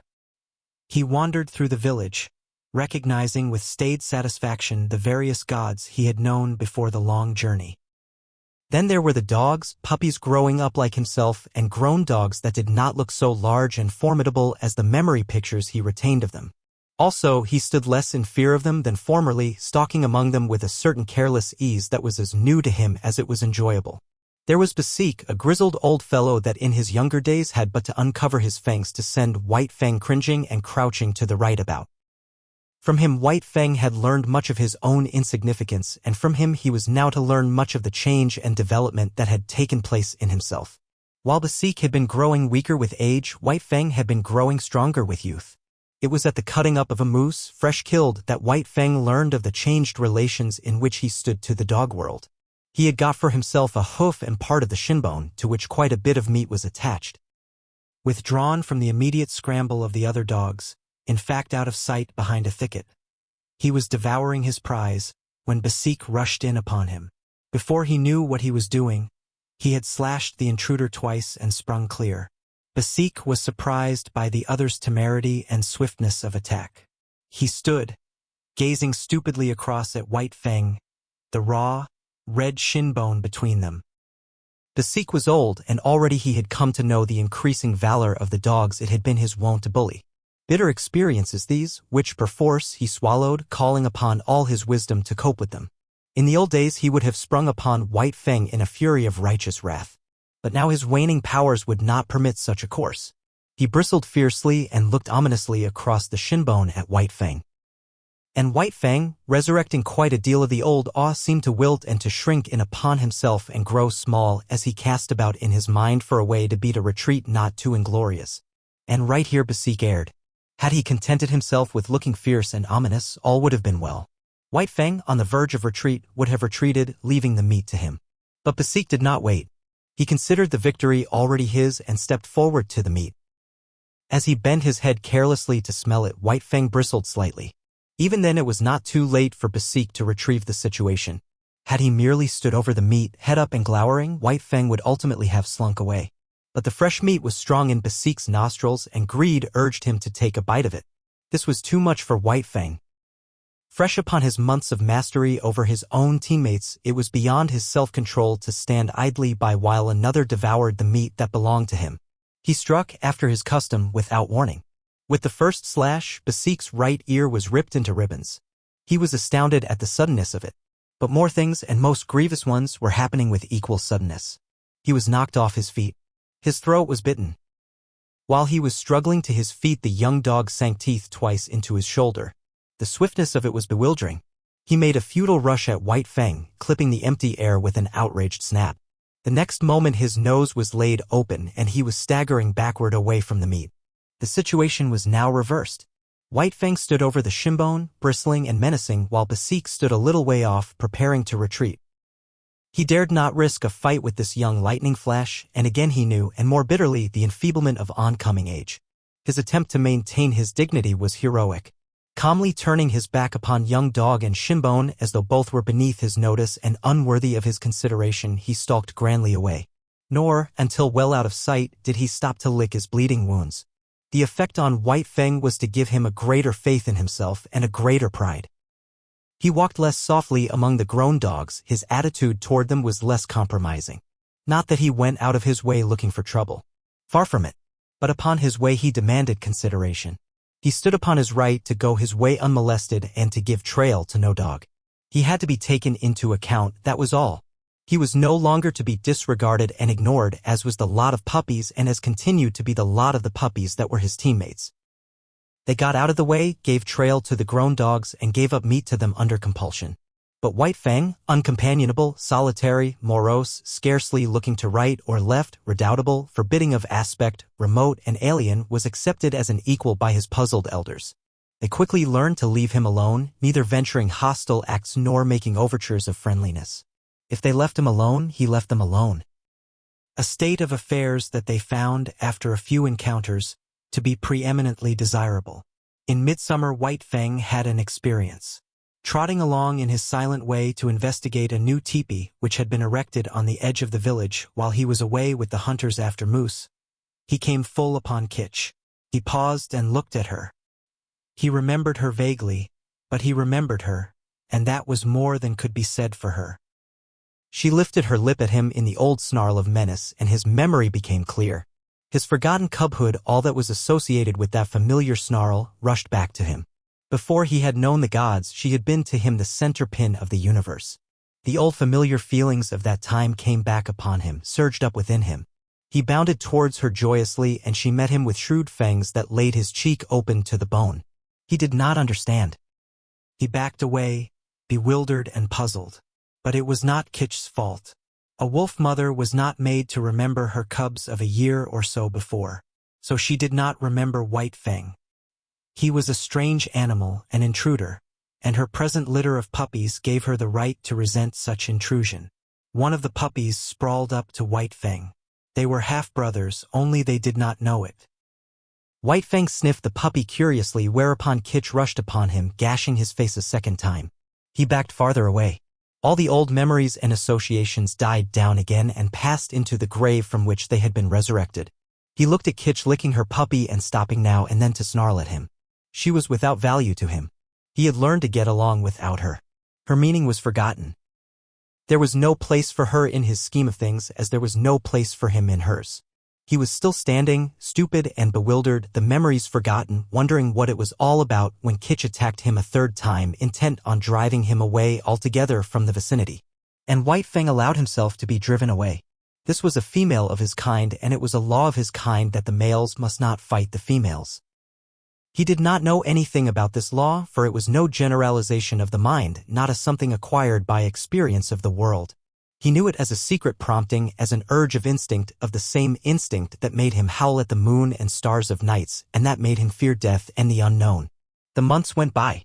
White Fang grew stronger, heavier, and more compact, while his character was developing along the lines laid down by his heredity and his environment. His heredity was a life stuff that may be likened to clay. It possessed many possibilities, was capable of being molded into many different forms. Environment served to model the clay, to give it a particular form. Thus, had White Fang never come into the fires of man, the wild would have molded him into a true wolf. But the gods had given him a different environment, and he was molded into a dog that was rather wolfish, but that was a dog and not a wolf. And so, according to the clay of his nature and the pressure of his surroundings, his character was being molded into a certain particular shape. There was no escaping it. He was becoming more morose, more uncompanionable, more solitary, more ferocious, while the dogs were learning more and more that it was better to be at peace with him than at war, and Grey Beaver was coming to prize him more greatly with the passage of each day. White Fang, seeming to sum up strength in all his qualities, nevertheless suffered from one besetting weakness. He could not stand being laughed at. The laughter of men was a hateful thing. They might laugh among themselves about anything they pleased except himself, and he did not mind. But the moment laughter was turned upon him, he would fly into a most terrible rage. Grave, dignified, somber, a laugh made him frantic to ridiculousness. It so outraged him and upset him that for hours he would behave like a demon. And woe to the dog that at such times ran foul of him. He knew the law too well to take it out on Grey Beaver. Behind Grey Beaver were a club and Godhead. But behind the dogs there was nothing but space, and into this space they flew when White Fang came on the scene, made mad by laughter. In the 3rd year of his life there came a great famine to the Mackenzie Indians. In the summer the fish failed. In the winter the caribou forsook their accustomed track. Moose were scarce, the rabbits almost disappeared, hunting and preying animals perished. Denied their usual food supply, weakened by hunger, they fell upon and devoured one another. Only the strong survived.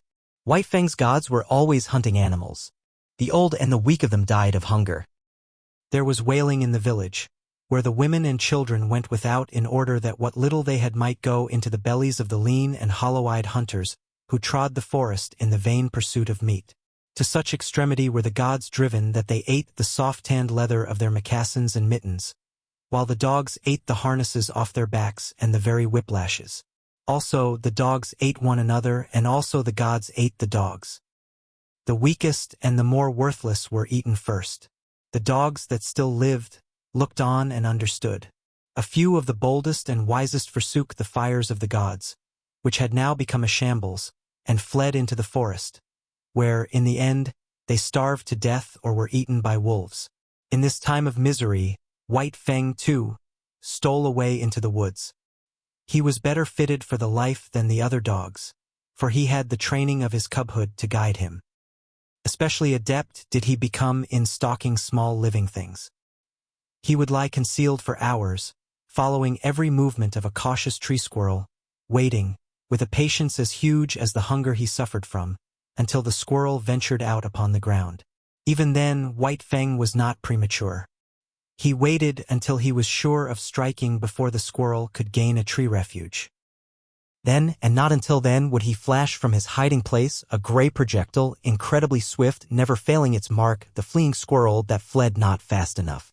Successful as he was with squirrels, there was one difficulty that prevented him from living and growing fat on them. There were not enough squirrels. So he was driven to hunt still smaller things. So acute did his hunger become at times that he was not above rooting out wood mice from their burrows in the ground. Nor did he scorn to do battle with a weasel as hungry as himself and many times more ferocious. In the worst pinches of the famine he stole back to the fires of the gods. But he did not go into the fires. He lurked in the forest, avoiding discovery and robbing the snares at the rare intervals when game was caught. He even robbed Gray Beaver's snare of a rabbit at a time when Gray Beaver staggered and tottered through the forest, sitting down often to rest, what of weakness and of shortness of breath. One day White Fang encountered a young wolf, gaunt and scrawny, loose-jointed with famine. Had he not been hungry himself, White Fang might have gone with him and eventually found his way into the pack amongst his wild brethren. As it was, he ran the young wolf down and killed and ate him.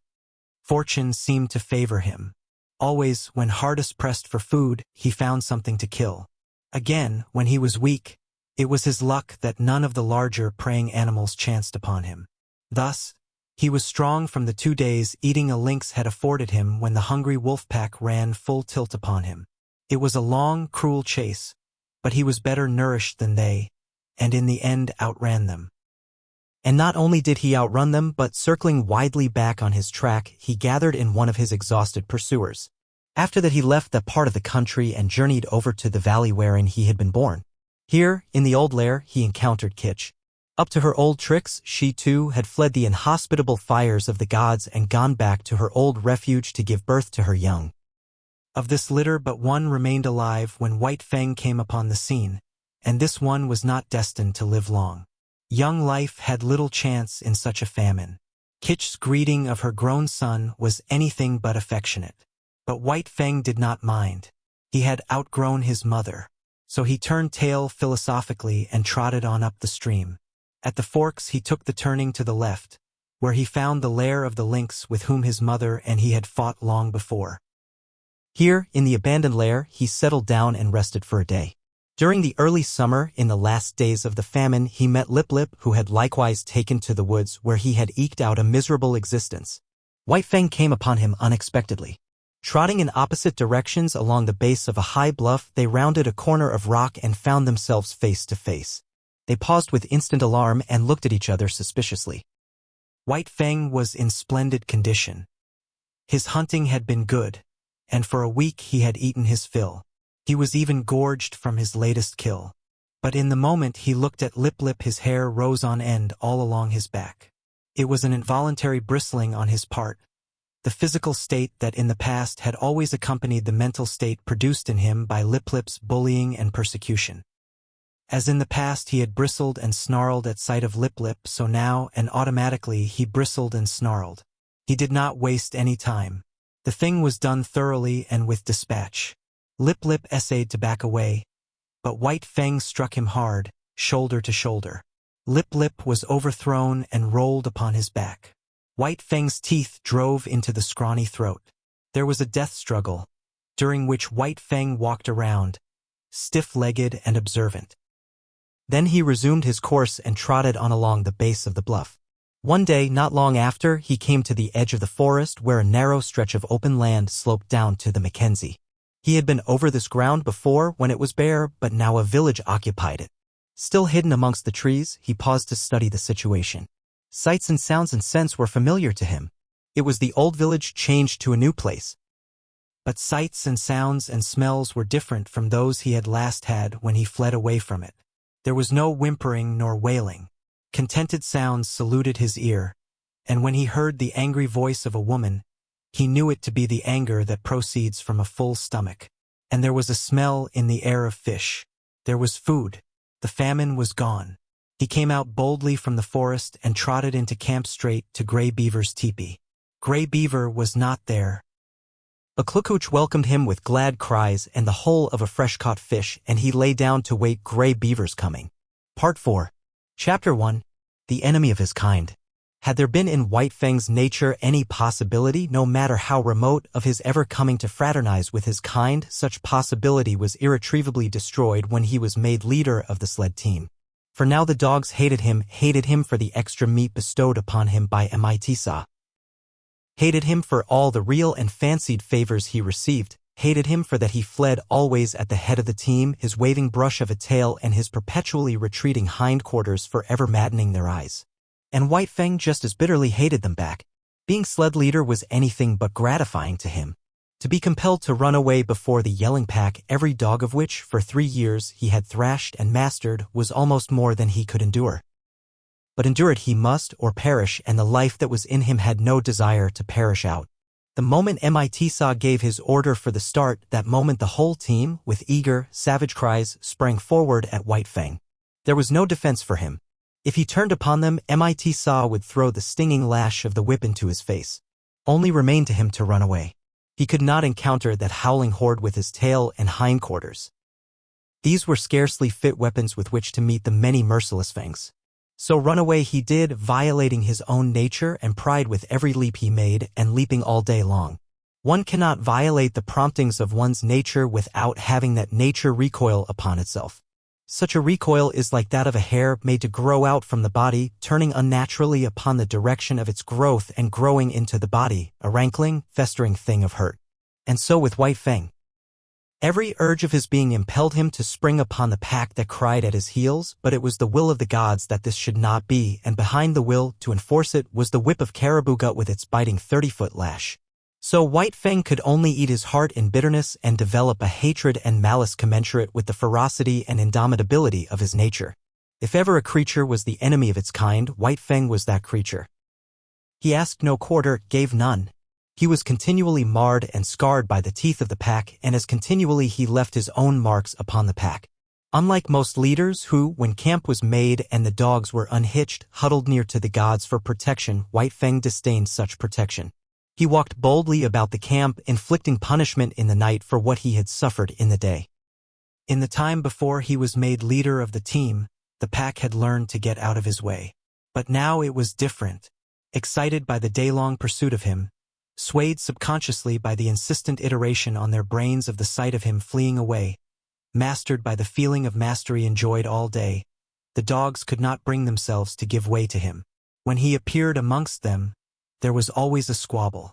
His progress was marked by snarl and snap and growl. The very atmosphere he breathed was surcharged with hatred and malice, and this but served to increase the hatred and malice within him. When Mitsa cried out his command for the team to stop, White Fang obeyed. At first this caused trouble for the other dogs. All of them would spring upon the hated leader only to find the tables turned. Behind him would be Mitsa, the great whip singing in his hand.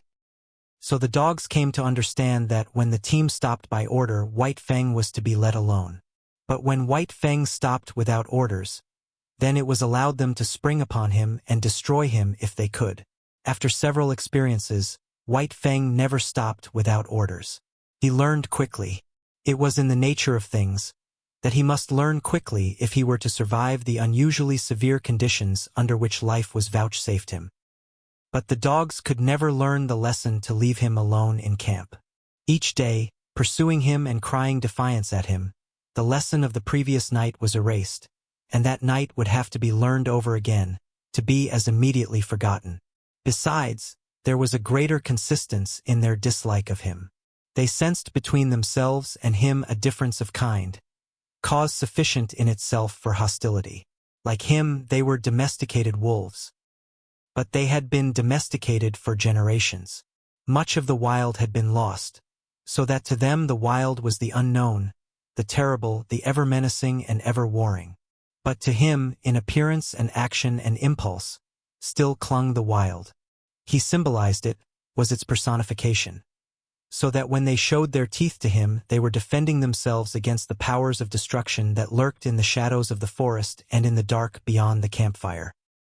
But there was one lesson the dogs did learn, and that was to keep together. White Fang was too terrible for any of them to face single-handed. They met him with the mass formation, otherwise he would have killed them one by one in a night. As it was, he never had a chance to kill them. He might roll a dog off its feet, but the pack would be upon him before he could follow up and deliver the deadly throat stroke. At the first hint of conflict, the whole team drew together and faced him. The dogs had quarrels among themselves, but these were forgotten when trouble was brewing with White Fang. On the other hand, try as they would, they could not kill White Fang. He was too quick for them, too formidable, too wise. He avoided tight places and always backed out of it when they bade fair to surround him. While, as for getting him off his feet, there was no dog among them capable of doing the trick. His feet clung to the earth with the same tenacity that he clung to life. For that matter, life and footing were synonymous in this unending warfare with the pack, and none knew it better than White Fang. So he became the enemy of his kind, domesticated wolves that they were, softened by the fires of man, weakened in the sheltering shadow of man's strength. White Fang was bitter and implacable. The clay of him was so molded. He declared a vendetta against all dogs. And so terribly did he live this vendetta that Grey Beaver, fierce savage himself, could not but marvel at White Fang's ferocity. Never, he swore, had there been the like of this animal. And the Indians in strange villages swore likewise when they considered the tale of his killings amongst their dogs. When White Fang was nearly 5 years old, Grey Beaver took him on another great journey, and long remembered was the havoc he worked amongst the dogs of the many villages along the Mackenzie, across the Rockies, and down the Porcupine to the Yukon. He reveled in the vengeance he wreaked upon his kind. They were ordinary, unsuspecting dogs.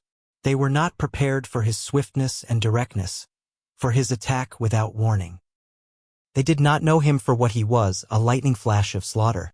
They bristled up to him, stiff-legged and challenging, while he, wasting no time on elaborate preliminaries, snapping into action like a steel spring, was at their throats and destroying them before they knew what was happening and while they were yet in the throes of surprise. He became an adept at fighting. He economized. He never wasted his strength, never tussled. He was in too quickly for that, and if he missed, was out again too quickly. The dislike of the wolf for close quarters was his to an unusual degree. He could not endure a prolonged contact with another body. It smacked of danger. It made him frantic. He must be away, free, on his own legs, touching no living thing. It was the wild still clinging to him, asserting itself through him. This feeling had been accentuated by the Ishmaelite life he had led from his puppyhood. Danger lurked in contacts. It was the trap, ever the trap, the fear of it lurking deep in the life of him, woven into the fiber of him. In consequence, the strange dogs he encountered had no chance against him. He eluded their fangs. He got them or got away, himself untouched in either event. In the natural course of things there were exceptions to this. There were times when several dogs, pitching onto him, punished him before he could get away. And there were times when a single dog scored deeply on him. But these were accidents. In the main, so efficient a fighter had he become, he went his way unscathed. Another advantage he possessed was that of correctly judging time and distance. Not that he did this consciously, however. He did not calculate such things. It was all automatic. His eyes saw correctly and the nerves carried the vision correctly to his brain. The parts of him were better adjusted than those of the average dog. They worked together more smoothly and steadily. His was a better, far better, nervous, mental, and muscular coordination. When his eyes conveyed to his brain the moving image of an action, his brain without conscious effort knew the space that limited that action and the time required for its completion. Thus, he could avoid the leap of another dog or the drive of its fangs and at the same moment could seize the infinitesimal fraction of time in which to deliver his own attack. Body and brain, his was a more perfected mechanism. Not that he was to be praised for it. Nature had been more generous to him than to the average animal, that was all. It was in the summer that White Fang arrived at Fort Yukon. Grey Beaver had crossed the great watershed between Mackenzie and the Yukon in the late winter, and spent the spring in hunting among the western outlying spurs of the Rockies. Then, after the breakup of the ice on the Porcupine, he had built a canoe and paddled down that stream to where it effected its junction with the Yukon just under the Arctic Circle. Here stood the old Hudson's Bay Company fort, and here were many Indians, much food, and unprecedented excitement. It was the summer of 1898, and thousands of gold hunters were going up the Yukon to Dawson and the Klondike. Still hundreds of miles from their goal, Nevertheless, many of them had been on the way for a year, and the least any of them had traveled to get that far was 5,000 miles, while some had come from the other side of the world. Here Gray Beaver stopped. A whisper of the gold rush had reached his ears, and he had come with several bales of furs, and another of gut-sewn mittens and moccasins. He would not have ventured so long a trip had he not expected generous profits. But what he had expected was nothing to what he realized. His wildest dreams had not exceeded 100% profit. He made 1,000%. And like a true Indian, he settled down to trade carefully and slowly, even if it took all summer and the rest of the winter to dispose of his goods. It was at Fort Yukon that White Fang saw his first white men. As compared with the Indians he had known, they were to him another race of beings, a race of superior gods. They impressed him as possessing superior power, and it is on power that Godhead rests. White Fang did not reason it out, did not in his mind make the sharp generalization that the white gods were more powerful. It was a feeling, nothing more, and yet none the less potent. As, in his puppyhood, the looming bulks of the teepees man reared had affected him as manifestations of power, so was he affected now by the houses and the huge fort, all of massive logs. Here was power. Those white gods were strong. They possessed greater mastery over matter than the gods he had known, most powerful among which was Gray Beaver. And yet Gray Beaver was as a child god among these white-skinned ones. To be sure, White Fang only felt these things. He was not conscious of them. Yet it is upon feeling, more often than thinking, that animals act, and every act White Fang now performed was based upon the feeling that the white men were the superior gods. In the first place, he was very suspicious of them. There was no telling what unknown terrors were theirs, what unknown hurts they could administer. He was curious to observe them, fearful of being noticed by them. For the first few hours he was content with slinking around and watching them from a safe distance. Then he saw that no harm befell the dogs that were near to them, and he came in closer. In turn, he was an object of great curiosity to them. His wolfish appearance caught their eyes at once, and they pointed him out to one another. This act of pointing put White Fang on his guard, and when they tried to approach him he showed his teeth and backed away. Not one succeeded in laying a hand on him, and it was well that they did not. White Fang soon learned that very few of these gods, not more than a dozen, lived at this place. Every 2 or 3 days a steamer, another and colossal manifestation of power, came into the bank and stopped for several hours. The white men came from off these steamers and went away on them again. There seemed untold numbers of these white men. In the first day or so, he saw more of them than he had seen Indians in all his life, and as the days went by they continued to come up the river, stop, and then go on up the river out of sight. But if the white gods were all-powerful, their dogs did not amount to much. This White Fang quickly discovered by mixing with those that came ashore with their masters. They were irregular shapes and sizes. Some were short-legged, too short. Others were long-legged, too long. They had hair instead of fur, and a few had very little hair at that. And none of them knew how to fight. As an enemy of his kind, it was in White Fang's province to fight with them. This he did, and he quickly achieved for them a mighty contempt. They were soft and helpless, made much noise, and floundered around clumsily trying to accomplish by main strength what he accomplished by dexterity and cunning. They rushed bellowing at him. He sprang to the side. They did not know what had become of him, and in that moment he struck them on the shoulder, rolling them off their feet and delivering his stroke at the throat. Sometimes this stroke was successful, and a stricken dog rolled in the dirt, to be pounced upon and torn to pieces by the pack of Indian dogs that waited. White Fang was wise. He had long since learned that the gods were made angry when their dogs were killed. The white men were no exception to this. So he was content when he had overthrown and slashed wide the throat of one of their dogs to drop back and let the pack go in and do the cruel finishing work. It was then that the white men rushed in, visiting their wrath heavily on the pack while White Fang went free. He would stand off at a little distance and look on while stones, clubs, axes, and all sorts of weapons fell upon his fellows. White Fang was very wise. But his fellows grew wise in their own way, and in this White Fang grew wise with them. They learned that it was when a steamer first tied to the bank that they had their fun. After the first 2 or 3 strange dogs had been downed and destroyed, the white men hustled their own animals back on board and wreaked savage vengeance on the offenders. One white man, having seen his dog, a setter, torn to pieces before his eyes, drew a revolver. He fired rapidly, 6 times, and 6 of the pack lay dead or dying. Another manifestation of power that sank deep into White Fang's consciousness. White Fang enjoyed it all. He did not love his kind, and he was shrewd enough to escape hurt himself. At first, the killing of the white men's dogs had been a diversion. After a time it became his occupation. There was no work for him to do. Gray Beaver was busy trading and getting wealthy. So White Fang hung around the landing with the disreputable gang of Indian dogs waiting for steamers. With the arrival of a steamer the fun began. After a few minutes, by the time the white men had got over their surprise, the gang scattered. The fun was over until the next steamer should arrive. But it can scarcely be said that White Fang was a member of the gang. He did not mingle with it but remained aloof, always himself, and was even feared by it. It is true, he worked with it. He picked the quarrel with the strange dog while the gang waited.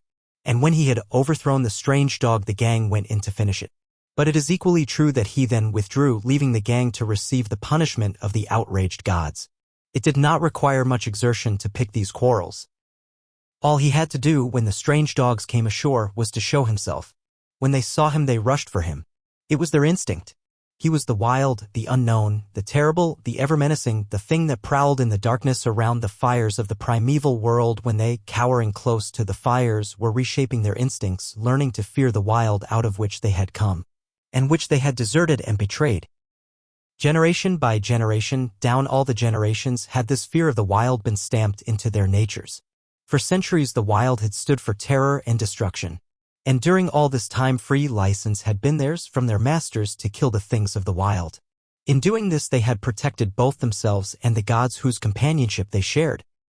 And so, fresh from the soft southern world, these dogs, trotting down the gangplank and out upon the Yukon shore, had but to see White Fang to experience the irresistible impulse to rush upon him and destroy him.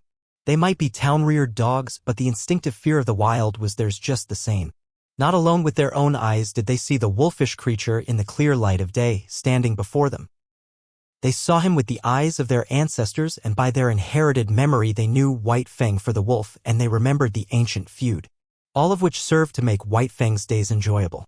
If the sight of him drove these strange dogs upon him, so much the better for him, so much the worse for them. They looked upon him as legitimate prey, and as legitimate prey he looked upon them. Not for nothing had he first seen the light of day in a lonely lair and fought his first fights with the ptarmigan, the weasel, and the lynx. And not for nothing had his puppyhood been made bitter by the persecution of Lip Lip and the whole puppy pack. It might have been otherwise, and he would then have been otherwise. Had Lip Lip not existed, he would have passed his puppyhood with the other puppies and grown up more dog-like and with more liking for dogs. Had Gray Beaver possessed the plummet of affection and love, he might have sounded the deeps of White Fang's nature and brought up to the surface all manner of kindly qualities. But these things had not been so. The clay of White Fang had been molded until he became what he was, morose and lonely, unloving and ferocious, the enemy of all his kind. Chapter 2. The Mad God. A small number of white men lived in Fort Yukon.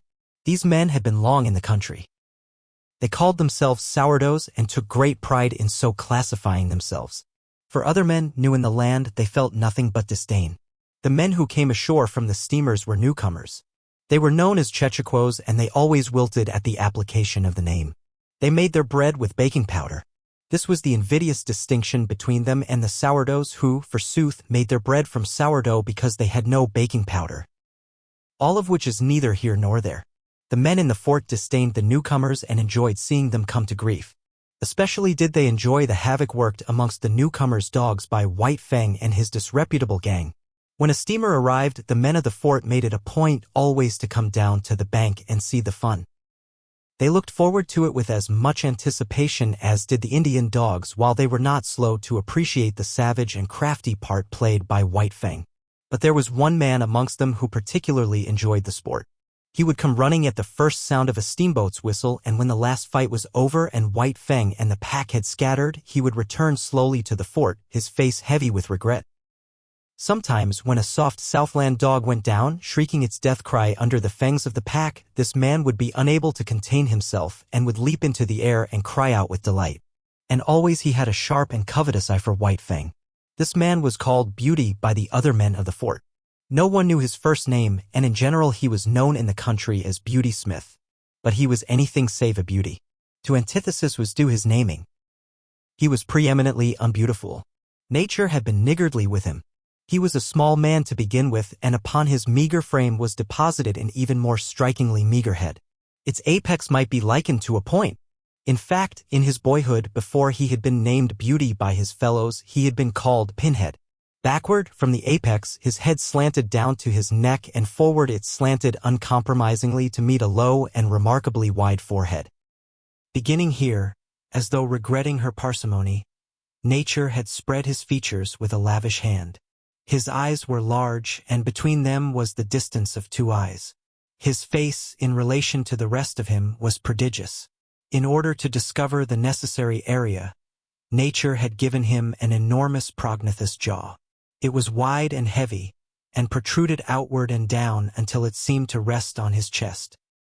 Possibly this appearance was due to the weariness of the slender neck, unable properly to support so great a burden. This jaw gave the impression of ferocious determination. But something lacked. Perhaps it was from excess.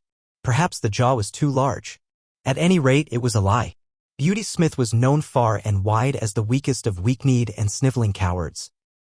To complete his description, his teeth were large and yellow, while the two eye teeth, larger than their fellows, showed under his lean lips like fangs.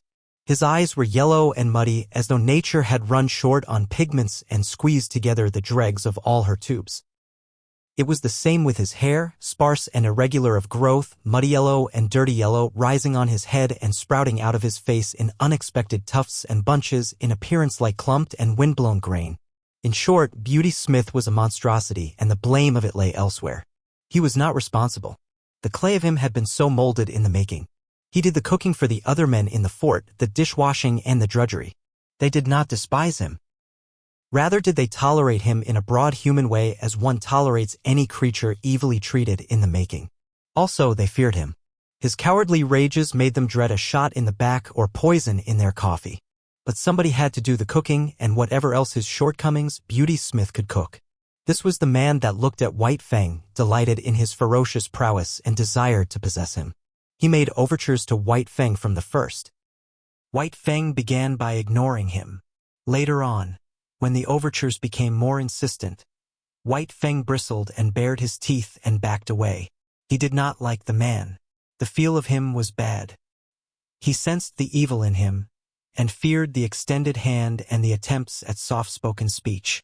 Because of all this, he hated the man. With the simpler creatures, good and bad are things simply understood. The good stands for all things that bring easement and satisfaction and surcease from pain. Therefore, the good is liked. The bad stands for all things that are fraught with discomfort, menace, and hurt, and is hated accordingly. White Fang's feel of Beauty Smith was bad. From the man's distorted body and twisted mind, in occult ways, like mists rising from malarial marshes, came emanations of the unhealth within. Not by reasoning, not by the five senses alone, but by other and remoter and uncharted senses, came the feeling to White Fang that the man was ominous with evil, pregnant with hurtfulness, and therefore a thing bad and wisely to be hated. White Fang was in Gray Beaver's camp when Beauty Smith first visited it. At the faint sound of his distant feet, before he came in sight, White Fang knew who was coming and began to bristle. He had been lying down in an abandon of comfort, but he arose quickly and, as the man arrived, slid away in true wolf fashion to the edge of the camp. He did not know what they said, but he could see the man and Gray Beaver talking together. Once, the man pointed at him, and White Fang snarled back as though the hand were just descending upon him instead of being, as it was, 50 feet away. The man laughed at this. And White Fang slunk away to the sheltering woods, his head turned to observe as he glided softly over the ground. Gray Beaver refused to sell the dog. He had grown rich with his trading and stood in need of nothing. Besides, White Fang was a valuable animal, the strongest sled dog he had ever owned and the best leader. Furthermore, there was no dog like him on the Mackenzie nor the Yukon. He could fight. He killed other dogs as easily as men killed mosquitoes. Beauty Smith's eyes lighted up at this, and he licked his thin lips with an eager tongue. No, White Fang was not for sale at any price. But Beauty Smith knew the ways of Indians. He visited Gray Beaver's camp often, and hidden under his coat was always a black bottle or so. One of the potencies of whiskey is the breeding of thirst. Gray Beaver got the thirst. His fevered membranes and burnt stomach began to clamor for more and more of the scorching fluid. While his brain, thrust all awry by the unwanted stimulant, permitted him to go any length to obtain it. The money he had received for his furs and mittens and moccasins began to go. It went faster and faster, and the shorter his money sack grew, the shorter grew his temper. In the end, his money and goods and temper were all gone. Nothing remained to him but his thirst, a prodigious possession in itself that grew more prodigious with every sober breath he drew. Then it was that Beauty Smith had talked with him again about the sale of White Fang, but this time the price offered was in bottles, not dollars, and Gray Beaver's ears were more eager to hear. "You catch 'em, dog, you take 'em, all right," was his last word. The bottles were delivered, but after 2 days. "You catch 'em, dog," were Beauty Smith's words to Gray Beaver. White Fang slunk into camp one evening and dropped down with a sigh of content. The dreaded white god was not there.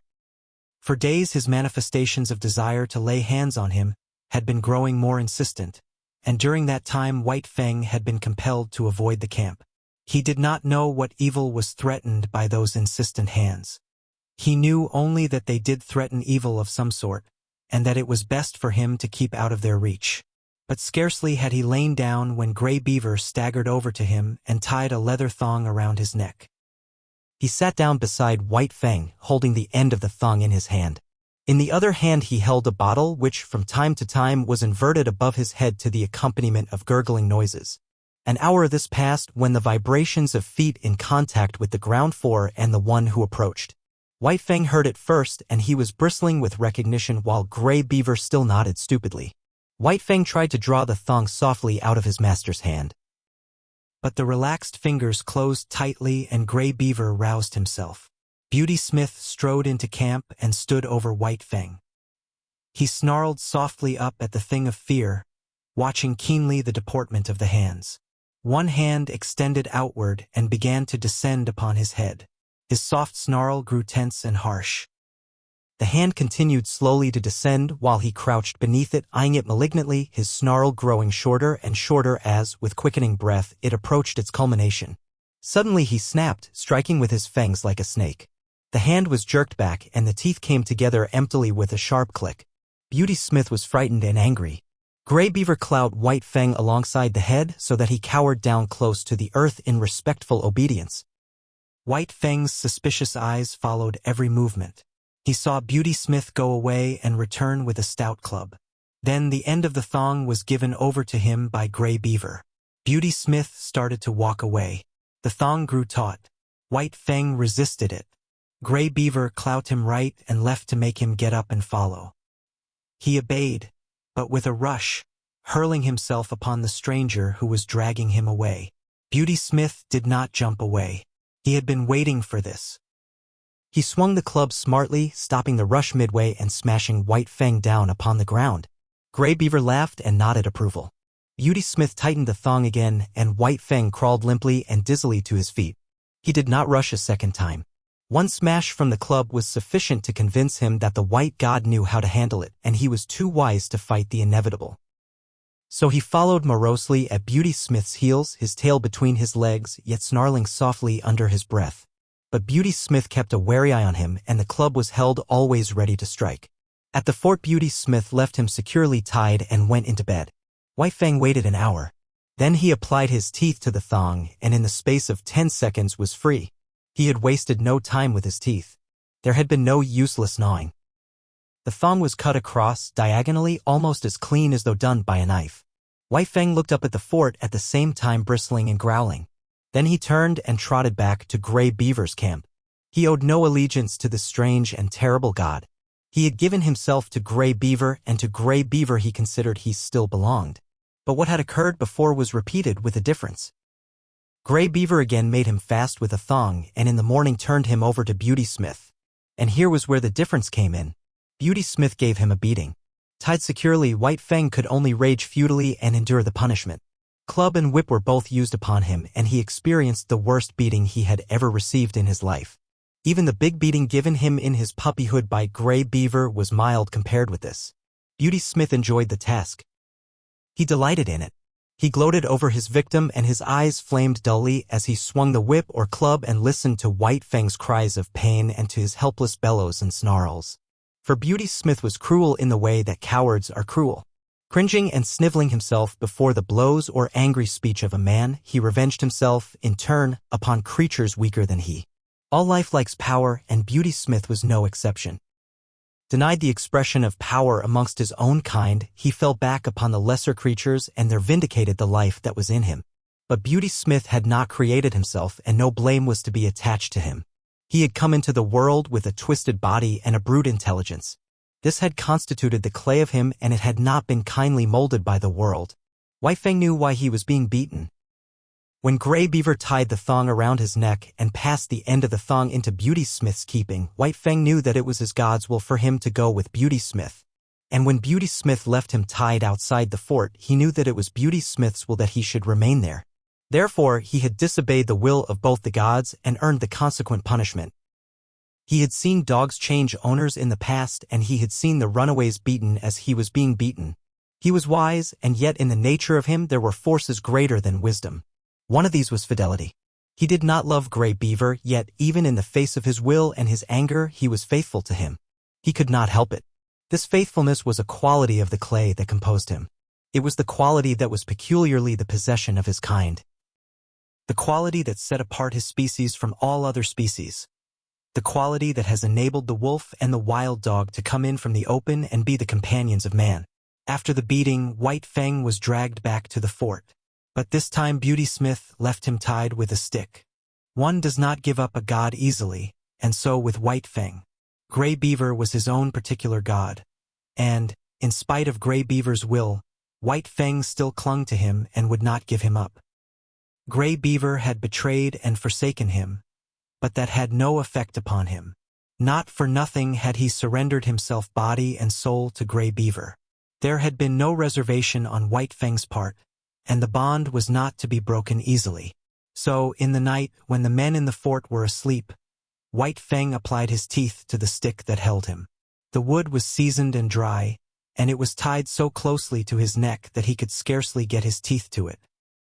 It was only by the severest muscular exertion and neck arching that he succeeded in getting the wood between his teeth, and barely between his teeth at that, and it was only by the exercise of an immense patience, extending through many hours, that he succeeded in gnawing through the stick. This was something that dogs were not supposed to do. It was unprecedented. But White Fang did it, trotting away from the fort in the early morning with the end of the stick hanging to his neck. He was wise. But had he been merely wise, he would not have gone back to Gray Beaver, who had already twice betrayed him. But there was his faithfulness, and he went back to be betrayed yet a third time. Again he yielded to the tying of a thong around his neck by Gray Beaver, and again Beauty Smith came to claim him. And this time he was beaten even more severely than before.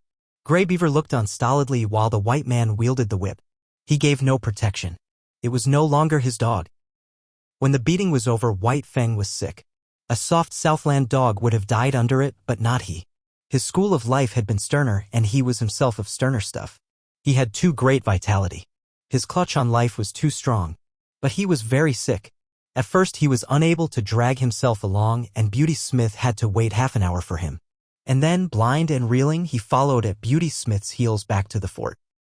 But now he was tied with a chain that defied his teeth, and he strove in vain, by lunging, to draw the staple from the timber into which it was driven. After a few days, sober and bankrupt, Gray Beaver departed up the Porcupine on his long journey to the Mackenzie. White Fang remained on the Yukon, the property of a man more than half mad and all brute. But what is a dog to know in its consciousness of madness? To White Fang, Beauty Smith was a veritable, if terrible, god.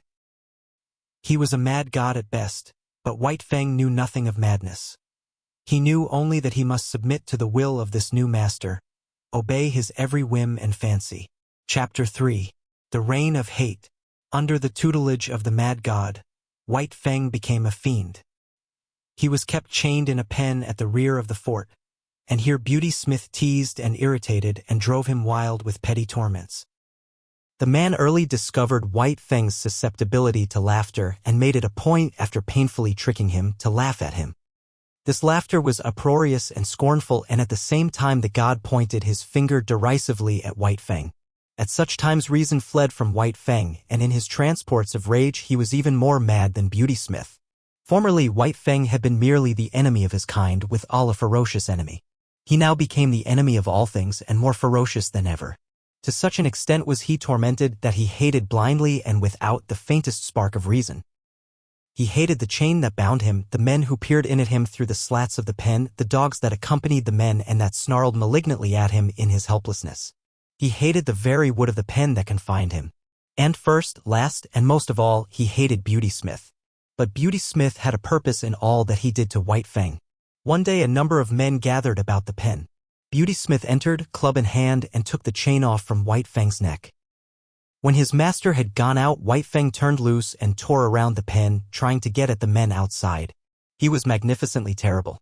Fully 5 feet in length and standing 2½ feet at the shoulder, he far outweighed a wolf of corresponding size. From his mother he had inherited the heavier proportions of the dog, so that he weighed, without any fat and without an ounce of superfluous flesh, over 90 pounds. It was all muscle, bone, and sinew-fighting flesh in the finest condition. The door of the pen was being opened again. White Fang paused. Something unusual was happening. He waited. The door was opened wider. Then a huge dog was thrust inside and the door was slammed shut behind him. White Fang had never seen such a dog. It was a mastiff, but the size and fierce aspect of the intruder did not deter him. Here was something, not wood nor iron, upon which to wreak his hate. He leaped in with a flash of fangs that ripped down the side of the mastiff's neck. The mastiff shook his head, growled hoarsely, and plunged at White Fang. But White Fang was here, there, and everywhere, always evading and eluding, and always leaping in and slashing with his fangs and leaping out again in time to escape punishment. The men outside shouted and applauded, while Beauty Smith, in an ecstasy of delight, gloated over the ripping and mangling performed by White Fang. There was no hope for the mastiff from the first. He was too ponderous and slow. In the end, while Beauty Smith beat White Fang back with a club, the mastiff was dragged out by its owner. Then there was a payment of bets and money clinked in Beauty Smith's hand. White Fang came to look forward eagerly to the gathering of the men around his pen. It meant a fight, and this was the only way that was now vouchsafed him of expressing the life that was in him. Tormented, incited to hate, he was kept a prisoner so that there was no way of satisfying that hate except at the times his master saw fit to put another dog against him. Beauty Smith had estimated his powers well, for he was invariably the victor. One day 3 dogs were turned in upon him in succession. Another day a full-grown wolf, fresh caught from the wild, was shoved in through the door of the pen. And on still another day 2 dogs were set against him at the same time.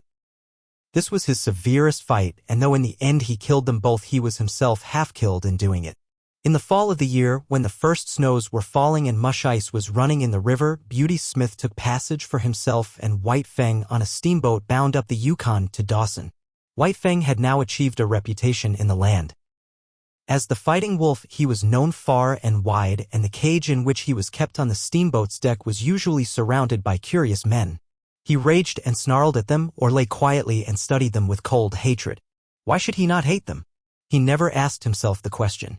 He knew only hate and lost himself in the passion of it. Life had become a hell to him. He had not been made for the close confinement wild beasts endure at the hands of men. And yet it was in precisely this way that he was treated. Men stared at him, poked sticks between the bars to make him snarl, and then laughed at him. They were his environment, these men, and they were molding the clay of him into a more ferocious thing than had been intended by nature. Nevertheless, nature had given him plasticity. Where many another animal would have died or had its spirit broken, he adjusted himself and lived, and at no expense of the spirit. Possibly Beauty Smith, arch-fiend and tormentor, was capable of breaking White Fang's spirit, but as yet there were no signs of his succeeding. If Beauty Smith had in him a devil, White Fang had another, and the two of them raged against each other unceasingly. In the days before, White Fang had had the wisdom to cower down and submit to a man with a club in his hand, but this wisdom now left him. The mere sight of Beauty Smith was sufficient to send him into transports of fury. And when they came to close quarters and he had been beaten back by the club, he went on growling and snarling and showing his fangs. The last growl could never be extracted from him. No matter how terribly he was beaten, he had always another growl, and when Beauty Smith gave up and withdrew, the defiant growl followed after him, or White Fang sprang at the bars of the cage bellowing his hatred. When the steamboat arrived at Dawson, White Fang went ashore. But he still lived a public life in a cage surrounded by curious men. He was exhibited as the fighting wolf, and men paid 50 cents in gold dust to see him. He was given no rest. Did he lie down to sleep, he was stirred up by a sharp stick so that the audience might get its money's worth. In order to make the exhibition interesting, he was kept in a rage most of the time. But worse than all this was the atmosphere in which he lived. He was regarded as the most fearful of wild beasts, and this was borne into him through the bars of the cage. Every word, every cautious action, on the part of the men, impressed upon him his own terrible ferocity. It was so much added fuel to the flame of his fierceness. There could be but one result, and that was that his ferocity fed upon itself and increased. It was another instance of the plasticity of his clay, of his capacity for being molded by the pressure of environment. In addition to being exhibited, he was a professional fighting animal.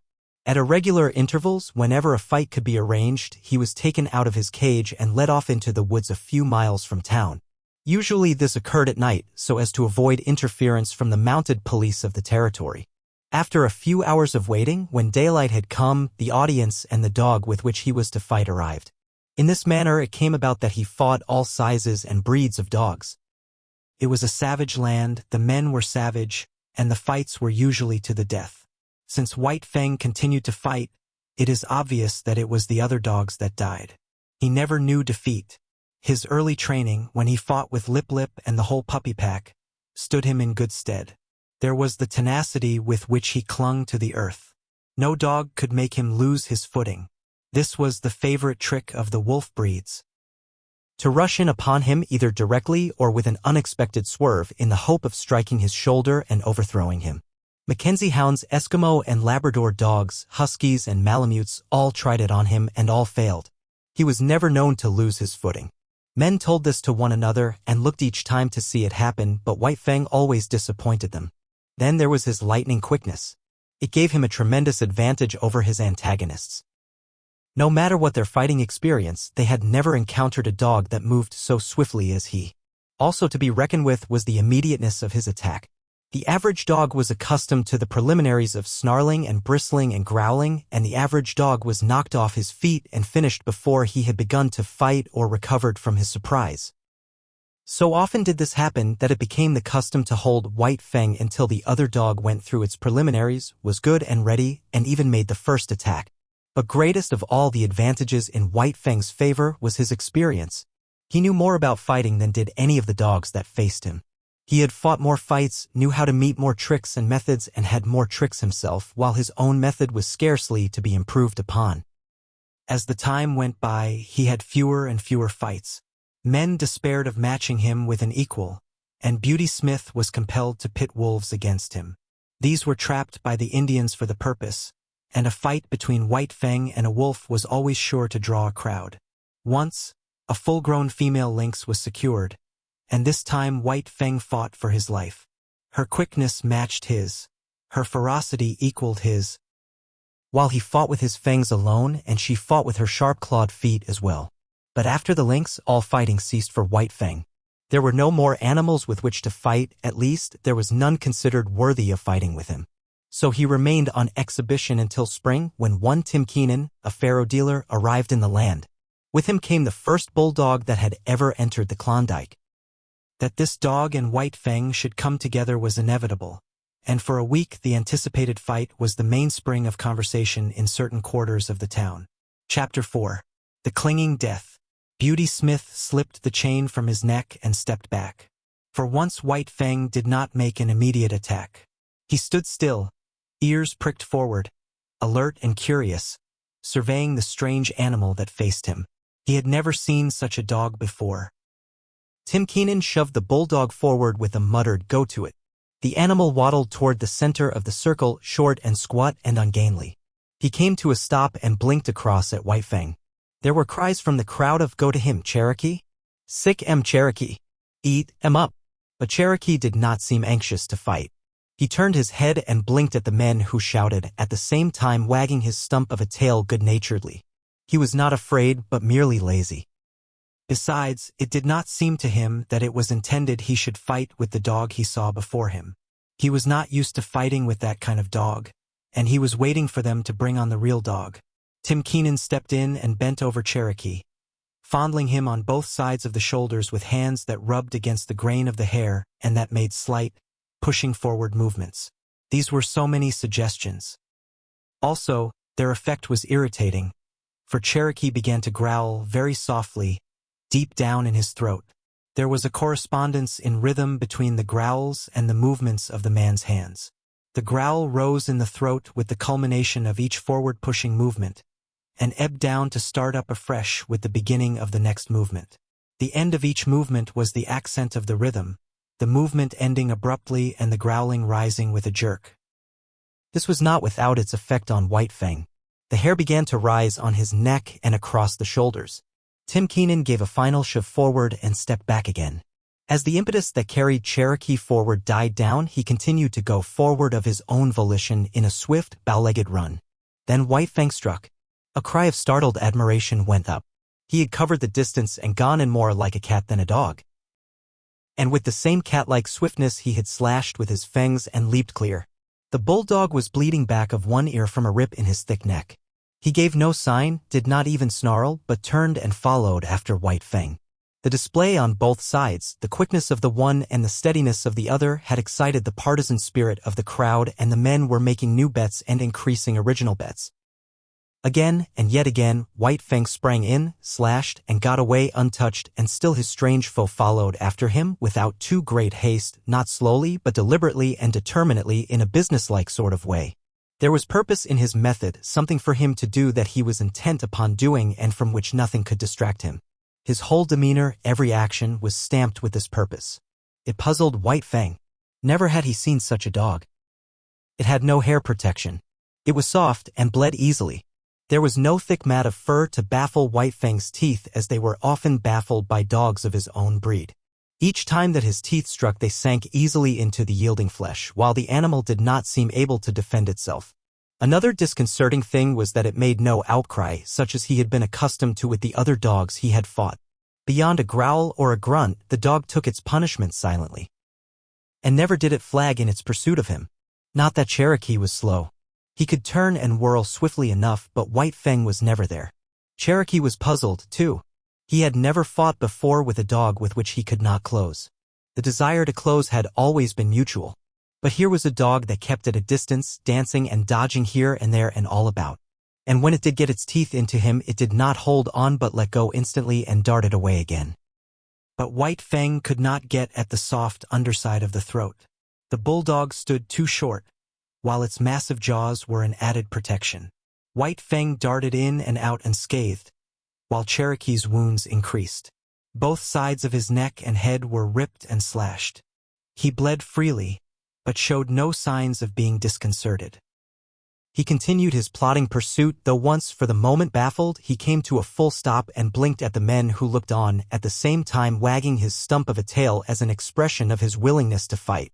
In that moment White Fang was in upon him and out, in passing ripping his trimmed remnant of an ear. With a slight manifestation of anger, Cherokee took up the pursuit again, running on the inside of the circle White Fang was making and striving to fasten his deadly grip on White Fang's throat. The bulldog missed by a hair's breadth, and cries of praise went up as White Fang doubled suddenly out of danger in the opposite direction. The time went by. White Fang still danced on, dodging and doubling, leaping in and out and ever inflicting damage. And still the bulldog, with grim certitude, toiled after him. Sooner or later he would accomplish his purpose, get the grip that would win the battle. In the meantime, he accepted all the punishment the other could deal him. His tufts of ears had become tassels. His neck and shoulders were slashed in a score of places, and his very lips were cut and bleeding, all from these lightning snaps that were beyond his foreseeing and guarding. Time and again White Fang had attempted to knock Cherokee off his feet, but the difference in their height was too great. Cherokee was too squat, too close to the ground. White Fang tried the trick once too often. The chance came in one of his quick doublings and countercirclings. He caught Cherokee with head turned away as he whirled more slowly. His shoulder was exposed. White Fang drove in upon it. But his own shoulder was high above, while he struck with such force that his momentum carried him on a cross over the other's body. For the first time in his fighting history, men saw White Fang lose his footing. His body turned a half somersault in the air, and he would have landed on his back had he not twisted, cat-like, still in the air, in the effort to bring his feet to the earth. As it was, he struck heavily on his side. The next instant he was on his feet, but in that instant Cherokee's teeth closed on his throat. It was not a good grip, being too low down toward the chest, but Cherokee held on. White Fang sprang to his feet and tore wildly around, trying to shake off the bulldog's body. It made him frantic, this clinging, dragging weight. It bound his movements, restricted his freedom. It was like the trap, and all his instinct resented it and revolted against it. It was a mad revolt. For several minutes he was to all intents insane. The basic life that was in him took charge of him. The will to exist of his body surged over him. He was dominated by this mere flesh love of life. All intelligence was gone. It was as though he had no brain.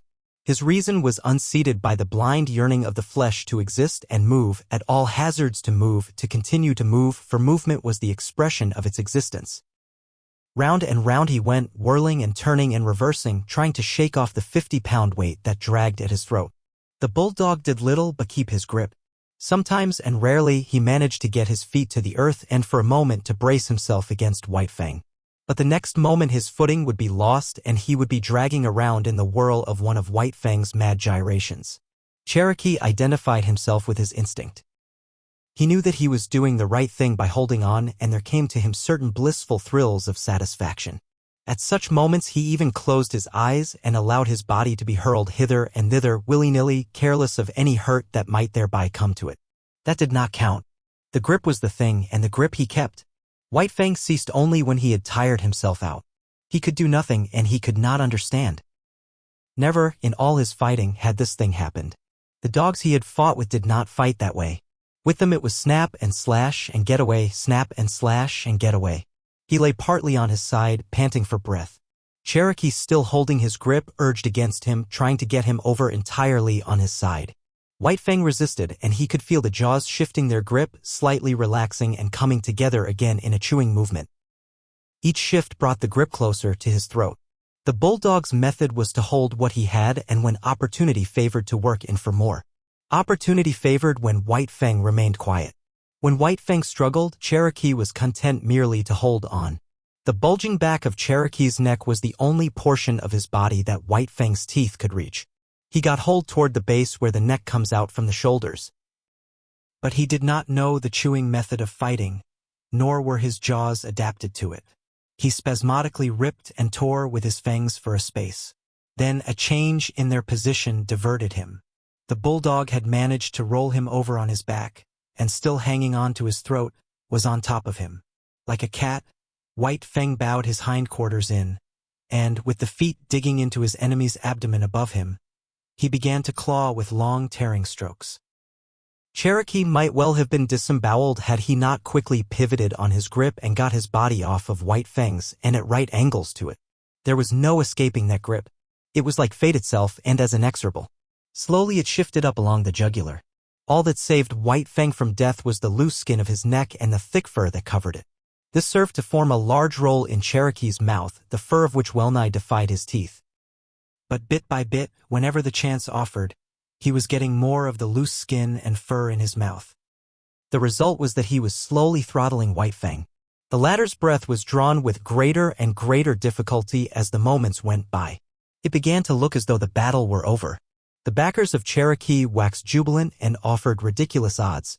White Fang's backers were correspondingly depressed and refused bets of 10-1 and 20-1, though one man was rash enough to close a wager of 50-1. This man was Beauty Smith. He took a step into the ring and pointed his finger at White Fang. Then he began to laugh derisively and scornfully. This produced the desired effect. White Fang went wild with rage. He called up his reserves of strength and gained his feet. As he struggled around the ring, the 50 pounds of his foe ever dragging on his throat, his anger passed on into panic. The basic life of him dominated him again, and his intelligence fled before the will of his flesh to live. Round and back again, stumbling and falling and rising, even uprearing at times on his hind legs and lifting his foe clear of the earth, he struggled vainly to shake off the clinging death. At last he fell, toppling backward, exhausted, and the bulldog promptly shifted his grip, getting in closer, mangling more and more of the fur-folded flesh, throttling White Fang more severely than ever. Shouts of applause went up for the victor, and there were many cries of Cherokee. Cherokee! To this Cherokee responded by vigorous wagging of the stump of his tail. But the clamor of approval did not distract him. There was no sympathetic relation between his tail and his massive jaws. The one might wag, but the others held their terrible grip on White Fang's throat. It was at this time that a diversion came to the spectators. There was a jingle of bells. Dog mushers' cries were heard. Everybody, save Beauty Smith, looked apprehensively, the fear of the police strong upon them. But they saw, up the trail and not down, two men running with sled and dogs. They were evidently coming down the creek from some prospecting trip. At sight of the crowd they stopped their dogs and came over and joined it, curious to see the cause of the excitement. The dog musher wore a mustache, but the other, a taller and younger man, was smooth-shaven, his skin rosy from the pounding of his blood and the running in the frosty air. White Fang had practically ceased struggling. Now and again he resisted spasmodically and to no purpose. He could get little air, and that little grew less and less under the merciless grip that ever tightened. In spite of his armor of fur, the great vein of his throat would have long since been torn open, had not the first grip of the bulldog been so low down as to be practically on the chest. It had taken Cherokee a long time to shift that grip upward, and this had also tended further to clog his jaws with fur and skin fold. In the meantime, the abysmal brute in Beauty Smith had been rising into his brain and mastering the small bit of sanity that he possessed at best. When he saw White Fang's eyes beginning to glaze, he knew beyond doubt that the fight was lost. Then he broke loose.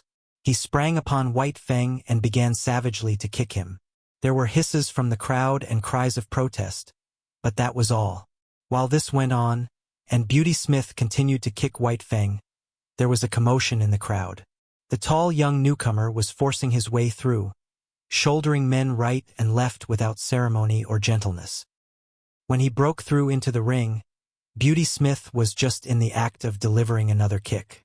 All his weight was on one foot, and he was in a state of unstable equilibrium. At that moment the newcomer's fist landed a smashing blow full in his face. Beauty Smith's remaining leg left the ground, and his whole body seemed to lift into the air as he turned over backward and struck the snow. The newcomer turned upon the crowd. "You cowards!" he cried. "You beasts!" He was in a rage himself, a sane rage. His gray eyes seemed metallic and steel-like as they flashed upon the crowd. Beauty Smith regained his feet and came toward him, sniffling and cowardly. The newcomer did not understand. He did not know how abject a coward the other was, and thought he was coming back intent on fighting. So, with a "you beast," he smashed Beauty Smith over backward with a second blow in the face. Beauty Smith decided that the snow was the safest place for him, and lay where he had fallen, making no effort to get up. "Come on, Matt, lend a hand," the newcomer called the dog musher, who had followed him into the ring.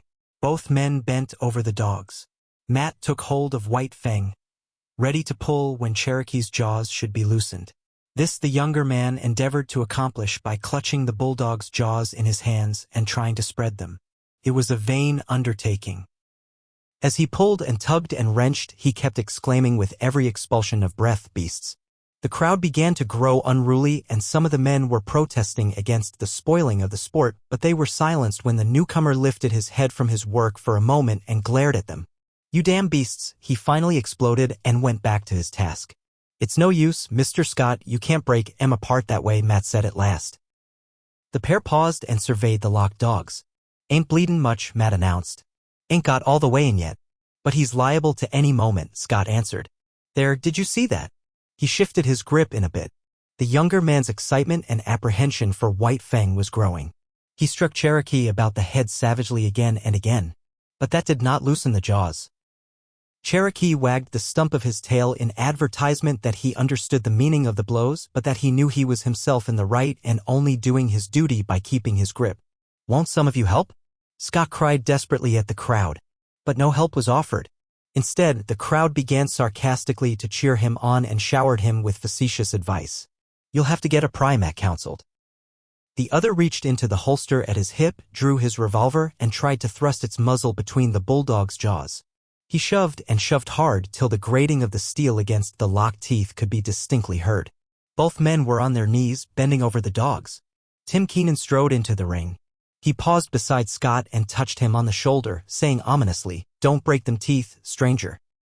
"Then I'll break his neck," Scott retorted, continuing his shoving and wedging with the revolver muzzle. "I said don't break them teeth," the faro dealer repeated more ominously than before. But if it was a bluff he intended, it did not work. Scott never desisted from his efforts, though he looked up coolly and asked, "Your dog?" The faro dealer grunted. "Then get in here and break this grip." "Well, stranger," the other drawled irritatingly, "I don't mind telling you that's something I ain't worked out for myself. I don't know how to turn the trick." "Then get out of the way," was the reply. "And don't bother me. I'm busy." Tim Keenan continued standing over him, but Scott took no further notice of his presence. He had managed to get the muzzle in between the jaws on one side and was trying to get it out between the jaws on the other side. This accomplished, he pried gently and carefully, loosening the jaws a bit at a time, while Matt, a bit at a time, extricated White Fang's mangled neck. "Stand by to receive your dog," was Scott's peremptory order to Cherokee's owner. The faro dealer stooped down obediently and got a firm hold on Cherokee. "Now," Scott warned, giving the final pry.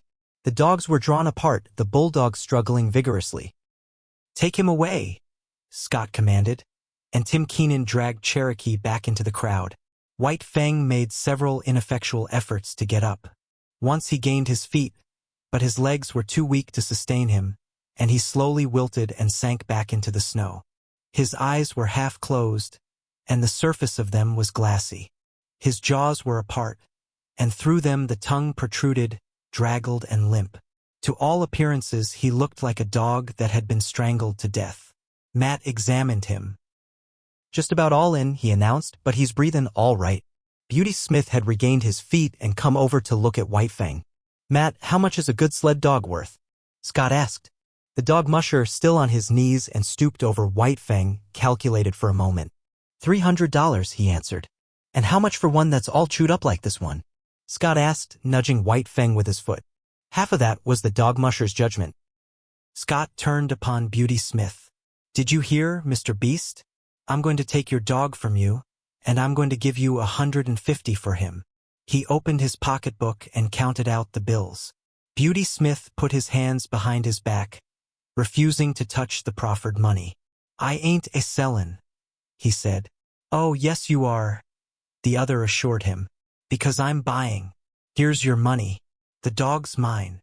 Beauty Smith, his hands still behind him, began to back away. Scott sprang toward him, drawing his fist back to strike. Beauty Smith cowered down in anticipation of the blow. "I've got my rights," he whimpered. "You forfeited your rights to own that dog," was the rejoinder. "Are you going to take the money? Or do I have to hit you again?" "All right," Beauty Smith spoke up with the alacrity of fear. "But I take the money under protest," he added. "The dog's a mint. I ain't a-goin' to be robbed. A man's got his rights." "Correct," Scott answered, passing the money over to him. "A man's got his rights. But you're not a man. You're a beast.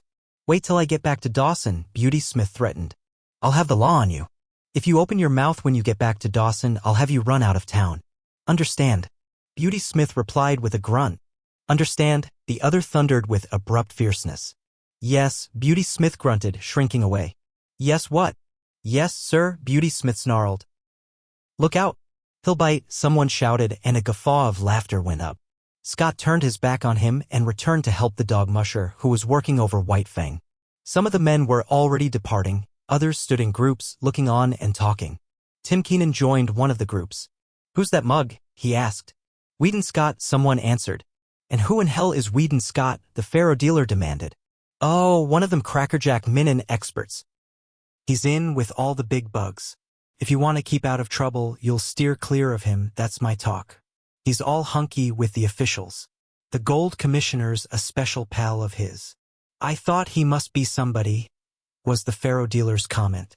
"That's why I kept my hands off him at the start." Chapter 5. The Indomitable. "It's hopeless," Weedon Scott confessed. He sat on the step of his cabin and stared at the dog musher, who responded with a shrug that was equally hopeless. Together they looked at White Fang at the end of his stretched chain, bristling, snarling, ferocious, straining to get at the sled dogs. Having received sundry lessons from Matt, said lessons being imparted by means of a club, the sled dogs had learned to leave White Fang alone, and even then they were lying down at a distance, apparently oblivious of his existence.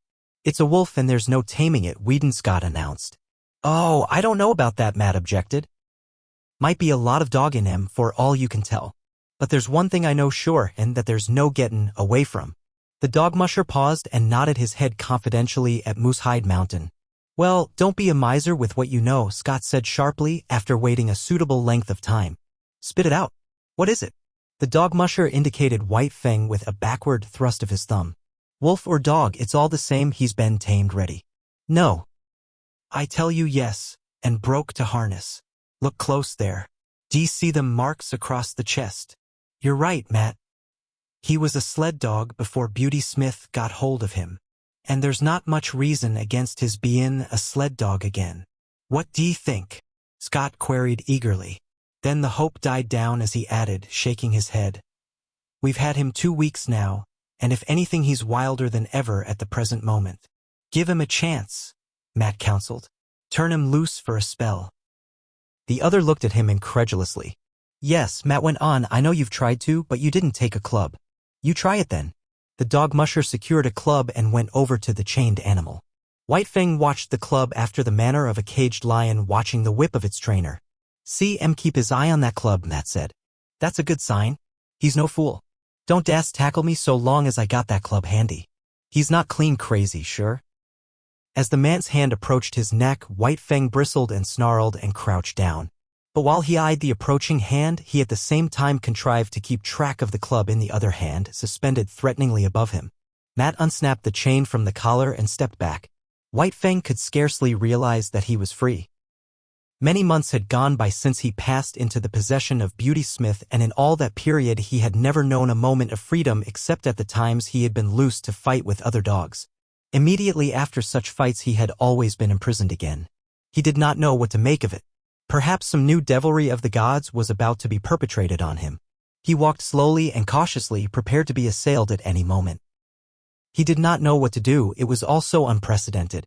He took the precaution to sheer off from the 2 watching gods and walked carefully to the corner of the cabin. Nothing happened. He was plainly perplexed, and he came back again, pausing a dozen feet away and regarding the 2 men intently. "Won't he run away?" his new owner asked. Matt shrugged his shoulders. "Got to take a gamble. Only way to find out is to find out." "Poor devil," Scott murmured pityingly. "What he needs is some show of human kindness," he added, turning and going into the cabin. He came out with a piece of meat, which he tossed to White Fang.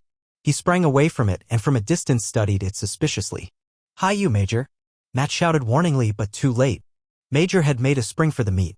At the instant his jaws closed on it, White Fang struck him. He was overthrown. Matt rushed in, but quicker than he was White Fang. Major staggered to his feet, but the blood spouting from his throat reddened the snow in a widening path. "It's too bad, but it served him right," Scott said hastily. But Matt's foot had already started on its way to kick White Fang. There was a leap, a flash of teeth, a sharp exclamation. White Fang, snarling fiercely, scrambled backward for several yards while Matt stooped and investigated his leg. "He got me all right," he announced, pointing to the torn trousers and undercloths, and the growing stain of red. "I told you it was hopeless, Matt," Scott said in a discouraged voice. "I've thought about it off and on, while not wanting to think of it. But we've come to it now. It's the only thing to do."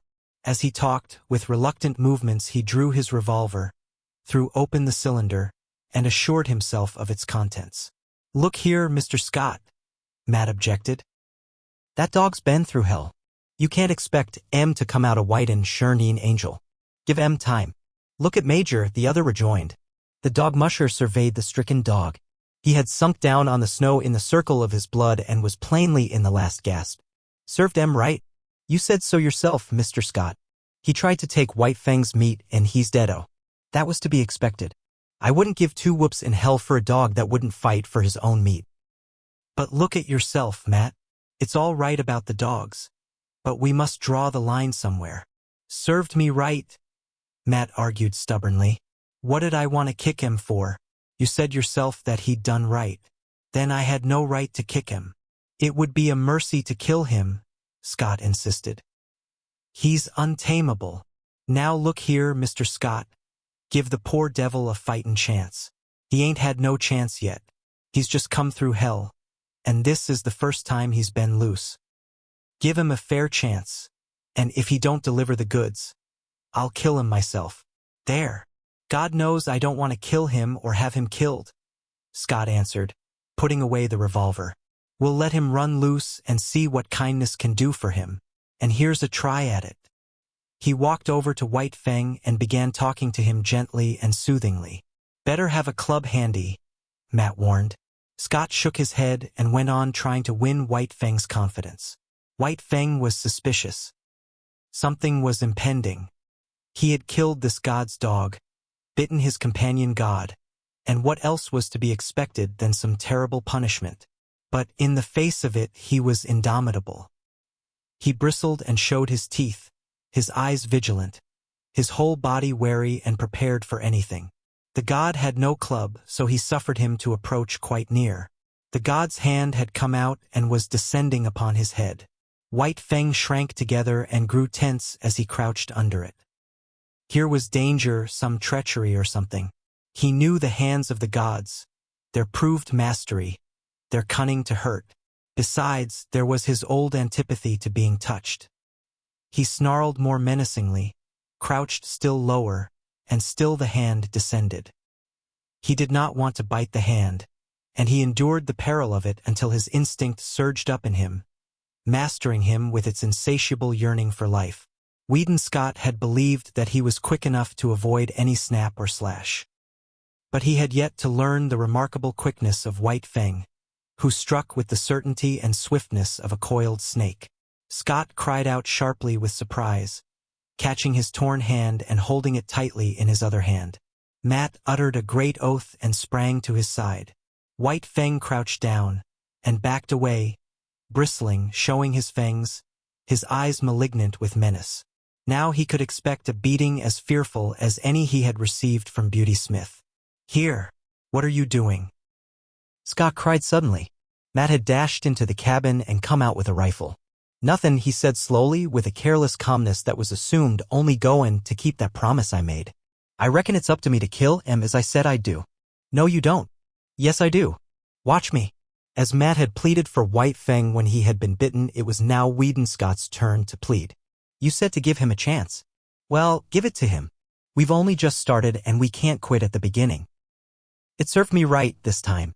And look at him. White Fang, near the corner of the cabin and 40 feet away, was snarling with blood-curdling viciousness, not at Scott, but at the dog musher. Well, I'll be everlastingly gosh swoggled, was the dog musher's expression of astonishment. Look at the intelligence of him, Scott went on hastily. He knows the meaning of firearms as well as you do. He's got intelligence, and we've got to give that intelligence a chance. Put up the gun. All right, I'm willin', Matt agreed, leaning the rifle against the woodpile. But will you look at that? He exclaimed the next moment. White Fang had quieted down and ceased snarling. This is worth investigatin'. Watch. Matt reached for the rifle, and at the same moment White Fang snarled. He stepped away from the rifle, and White Fang's lifted lips descended, covering his teeth. Now, just for fun. Matt took the rifle and began slowly to raise it to his shoulder. White Fang's snarling began with the movement, and increased as the movement approached its culmination. But the moment before the rifle came to a level on him, he leaped sidewise behind the corner of the cabin.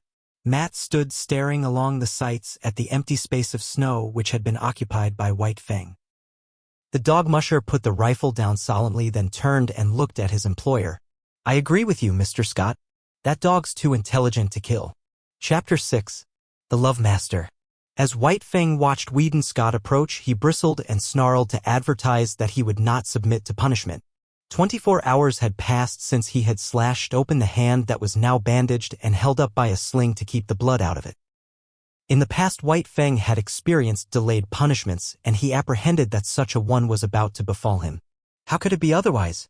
He had committed what was to him sacrilege, sunk his fangs into the holy flesh of a god, and of a white-skinned superior god at that. In the nature of things and of intercourse with gods, something terrible awaited him. The god sat down several feet away. White Fang could see nothing dangerous in that. When the gods administered punishment, they stood on their legs. Besides, this god had no club, no whip, no firearm. And furthermore, he himself was free. No chain nor stick bound him. He could escape into safety while the god was scrambling to his feet. In the meantime, he would wait and see. The god remained quiet, made no movement, and White Fang's snarl slowly dwindled to a growl that ebbed down in his throat and ceased. Then the god spoke, and at the first sound of his voice, the hair rose on White Fang's neck and the growl rushed up in his throat. But the god made no hostile movement and went on calmly talking. For a time White Fang growled in unison with him, a correspondence of rhythm being established between growl and voice. But the god talked on interminably. He talked to White Fang as White Fang had never been talked to before. He talked softly and soothingly with a gentleness that somehow, somewhere, touched White Fang. In spite of himself and all the pricking warnings of his instinct, White Fang began to have confidence in this god. He had a feeling of security that was belied by all his experience with men. After a long time, the god got up and went into the cabin. White Fang scanned him apprehensively when he came out. He had neither whip nor club nor weapon. Nor was his uninjured hand behind his back hiding something. He sat down as before in the same spot several feet away. He held out a small piece of meat. White Fang pricked his ears and investigated it suspiciously, managing to look at the same time both at the meat and the god, alert for any overt act, his body tense and ready to spring away at the first sign of hostility. Still the punishment delayed. The god merely held near to his nose a piece of meat. And about the meat there seemed nothing wrong. Still White Fang suspected, and though the meat was proffered to him with short, inviting thrusts of the hand, he refused to touch it.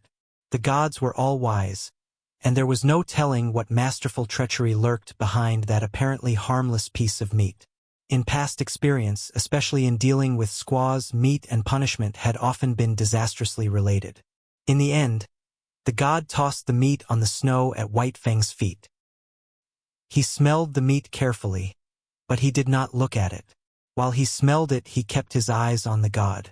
Nothing happened. He took the meat into his mouth and swallowed it. Still nothing happened. The god was actually offering him another piece of meat. Again he refused to take it from the hand, and again it was tossed to him. This was repeated a number of times. But there came a time when the god refused to toss it. He kept it in his hand and steadfastly proffered it. The meat was good meat, and White Fang was hungry. Bit by bit, infinitely cautious, he approached the hand. At last the time came that he decided to eat the meat from the hand. He never took his eyes from the god, thrusting his head forward with ears flattened back and hair involuntarily rising and cresting on his neck. Also a low growl rumbled in his throat as warning that he was not to be trifled with. He ate the meat and nothing happened. Piece by piece he ate all the meat and nothing happened. Still the punishment delayed. He licked his chops and waited. The god went on talking. In his voice was kindness, something of which White Fang had no experience whatever. And within him it aroused feelings which he had likewise never experienced before. He was aware of a certain strange satisfaction, as though some need were being gratified, as though some void in his being were being filled. Then again came the prod of his instinct and the warning of past experience. The gods were ever crafty, and they had unguessed ways of attaining their ends. Ah, he had thought so. There it came now, the god's hand, cunning to hurt, thrusting out at him, descending upon his head. But the god went on talking. His voice was soft and soothing. In spite of the menacing hand, the voice inspired confidence. And in spite of the assuring voice, the hand inspired distrust. White Fang was torn by conflicting feelings, impulses. It seemed he would fly to pieces, so terrible was the control he was exerting, holding together by an unwanted indecision the counterforces that struggled within him for mastery. He compromised. He snarled and bristled and flattened his ears. But he neither snapped nor sprang away. The hand descended. Nearer and nearer it came. It touched the ends of his upstanding hair. He shrank down under it. It followed down after him, pressing more closely against him. Shrinking, almost shivering, he still managed to hold himself together. It was a torment, this hand that touched him and violated his instinct. He could not forget in a day all the evil that had been wrought him at the hands of men. But it was the will of the god, and he strove to submit. The hand lifted and descended again in a patting, caressing movement. This continued, but every time the hand lifted, the hair lifted under it. And every time the hand descended, the ears flattened down and a cavernous growl surged in his throat. White Fang growled and growled with insistent warning. By this means he announced that he was prepared to retaliate for any hurt he might receive. There was no telling when the god's ulterior motive might be disclosed. At any moment that soft, confidence-inspiring voice might break forth in a roar of wrath. That gentle and caressing hand transform itself into a vice-like grip to hold him helpless and administer punishment. But the god talked on softly, and ever the hand rose and fell with non-hostile pats. White Fang experienced dual feelings. It was distasteful to his instinct. It restrained him, opposed the will of him toward personal liberty. And yet it was not physically painful. On the contrary, it was even pleasant in a physical way. The patting movement slowly and carefully changed to a rubbing of the ears about their bases, and the physical pleasure even increased a little. Yet he continued to fear, and he stood on guard, expectant of unguessed evil, alternately suffering and enjoying as one feeling or the other came uppermost and swayed him. "Well, I'll be gosh swoggled." So spoke Matt, coming out of the cabin. His sleeves rolled up, a pan of dirty dishwater in his hands, arrested in the act of emptying the pan by the sight of Weedon Scott patting White Fang. At the instant his voice broke the silence. White Fang leaped back, snarling savagely at him. Matt regarded his employer with grieved disapproval. "If you don't mind my expressin' my feelin's, Mr. Scott, I'll make free to say you're 17 kinds of a damn foolin', all of 'em different, and then some." Weedon Scott smiled with a superior air, gained his feet, and walked over to White Fang. He talked soothingly to him, but not for long, then slowly put out his hand, rested it on White Fang's head, and resumed the interrupted patting. White Fang endured it, keeping his eyes fixed suspiciously not upon the man that patted him, but upon the man that stood in the doorway. "You may be a number one, tip-top minin, expert, all right, the dog musher delivered himself oracularly, but you missed the chance of your life when you was a boy and didn't run off and join a circus." White Fang snarled at the sound of his voice, but this time did not leap away from under the hand that was caressing his head and the back of his neck with long, soothing strokes. It was the beginning of the end for White Fang, the ending of the old life and the reign of hate. A new and incomprehensibly fairer life was dawning. It required much thinking and endless patience on the part of Weedon Scott to accomplish this. And on the part of White Fang it required nothing less than a revolution.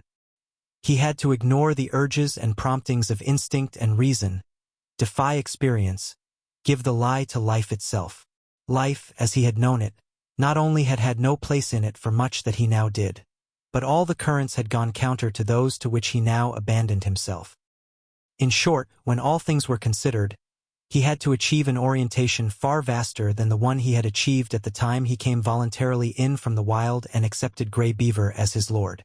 At that time he was a mere puppy, soft from the making, without form, ready for the thumb of circumstance to begin its work upon him.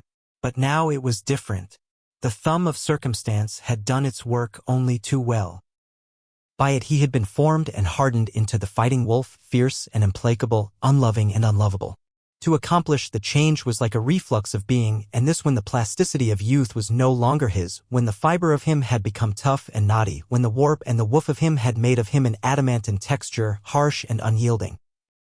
When the face of his spirit had become iron and all his instincts and axioms had crystallized into set rules, cautions, dislikes, and desires. Yet again, in this new orientation, it was the thumb of circumstance that pressed and prodded him, softening that which had become hard and remolding it into fairer form. Weedon Scott was in truth this thumb.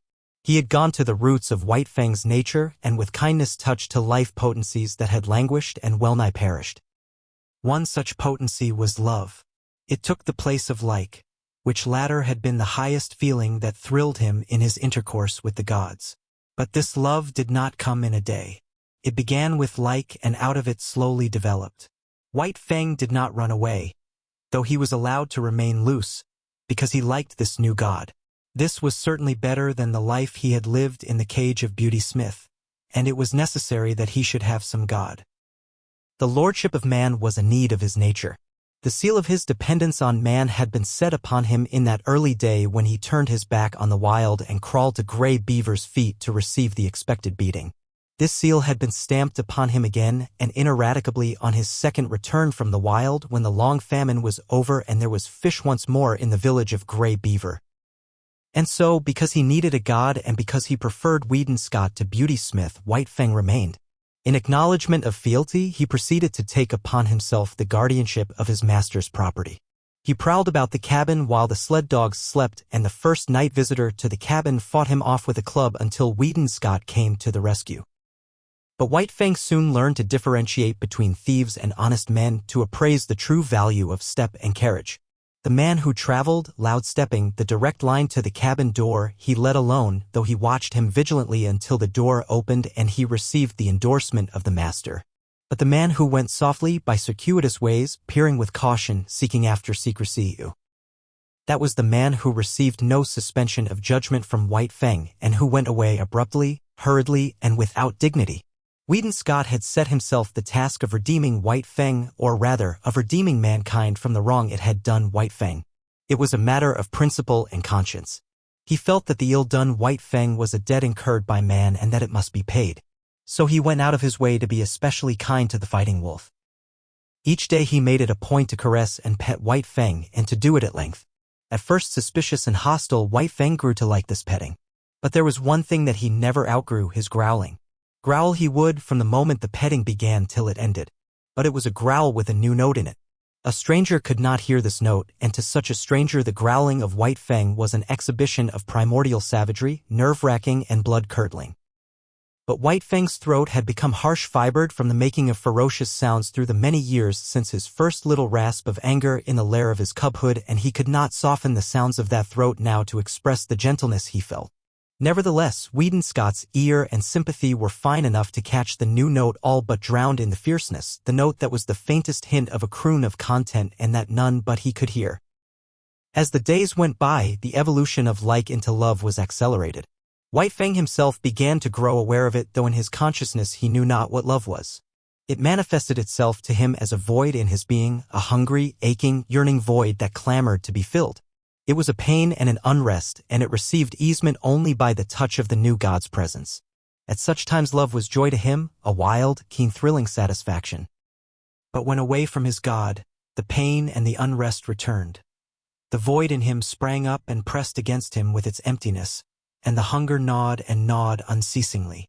White Fang was in the process of finding himself. In spite of the maturity of his years and of the savage rigidity of the mold that had formed him, his nature was undergoing an expansion. There was a burgeoning within him of strange feelings and unwanted impulses. His old code of conduct was changing. In the past he had liked comfort and surcease from pain, disliked discomfort and pain, and he had adjusted his actions accordingly. But now it was different. Because of this new feeling within him, he ofttimes elected discomfort and pain for the sake of his God. Thus, in the early morning, instead of roaming and foraging or lying in a sheltered nook, he would wait for hours on the cheerless cabin stoop for a sight of the God's face. At night, when the God returned home, White Fang would leave the warm sleeping place he had burrowed in the snow in order to receive the friendly snap of fingers and the word of greeting. Meat, even meat itself, he would forgo to be with his God, to receive a caress from him or to accompany him down into the town, like had been replaced by love. And love was the plummet dropped down into the deeps of him where like had never gone. And responsive out of his deeps had come the new thing. Love, that which was given unto him did he return. This was a God indeed, a love God, a warm and radiant God, in whose light White Fang's nature expanded as a flower expands under the sun. But White Fang was not demonstrative. He was too old, too firmly molded to become adept at expressing himself in new ways. He was too self-possessed, too strongly poised in his own isolation. Too long had he cultivated reticence, aloofness, and moroseness. He had never barked in his life, and he could not now learn to bark a welcome when his God approached. He was never in the way, never extravagant nor foolish in the expression of his love. He never ran to meet his God. He waited at a distance. But he always waited, was always there. His love partook of the nature of worship, dumb, inarticulate, a silent adoration. Only by the steady regard of his eyes did he express his love, and by the unceasing following with his eyes of his God's every movement. Also, at times, when his God looked at him and spoke to him, he betrayed an awkward self-consciousness caused by the struggle of his love to express itself and his physical inability to express it. He learned to adjust himself in many ways to his new mode of life. It was borne in upon him that he must let his master's dogs alone. Yet his dominant nature asserted itself, and he had first to thrash them into an acknowledgement of his superiority and leadership. This accomplished, he had little trouble with them. They gave trail to him when he came and went or walked among them, and when he asserted his will they obeyed. In the same way, he came to tolerate Matt as a possession of his master. His master rarely fed him. Matt did that, it was his business. Yet White Fang divined that it was his master's food he ate and that it was his master who thus fed him vicariously. Matt it was who tried to put him into the harness and make him haul sled with the other dogs. But Matt failed. It was not until Weedon Scott put the harness on White Fang and worked him that he understood. He took it as his master's will that Matt should drive him and work him just as he drove and worked his master's other dogs. Different from the Mackenzie toboggans were the Klondike sleds with runners under them. And different was the method of driving the dogs. There was no fan formation of the team. The dogs worked in single file, one behind another, hauling on double traces. And here, in the Klondike, the leader was indeed the leader. The wisest as well as strongest dog was the leader, and the team obeyed him and feared him. That White Fang should quickly gain this post was inevitable. He could not be satisfied with less, as Matt learned after much inconvenience and trouble. White Fang picked out the post for himself, and Matt backed his judgment with strong language after the experiment had been tried. But, though he worked in the sled in the day, White Fang did not forego the guarding of his master's property in the night. Thus he was on duty all the time, ever vigilant and faithful, the most valuable of all the dogs. "Makin' free to spit out what's in me," Matt said one day. "I beg to state that you was a wise guy all right when you paid the price you did for that dog. You clean swindled Beauty Smith on top of pushin' his face in with your fist." A recrudescence of anger glinted in Weedon Scott's gray eyes, and he muttered savagely, "The beast." In the late spring a great trouble came to White Fang. Without warning, the love master disappeared. There had been warning, but White Fang was unversed in such things and did not understand the packing of a grip. He remembered afterwards that his packing had preceded the master's disappearance. But at the time he suspected nothing. That night he waited for the master to return. At midnight the chill wind that blew drove him to shelter at the rear of the cabin. There he drowsed, only half asleep, his ears keyed for the first sound of the familiar step. But at 2 a.m, his anxiety drove him out to the cold front stoop where he crouched and waited. But no master came. In the morning the door opened and Matt stepped outside. White Fang gazed at him wistfully. There was no common speech by which he might learn what he wanted to know. The days came and went, but never the master. White Fang, who had never known sickness in his life, became sick. He became very sick, so sick that Matt was finally compelled to bring him inside the cabin. Also, in writing to his employer, Matt devoted a postscript to White Fang. Weedon Scott, reading the letter down in Circle City, came upon the following: "That damn wolf won't work. Won't eat. Ain't got no spunk left. All the dogs is licking him. Wants to know what has become of you, and I don't know how to tell him. Meb, he is going to die." It was as Matt had said. White Fang had ceased eating, lost heart, and allowed every dog of the team to thrash him. In the cabin he lay on the floor near the stove, without interest in food, in Matt, nor in life. Matt might talk gently to him or swear at him, it was all the same. He never did more than turn his dull eyes upon the man, then drop his head back to its customary position on his forepaws. And then, one night, Matt, reading to himself with moving lips and mumbled sounds, was startled by a low whine from White Fang. He had got upon his feet, his ears cocked towards the door, and he was listening intently. A moment later, Matt heard a footstep. The door opened, and Weedon Scott stepped in. The two men shook hands. Then Scott looked around the room. "Where's the wolf?" he asked. Then he discovered him, standing where he had been lying, near to the stove. He had not rushed forward after the manner of other dogs. He stood watching and waiting. "Holy smoke!" Matt exclaimed. "Look at him wag his tail." Weedon Scott strode half across the room toward him, at the same time calling him. White Fang came to him, not with a great bound, yet quickly. He was awakened from self-consciousness, but as he drew near, his eyes took on a strange expression. Something, an incommunicable vastness of feeling, rose up into his eyes as a light and shone forth. "He never looked at me that way all the time you was gone," Matt commented. Weedon Scott did not hear. He was squatting down on his heels, face to face with White Fang and petting him, rubbing at the roots of the ears, making long caressing strokes down the neck to the shoulders, tapping the spine gently with the balls of his fingers. And White Fang was growling responsively, the crooning note of the growl more pronounced than ever. But that was not all. What of his joy, the great love in him, ever surging and struggling to express itself, succeeded in finding a new mode of expression. He suddenly thrust his head forward and nudged his way in between the master's arm and body. And here, confined, hidden from view all except his ears, no longer growling, he continued to nudge and snuggle. The two men looked at each other. Scott's eyes were shining. "Gosh," said Matt in an awe-stricken voice. A moment later, when he had recovered himself, he said, "I always insisted that Wolf was a dog. Look at M." With the return of the Love Master, White Fang's recovery was rapid. 2 nights and a day he spent in the cabin. Then he sallied forth. The sled dogs had forgotten his prowess. They remembered only the latest, which was his weakness and sickness. At the sight of him as he came out of the cabin, they sprang upon him. "Talk about your rough houses," Matt murmured gleefully, standing in the doorway and looking on. "Give him hell, you wolf. Give him hell, and then some." White Fang did not need the encouragement. The return of the Love Master was enough. Life was flowing through him again, splendid and indomitable. He fought from sheer joy, finding in it an expression of much that he felt and that otherwise was without speech. There could be but one ending.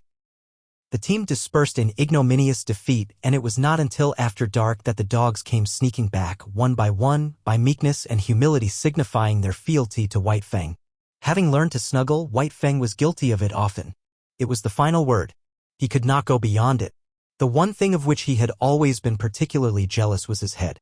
He had always disliked to have it touched. It was the wild in him, the fear of hurt and of the trap, that had given rise to the panicky impulses to avoid contacts. It was the mandate of his instinct that that head must be free. And now, with the Love Master, his snuggling was the deliberate act of putting himself into a position of hopeless helplessness. It was an expression of perfect confidence, of absolute self-surrender, as though he said, "I put myself into thy hands. Work thou thy will with me." One night, not long after the return, Scott and Matt sat at a game of cribbage preliminary to going to bed. 15-2, 15-4, and a pair makes 6. Matt was pegging up, when there was an outcry and sound of snarling without. They looked at each other as they started to rise to their feet. "The wolf's nailed somebody," Matt said. A wild scream of fear and anguish hastened them. "Bring a light," Scott shouted as he sprang outside. Matt followed with the lamp, and by its light they saw a man lying on his back in the snow. His arms were folded, one above the other, across his face and throat. Thus he was trying to shield himself from White Fang's teeth. And there was need for it. White Fang was in a rage, wickedly making his attack on the most vulnerable spot. From shoulder to wrist of the crossed arms, the coat sleeve, blue flannel shirt, and undershirt were ripped in rags, while the arms themselves were terribly slashed and streaming blood. All this the two men saw in the first instant. The next instant Weedon Scott had White Fang by the throat and was dragging him clear. White Fang struggled and snarled but made no attempt to bite while he quickly quieted down at a sharp word from the master. Matt helped the man to his feet. As he arose he lowered his crossed arms, exposing the bestial face of Beauty Smith. The dog musher let go of him precipitately with action similar to that of a man who has picked up live fire. Beauty Smith blinked in the lamplight and looked about him. He caught sight of White Fang and terror rushed into his face. At the same moment Matt noticed 2 objects lying in the snow. He held the lamp close to them, indicating them with his toe for his employer's benefit. A steel dog chain and a stout club. Weedon Scott saw and nodded. Not a word was spoken. The dog musher laid his hand on Beauty Smith's shoulder and faced him to the right about. No word needed to be spoken. Beauty Smith started. In the meantime the Love Master was patting White Fang and talking to him. "Tried to steal you, eh?" And you wouldn't have it. Well, he made a mistake, didn't he? Must-a thought he had hold of 17 devils, the dog musher sniggered. White Fang, still wrought up and bristling, growled and growled, the hair slowly lying down, the crooning note remote and dim, but growing in his throat. Part 5, Chapter 1. The Long Trail. It was in the air. White Fang sensed the coming calamity even before there was tangible evidence of it. In vague ways it was borne in upon him that a change was impending. He knew not how nor why, yet he got his feel of the oncoming event from the gods themselves. In ways subtler than they knew, they betrayed their intentions to the wolf dog that haunted the cabin stoop and that, though he never came inside the cabin, knew what went on inside their brains. "Listen to that, will you?" the dog musher exclaimed at supper one night. Weedon Scott listened. Through the door came a low, anxious whine, like a sobbing under the breath that had just grown audible. Then came the long sniff as White Fang reassured himself that his god was still inside and had not yet taken himself off in mysterious and solitary flight. "I do believe that wolf's on to you," the dog musher said. Weedon Scott looked across at his companion with eyes that almost pleaded, though this was given the lie by his words. "What the devil can I do with a wolf in California?" he demanded. "That's what I say," Matt answered. "What the devil can you do with a wolf in California?" But this did not satisfy Weedon Scott. The other seemed to be judging him in a noncommittal sort of way. "White man's dogs would have no show against him," Scott went on. "He'd kill them on sight. If he didn't bankrupt me with damaged suits, the authorities would take him away from me and electrocute him. He's a downright murderer, I know," was the dog musher's comment. Weedon Scott looked at him suspiciously. "It would never do," he said decisively. "It would never do." Matt concurred. "Why, you'd have to hire a man specially to take care of him." The other's suspicion was allayed. He nodded cheerfully. In the silence that followed, the low, half-sobbing whine was heard at the door and then the long, questing sniff. "There's no denying he thinks a hell of a lot of you," Matt said. The other glared at him in sudden wrath. "Damn it all, man. I know my own mind and what's best. I'm agreeing with you, only." "Only what?" Scott snapped out. "Only." The dog musher began softly, then changed his mind and betrayed a rising anger of his own. "Well, you needn't get so all-fired head up about it. Judgin' by your actions one think you didn't know your own mind." Weedon Scott debated with himself for a while, and then said more gently, "You are right, Matt. I don't know my own mind, and that's what's the trouble. Why, it would be rank ridiculousness for me to take that dog along." He broke out after another pause. "I'm agreein' with you," was Matt's answer, and again his employer was not quite satisfied with him. "But how in the name of the great Sardanapalus he knows you're goin' is what gets me," the dog musher continued innocently. "It's beyond me, Matt," Scott answered, with a mournful shake of the head. Then came the day when, through the open cabin door, White Fang saw the fatal grip on the floor and the love master packing things into it. Also, there were comings and goings, and the erstwhile placid atmosphere of the cabin was vexed with strange perturbations and unrest. Here was indubitable evidence. White Fang had already scented it. He now reasoned it. His god was preparing for another flight, and since he had not taken him with him before, so now he could look to be left behind. That night he lifted the long wolf howl, as he had howled in his puppy days, when he fled back from the wild to the village to find it vanished and naught but a rubbish heap to mark the site of Gray Beaver's teepee. So now he pointed his muzzle to the cold stars and told to them his woe. Inside the cabin the two men had just gone to bed. "He's gone off his food again," Matt remarked from his bunk. There was a grunt from Weedon Scott's bunk, and a stir of blankets. "From the way he cut up the other time you went away, I wouldn't wonder this time but what he died." The blankets in the other bunk stirred irritably. "Oh, shut up," Scott cried out through the darkness. "You nag worse than a woman." "I'm agreein' with you," the dog musher answered, and Weedon Scott was not quite sure whether or not the other had snickered. The next day White Fang's anxiety and restlessness were even more pronounced. He dogged his master's heels whenever he left the cabin and haunted the front stoop when he remained inside. Through the open door he could catch glimpses of the luggage on the floor. The grip had been joined by 2 large canvas bags and a box. Matt was rolling the master's blankets and fur robe inside a small tarpaulin. White Fang whined as he watched the operation. Later on 2 Indians arrived. He watched them closely as they shouldered the luggage and were led off down the hill by Matt, who carried the bedding and the grip. But White Fang did not follow them. The master was still in the cabin. After a time, Matt returned. The master came to the door and called White Fang inside. "You poor devil," he said gently, rubbing White Fang's ears and tapping his spine. "I'm hitting the long trail, old man, where you cannot follow. Now give me a growl, the last goodbye growl." But White Fang refused to growl. Instead, and after a wistful, searching look, he snuggled in, burrowing his head out of sight between the master's arm and body. "There she blows," Matt cried. From the Yukon arose the hoarse bellowing of a river steamboat. "You've got to cut it short. Be sure and lock the front door. I'll go out the back. Get a move on." The two doors slammed at the same moment, and Weedon Scott waited for Matt to come around to the front. From inside the door came a low whining and sobbing. Then there were long, deep-drawn sniffs. "You must take good care of him, Matt," Scott said as they started down the hill. "Right, and let me know how he gets along." "Sure," the dog musher answered. "But listen to that, will you?" Both men stopped. White Fang was howling as dogs howl when their masters lie dead. He was voicing an utter woe, his cry bursting upward in great heart-breaking rushes, dying down into quavering misery, and bursting upward again with a rush upon rush of grief. The Aurora was the first steamboat of the year for the outside, and her decks were jammed with prosperous adventurers and broken gold seekers, all equally as mad to get to the outside as they had been originally to get to the inside. Near the gangplank, Scott was shaking hands with Matt, who was preparing to go ashore. But Matt's hand went limp in the other's grasp as his gaze shot past and remained fixed on something behind him. Scott turned to see. Sitting on the deck several feet away and watching wistfully was White Fang. The dog musher swore softly in awe-stricken accents. Scott could only look in wonder. "Did you lock the front door?" Matt demanded. The other nodded and asked, "How about the back?" "You just bet I did," was the fervent reply. White Fang flattened his ears ingratiatingly, but remained where he was, making no attempt to approach. "I'll have to take Em ashore with me." Matt made a couple of steps toward White Fang, but the latter slid away from him.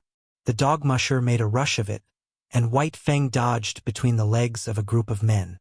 Ducking, turning, doubling, he slid about the deck, eluding the other's efforts to capture him. But when the love master spoke, White Fang came to him with prompt obedience. "Won't come to the hand that's fed Em all these months," the dog musher muttered resentfully.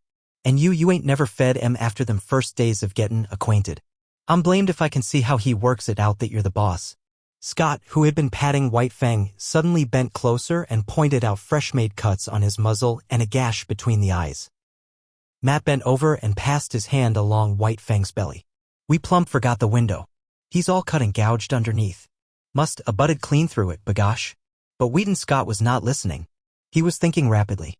The Aurora's whistle hooted a final announcement of departure. Men were scurrying down the gangplank to the shore. Matt loosened the bandana from his own neck and started to put it around White Fang's. Scott grasped the dog musher's hand. "Goodbye, Matt, old man. About the wolf, you needn't write. You see, I've—" "What?" the dog musher exploded. "You don't mean to say—" "The very thing I mean. Here's your bandana. I'll write to you about him." Matt paused halfway down the gangplank. "He'll never stand the climate," he shouted back. "Unless you clip Em in warm weather." The gangplank was hauled in and the Aurora swung out from the bank. Weedon Scott waved a last goodbye. Then he turned and bent over White Fang, standing by his side. "Now growl, damn you, growl," he said as he patted the responsive head and rubbed the flattening ears. Chapter 2. The Southland. White Fang landed from the steamer in San Francisco. He was appalled. Deep in him, below any reasoning process or active consciousness, he had associated power with Godhead. And never had the white men seemed such marvelous gods as now when he trod the slimy pavement of San Francisco. The log cabins he had known were replaced by towering buildings. The streets were crowded with perils, wagons, carts, automobiles, great, straining horses pulling huge trucks, and monstrous cable and electric cars hooting and clanging through the midst, screeching their insistent menace after the manner of the lynxes he had known in the northern woods. All this was the manifestation of power. Through it all, behind it all, was man, governing and controlling, expressing himself, as of old, by his mastery over matter. It was colossal, stunning. White Fang was awed. Fear sat upon him. As in his cubhood he had been made to feel his smallness and puniness on the day he first came in from the wild to the village of Gray Beaver, so now in his full-grown stature and pride of strength he was made to feel small and puny. And there were so many gods. He was made dizzy by the swarming of them. The thunder of the streets smote upon his ears. He was bewildered by the tremendous and endless rush and movement of things. As never before, he felt his dependence on the Love Master, close at whose heels he followed, no matter what happened, never losing sight of him. But White Fang was to have no more than a nightmare vision of the city, an experience that was like a bad dream, unreal and terrible, that haunted him for long after in his dreams. He was put into a baggage car by the master, chained in a corner in the midst of heaped trunks and valises. Here a squat and brawny god held sway with much noise, hurling trunks and boxes about, dragging them in through the door and tossing them into the piles or flinging them out of the door, smashing and crashing to other gods who awaited them. And here, in this inferno of luggage, was White Fang deserted by the master. Or at least White Fang thought he was deserted until he smelled out the master's canvas clothes bags alongside of him and proceeded to mount guard over them. "About time you come," growled the god of the car, an hour later when Weedon Scott appeared at the door. "That dog of yourn won't let me lay a finger on your stuff." White Fang emerged from the car. He was astonished. The nightmare city was gone. The car had been to him no more than a room in a house, and when he had entered it the city had been all around him. In the interval the city had disappeared. The roar of it no longer dinned upon his ears. Before him was smiling country, streaming with sunshine, lazy with quietude. But he had little time to marvel at the transformation. He accepted it as he accepted all the unaccountable doings and manifestations of the gods. It was their way. There was a carriage waiting. A man and a woman approached the master. The woman's arms went out and clutched the master around the neck, a hostile act.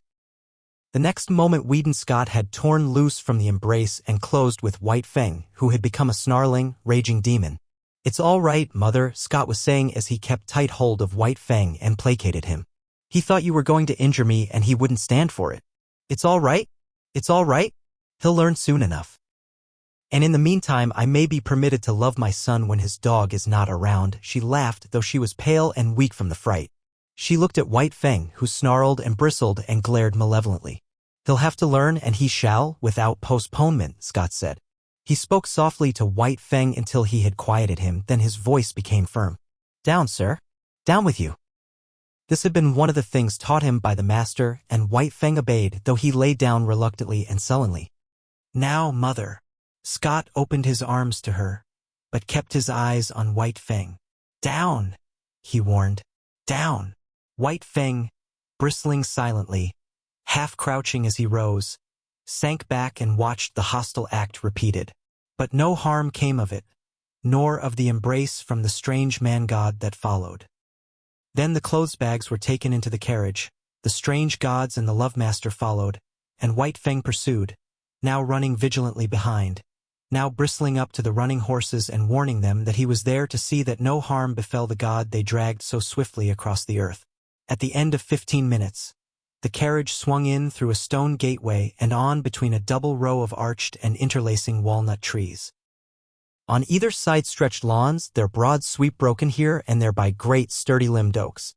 In the near distance, in contrast with the young green of the tended grass, sunburnt hayfields showed tan and gold, while beyond were the tawny hills and upland pastures. From the head of the lawn, on the first soft swell from the valley level, looked down the deep-porched, many-windowed house. Little opportunity was given White Fang to see all this. Hardly had the carriage entered the grounds when he was set upon by a sheepdog, bright-eyed, sharp-muzzled, righteously indignant and angry. It was between him and the master, cutting him off. White Fang snarled no warning, but his hair bristled as he made his silent and deadly rush. This rush was never completed. He halted with awkward abruptness, with stiff forelegs bracing himself against his momentum, almost sitting down on his haunches, so desirous was he of avoiding contact with the dog he was in the act of attacking. It was a female, and the law of his kind thrust a barrier between. For him to attack her would require nothing less than a violation of his instinct. But with the sheepdog it was otherwise. Being a female, she possessed no such instinct. On the other hand, being a sheepdog, her instinctive fear of the wild, and especially of the wolf, was unusually keen. White Fang was to her a wolf, the hereditary marauder who had preyed upon her flocks from the time sheep were first herded and guarded by some dim ancestor of hers. And so, as he abandoned his rush at her and braced himself to avoid the contact, she sprang upon him. He snarled involuntarily as he felt her teeth in his shoulder, but beyond this made no offer to hurt her. He backed away, stiff-legged with self-consciousness, and tried to go around her. He dodged this way and that and curved and turned, but to no purpose. She remained always between him and the way he wanted to go. "Here, Kali," called the strange man in the carriage. Whedon Scott laughed. "Never mind, father. It is good discipline. White Fang will have to learn many things, and it's just as well that he begins now. He'll adjust himself all right." The carriage drove on, and still Kali blocked White Fang's way. He tried to outrun her by leaving the drive and circling across the lawn, but she ran on the inner and smaller circle, and was always there, facing him with her 2 rows of gleaming teeth. Back he circled, across the drive to the other lawn, and again she headed him off. The carriage was bearing the master away.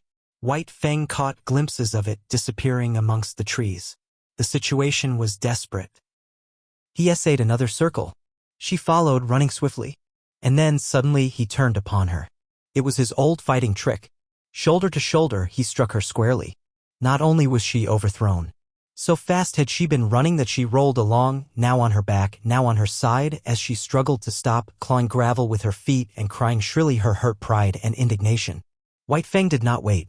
The way was clear, and that was all he had wanted. She took after him, never ceasing her outcry.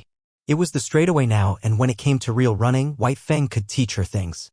She ran frantically, hysterically, straining to the utmost, advertising the effort she was making with every leap, and all the time White Fang slid smoothly away from her silently without effort, gliding like a ghost over the ground. As he rounded the house to the porte-cochere, he came upon the carriage. It had stopped, and the master was alighting. At this moment, still running at top speed, White Fang became suddenly aware of an attack from the side. It was a deerhound rushing upon him. White Fang tried to face it, but he was going too fast and the hound was too close. It struck him on the side, and such was his forward momentum and the unexpectedness of it, White Fang was hurled to the ground and rolled clear over. He came out of the tangle a spectacle of malignancy. Ears flattened back, lips writhing, nose wrinkling. His teeth clipping together as the fangs barely missed the hound's soft throat. The master was running up, but was too far away, and it was Kali that saved the hound's life. Before White Fang could spring in and deliver the fatal stroke, and just as he was in the act of springing in, Kali arrived. She had been outmaneuvered and outrun, to say nothing of her having been unceremoniously tumbled in the gravel, and her arrival was like that of a tornado made up of offended dignity, justifiable wrath, and instinctive hatred for this marauder from the wild. She struck White Fang at right angles in the midst of his spring, and again he was knocked off his feet and rolled over. The next moment the master arrived and with one hand held White Fang while the father called off the dogs. "I say, this is a pretty warm reception for a poor lone wolf from the Arctic," the master said, while White Fang calmed down under his caressing hand. "In all his life he's only been known once to go off his feet, and here he's been rolled twice in 30 seconds. The carriage had driven away, and other strange gods had appeared from out the house. Some of these stood respectfully at a distance, but 2 of them, women, perpetrated the hostile act of clutching the master around the neck. White Fang, however, was beginning to tolerate this act. No harm seemed to come of it, while the noises the gods made were certainly not threatening. These gods also made overtures to White Fang, but he warned them off with a snarl, and the master did likewise with word of mouth. At such times White Fang leaned in close against the master's legs and received reassuring pats on the head. The hound, under the command, "Dick, lie down, sir," had gone up the steps and lain down to one side of the porch, still growling and keeping a sullen watch on the intruder. Kali had been taken in charge by one of the woman gods who held arms around her neck and petted and caressed her, but Kali was very much perplexed and worried, whining and restless, outraged by the permitted presence of this wolf and confident that the gods were making a mistake. All the gods started up the steps to enter the house. White Fang followed closely at the master's heels. Dick on the porch growled, and White Fang on the steps bristled and growled back. "Take Kali inside and leave the 2 of them to fight it out," suggested Scott's father. "After that they'll be friends. Then White Fang, to show his friendship, will have to be chief mourner at the funeral," laughed the master. The elder Scott looked incredulously, first at White Fang, then at Dick, and finally at his son. "You mean?" Whedon nodded his head. "I mean just that. You'd have a dead Dick inside 1 minute, 2 minutes at the farthest. He turned to White Fang. Come on, you wolf. It's you that'll have to come inside. White Fang walked stiff-legged up the steps and across the porch with tail rigidly erect, keeping his eyes on Dick to guard against a flank attack, and at the same time prepared for whatever fierce manifestation of the unknown that might pounce out upon him from the interior of the house. But no thing of fear pounced out, and when he had gained the inside he scouted carefully around, looking at it and finding it not. Then he lay down with a contented grunt at the master's feet, observing all that went on, ever ready to spring to his feet and fight for life with the terrors he felt must lurk under the trap roof of the dwelling. Chapter 3. The God's Domain. Not only was White Fang adaptable by nature, but he had traveled much and knew the meaning and necessity of adjustment. Here, in Sierra Vista, which was the name of Judge Scott's place, White Fang quickly began to make himself at home. He had no further serious trouble with the dogs. They knew more about the ways of the Southland gods than did he, and in their eyes he had qualified when he accompanied the gods inside the house. Wolf that he was, and unprecedented as it was, the gods had sanctioned his presence, and they, the dogs of the gods, could only recognize the sanction. Dick, perforce, had to go through a few stiff formalities at first, after which he calmly accepted White Fang as an addition to the premises. Had Dick had his way, they would have been good friends, but White Fang was averse to friendship. All he asked of other dogs was to be let alone. His whole life he had kept aloof from his kind, and he still desired to keep aloof. Dick's overtures bothered him, so he snarled Dick away.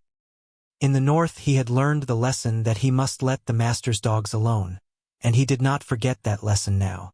But he insisted on his own privacy and self-seclusion, and so thoroughly ignored Dick that that good-natured creature finally gave him up and scarcely took as much interest in him as in the hitching post near the stable. Not so with Kali. While she accepted him because it was the mandate of the gods, that was no reason that she should leave him in peace.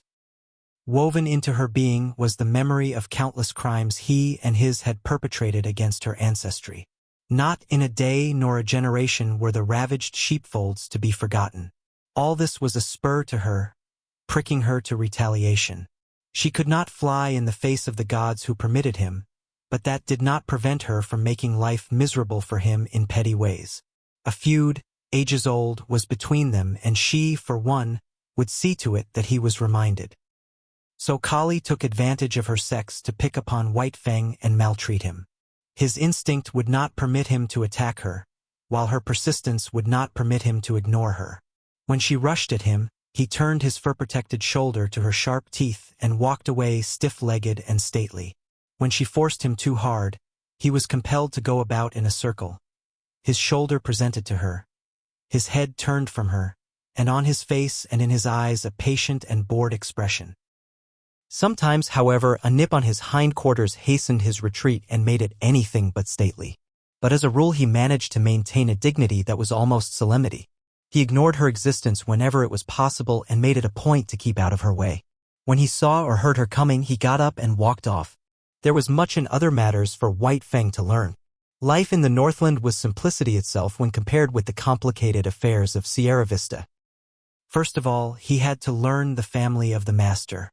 In a way, he was prepared to do this, as Mitisa and Klukuch had belonged to Gray Beaver, sharing his food, his fire, and his blankets. So now, at Sierra Vista, belonged to the Love Master all the denizens of the house. But in this matter there was a difference, and many differences. Sierra Vista was a far vaster affair than the teepee of Gray Beaver. There were many persons to be considered. There was Judge Scott, and there was his wife. There were the master's 2 sisters, Beth and Mary. There was his wife, Alice, and then there were his children, Whedon and Maud, toddlers of 4 and 6. There was no way for anybody to tell him about all these people, and of blood ties and relationship he knew nothing whatever and never would be capable of knowing. Yet he quickly worked it out that all of them belonged to the master. Then, by observation whenever opportunity offered, by study of action, speech, and the very intonations of the voice, he slowly learned the intimacy and the degree of favor they enjoyed with the master. And by this ascertained standard, White Fang treated them accordingly.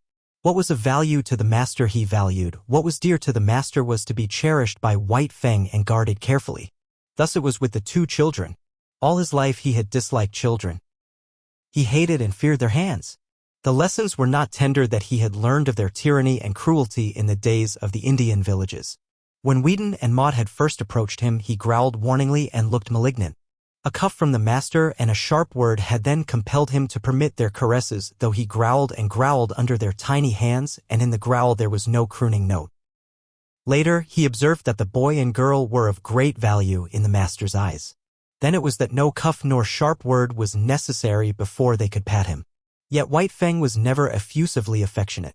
He yielded to the master's children with an ill but honest grace and endured their fooling as one would endure a painful operation. When he could no longer endure, he would get up and stalk determinedly away from them. But after a time he grew even to like the children. Still he was not demonstrative. He would not go up to them. On the other hand, instead of walking away at sight of them, he waited for them to come to him. And still later, it was noticed that a pleased light came into his eyes when he saw them approaching, and that he looked after them with an appearance of curious regret when they left him for other amusements. All this was a matter of development and took time. Next in his regard after the children was Judge Scott. There were two reasons, possibly, for this.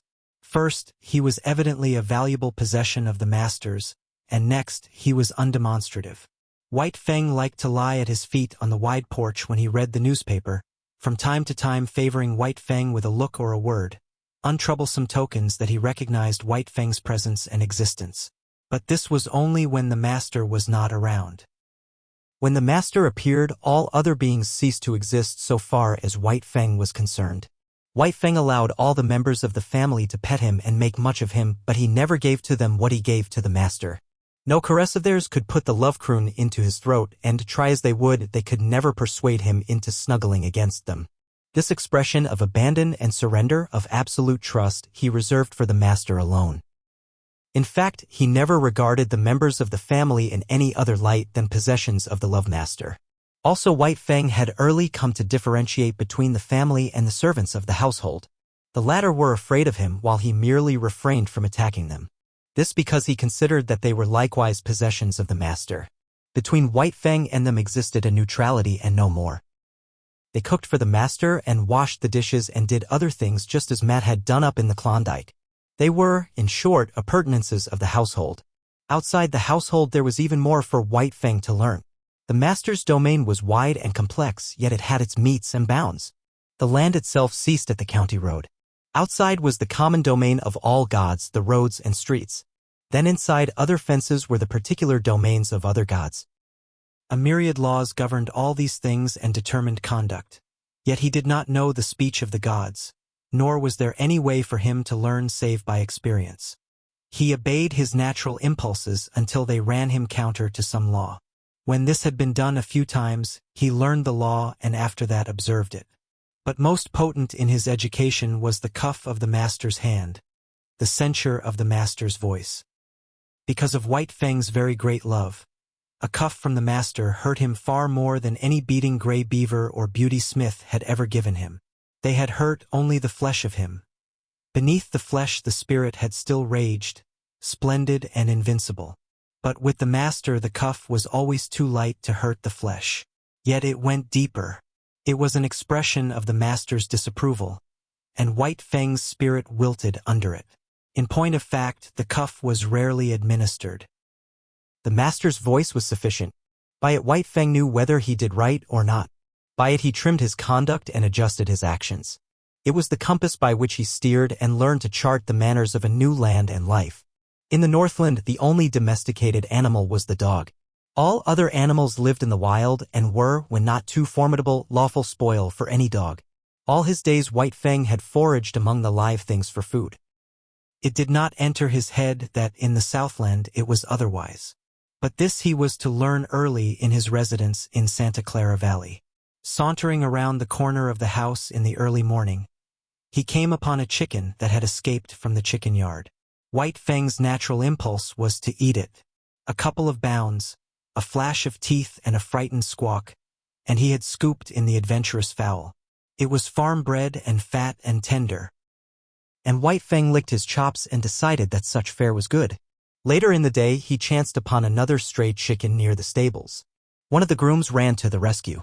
He did not know White Fang's breed, so for weapon he took a light buggy whip. At the first cut of the whip, White Fang left the chicken for the man. A club might have stopped White Fang, but not a whip.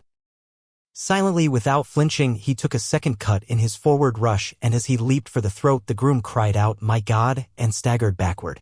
He dropped the whip and shielded his throat with his arms. In consequence, his forearm was ripped open to the bone. The man was badly frightened. It was not so much White Fang's ferocity as it was his silence that unnerved the groom. Still protecting his throat and face with his torn and bleeding arm, he tried to retreat to the barn. And it would have gone hard with him had not Kali appeared on the scene. As she had saved Dick's life, she now saved the groom's. She rushed upon White Fang in frenzied wrath. She had been right. She had known better than the blundering gods. All her suspicions were justified.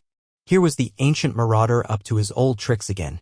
The groom escaped into the stables, and White Fang backed away before Kali's wicked teeth, or presented his shoulder to them and circled round and round. But Kali did not give over, as was her wont, after a decent interval of chastisement. On the contrary, she grew more excited and angry every moment, until, in the end, White Fang flung dignity to the winds and frankly fled away from her across the fields. "He'll learn to leave chickens alone," the master said. "But I can't give him the lesson until I catch him in the act." 2 nights later came the act, but on a more generous scale than the master had anticipated. White Fang had observed closely the chicken yards and the habits of the chickens. In the nighttime, after they had gone to roost, he climbed to the top of a pile of newly hauled lumber. From there he gained the roof of a chicken house, passed over the ridgepole, and dropped to the ground inside. A moment later he was inside the house, and the slaughter began. In the morning, when the master came out onto the porch, 50 white leghorn hens laid out in a row by the groom greeted his eyes. He whistled to himself, softly, first with surprise, and then, at the end, with admiration. His eyes were likewise greeted by White Fang, but about the latter there were no signs of shame nor guilt. He carried himself with pride, as though, forsooth, he had achieved a deed praiseworthy and meritorious. There was about him no consciousness of sin. The master's lips tightened as he faced the disagreeable task. Then he talked harshly to the unwitting culprit, and in his voice there was nothing but godlike wrath. Also, he held White Fang's nose down to the slain hens, and at the same time cuffed him soundly. White Fang never raided a chicken roost again. It was against the law, and he had learned it. Then the master took him into the chicken yards. White Fang's natural impulse when he saw the live food fluttering about him and under his very nose was to spring upon it. He obeyed the impulse, but was checked by the master's voice. They continued in the yards for half an hour. Time and again the impulse surged over White Fang, and each time, as he yielded to it, he was checked by the master's voice. Thus it was he learned the law, and ere he left the domain of the chickens, he had learned to ignore their existence. You can never cure a chicken killer. Judge Scott shook his head sadly at luncheon table when his son narrated the lesson he had given White Fang. Once they've got the habit and the taste of blood, again he shook his head sadly. But Weedon Scott did not agree with his father. "I'll tell you what I'll do," he challenged finally. "I'll lock White Fang in with the chickens all afternoon." "But think of the chickens," objected the judge. "And furthermore," the son went on, "for every chicken he kills, I'll pay you $1 gold coin of the realm." "But you should penalize father, too," interposed Beth. Her sister seconded her, and a chorus of approval arose from around the table. Judge Scott nodded his head in agreement. "All right." Weedon Scott pondered for a moment. "And if, at the end of the afternoon, White Fang hasn't harmed a chicken for every 10 minutes of the time he has spent in the yard, you will have to say to him, gravely and with deliberation, just as if you were sitting on the bench and solemnly passing judgment, 'White Fang, you are smarter than I thought.'" From hidden points of vantage the family watched the performance. But it was a fizzle. Locked in the yard and there deserted by the master, White Fang lay down and went to sleep. Once he got up and walked over to the trough for a drink of water. The chickens he calmly ignored. So far as he was concerned, they did not exist. At 4 o'clock he executed a running jump, gained the roof of the chicken house, and leaped to the ground outside, whence he sauntered gravely to the house. He had learned the law. And on the porch before the delighted family, Judge Scott, face to face with White Fang, said slowly and solemnly, 16 times, "White Fang, you are smarter than I thought." But it was the multiplicity of laws that befuddled White Fang and often brought him into disgrace. He had to learn that he must not touch the chickens that belonged to other gods. Then there were cats and rabbits and turkeys. All these he must let alone. In fact, when he had but partly learned the law, his impression was that he must leave all live things alone. Out in the back pasture, a quail could flutter up under his nose unharmed. All tense and trembling with eagerness and desire, he mastered his instinct and stood still. He was obeying the will of the gods. And then, one day, again out in the back pasture, he saw Dick start a jackrabbit and run it. The master himself was looking on and did not interfere. Nay, he encouraged White Fang to join in the chase. And thus he learned that there was no taboo on jackrabbits. In the end he worked out the complete law. Between him and all domestic animals there must be no hostilities. If not amity, at least neutrality must obtain. But the other animals, the squirrels and quail and cottontails, were creatures of the wild who had never yielded allegiance to man. They were the lawful prey of any dog. It was only the tame that the gods protected, and between the tame deadly strife was not permitted. The gods held the power of life and death over their subjects, and the gods were jealous of their power. Life was complex in the Santa Clara Valley after the simplicities of the Northland. And the chief thing demanded by these intricacies of civilization was control, restraint. A poise of self that was as delicate as the fluttering of gossamer wings and at the same time as rigid as steel. Life had 1,000 faces, and White Fang found he must meet them all. Thus, when he went to town, into San Jose, running behind the carriage or loafing about the streets when the carriage stopped, life flowed past him, deep and wide and varied, continually impinging upon his senses, demanding of him instant and endless adjustments and correspondences, and compelling him, almost always, to suppress his natural impulses. There were butcher shops where meat hung within reach. This meat he must not touch. There were cats at the houses the master visited that must be let alone. And there were dogs everywhere that snarled at him and that he must not attack. And then, on the crowded sidewalks, there were persons innumerable whose attention he attracted. They would stop and look at him, point him out to one another, examine him, talk of him, and, worst of all, pat him. And these perilous contacts from all these strange hands he must endure. Yet this endurance he achieved. Furthermore, he got over being awkward and self-conscious. In a lofty way he received the attentions of the multitudes of strange gods. With condescension he accepted their condescension. On the other hand, there was something about him that prevented great familiarity. They patted him on the head and passed on, contented and pleased with their own daring.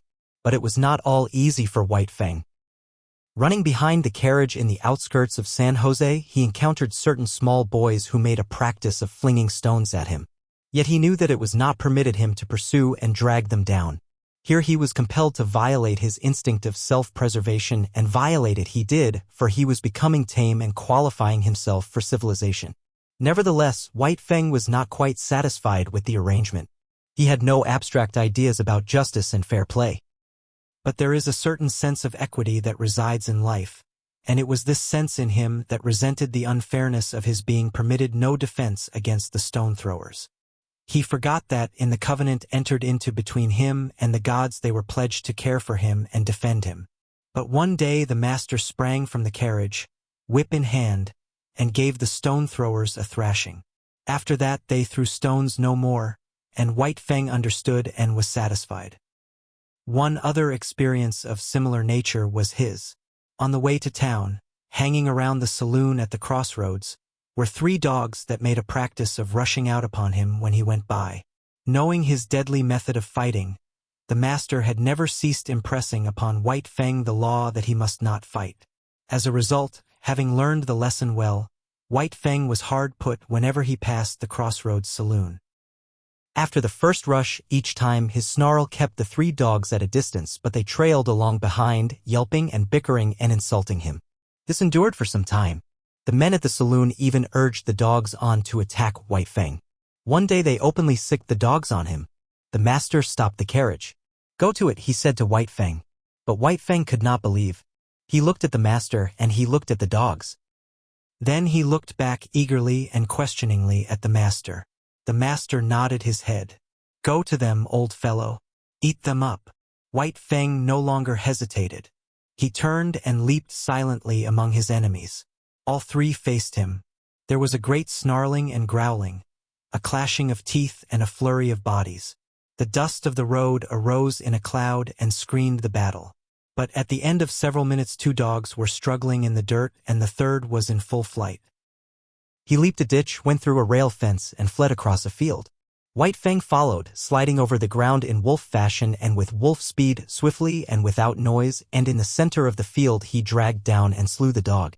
With this triple killing his main troubles with dogs ceased. The word went up and down the valley and men saw to it that their dogs did not molest the fighting wolf. Chapter 4. The Call of Kind. The months came and went. There was plenty of food and no work in the Southland, and White Fang lived fat and prosperous and happy. Not alone was he in the geographical Southland, for he was in the Southland of life. Human kindness was like a sun shining upon him, and he flourished like a flower planted in good soil. And yet he remained somehow different from other dogs. He knew the law even better than did the dogs that had known no other life, and he observed the law more punctiliously.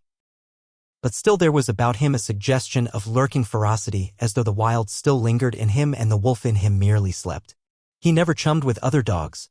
Lonely he had lived, so far as his kind was concerned, and lonely he would continue to live. In his puppyhood, under the persecution of Lip Lip and the puppy pack, and in his fighting days with Beauty Smith, he had acquired a fixed aversion for dogs. The natural course of his life had been diverted, and, recoiling from his kind, he had clung to the human. Besides, all Southland dogs looked upon him with suspicion. He aroused in them their instinctive fear of the wild, and they greeted him always with snarl and growl and belligerent hatred. He, on the other hand, learned that it was not necessary to use his teeth upon them. His naked fangs and writhing lips were uniformly efficacious, rarely failing to send a bellowing, onrushing dog back on its haunches. But there was one trial in White Fang's life, Kali. She never gave him a moment's peace. She was not so amenable to the law as he. She defied all efforts of the master to make her become friends with White Fang. Ever in his ears was sounding her sharp and nervous snarl. She had never forgiven him the chicken-killing episode and persistently held to the belief that his intentions were bad. She found him guilty before the act and treated him accordingly. She became a pest to him, like a policeman following him around the stable and the hounds, and if he even so much as glanced curiously at a pigeon or chicken, bursting into an outcry of indignation and wrath. His favorite way of ignoring her was to lie down with his head on his forepaws and pretend sleep. This always dumbfounded and silenced her. With the exception of Kali, all things went well with White Fang. He had learned control and poise, and he knew the law. He achieved a staidness and calmness and philosophic tolerance. He no longer lived in a hostile environment. Danger and hurt and death did not lurk everywhere about him. In time, the unknown, as a thing of terror and menace ever impending, faded away. Life was soft and easy. It flowed along smoothly, and neither fear nor foe lurked by the way. He missed the snow without being aware of it. An unduly long summer would have been his thought had he thought about it. As it was, he merely missed the snow in a vague, subconscious way. In the same fashion, especially in the heat of summer when he suffered from the sun, he experienced faint longings for the Northland. Their only effect upon him, however, was to make him uneasy and restless without his knowing what was the matter. White Fang had never been very demonstrative. Beyond his snuggling and the throwing of a crooning note into his love growl, he had no way of expressing his love. Yet it was given him to discover a third way.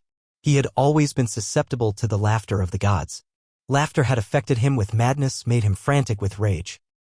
But he did not have it in him to be angry with the love master, and when that god elected to laugh at him in a good-natured, bantering way, he was nonplussed. He could feel the pricking and stinging of the old anger as it strove to rise up in him, but it strove against love. He could not be angry, yet he had to do something. At first he was dignified, and the master laughed the harder. Then he tried to be more dignified, and the master laughed harder than before. In the end, the master laughed him out of his dignity. His jaws slightly parted, his lips lifted a little, and a quizzical expression that was more love than humor came into his eyes. He had learned to laugh. Likewise, he learned to romp with the master, to be tumbled down and rolled over, and be the victim of innumerable rough tricks. In return, he feigned anger, bristling and growling ferociously, and clipping his teeth together in snaps that had all the seeming of deadly intention.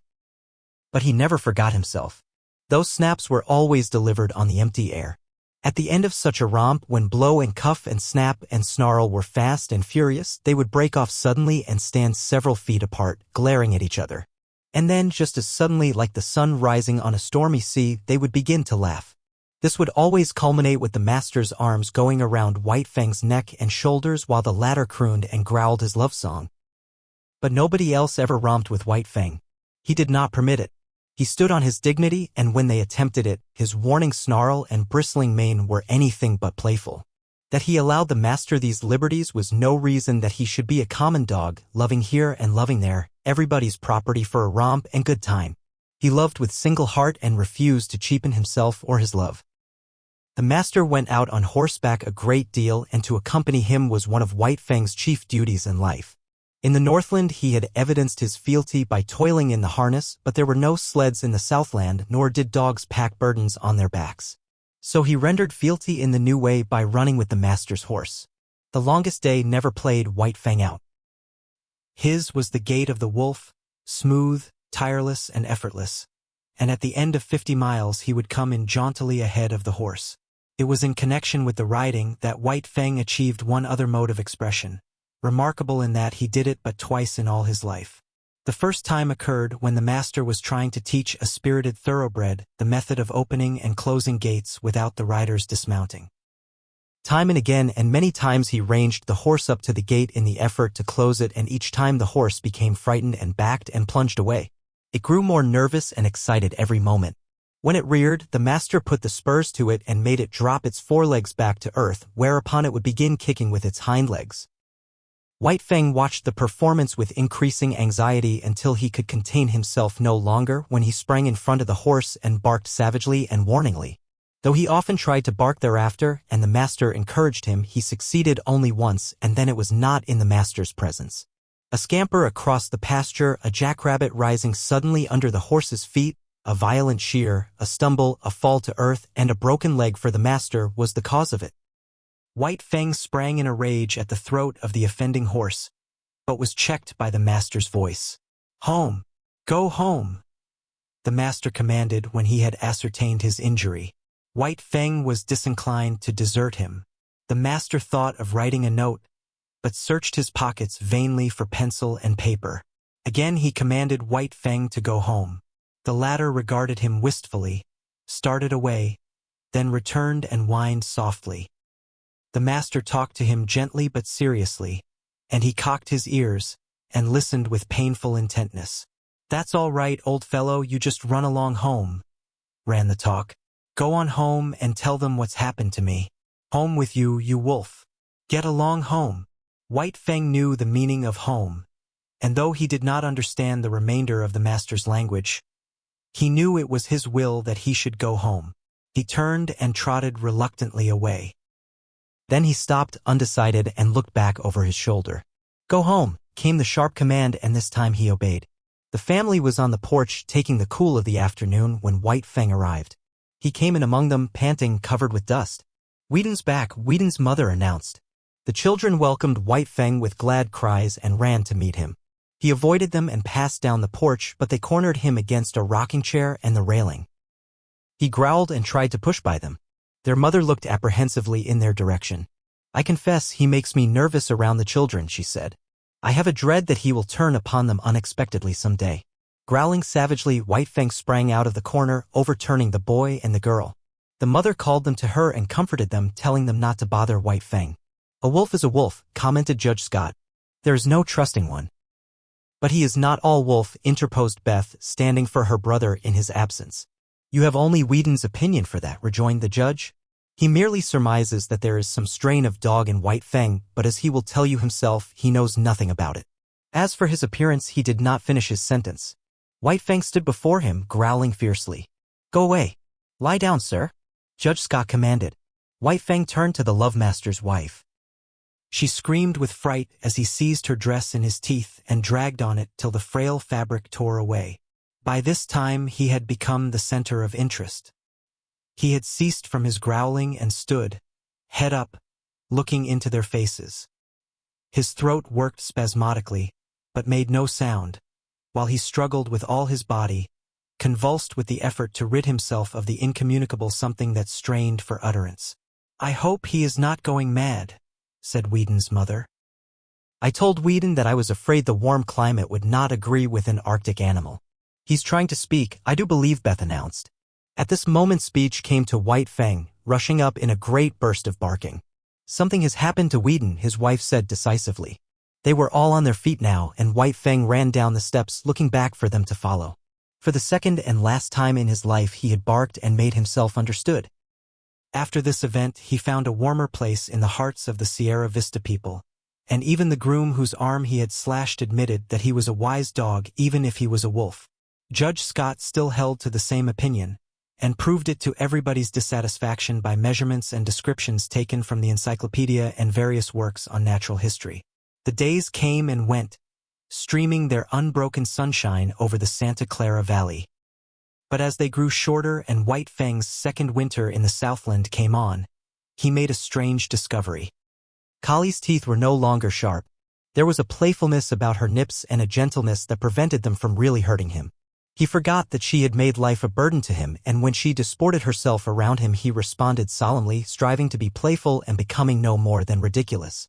One day she led him off on a long chase through the back pasture land into the woods. It was the afternoon that the master was to ride, and White Fang knew it.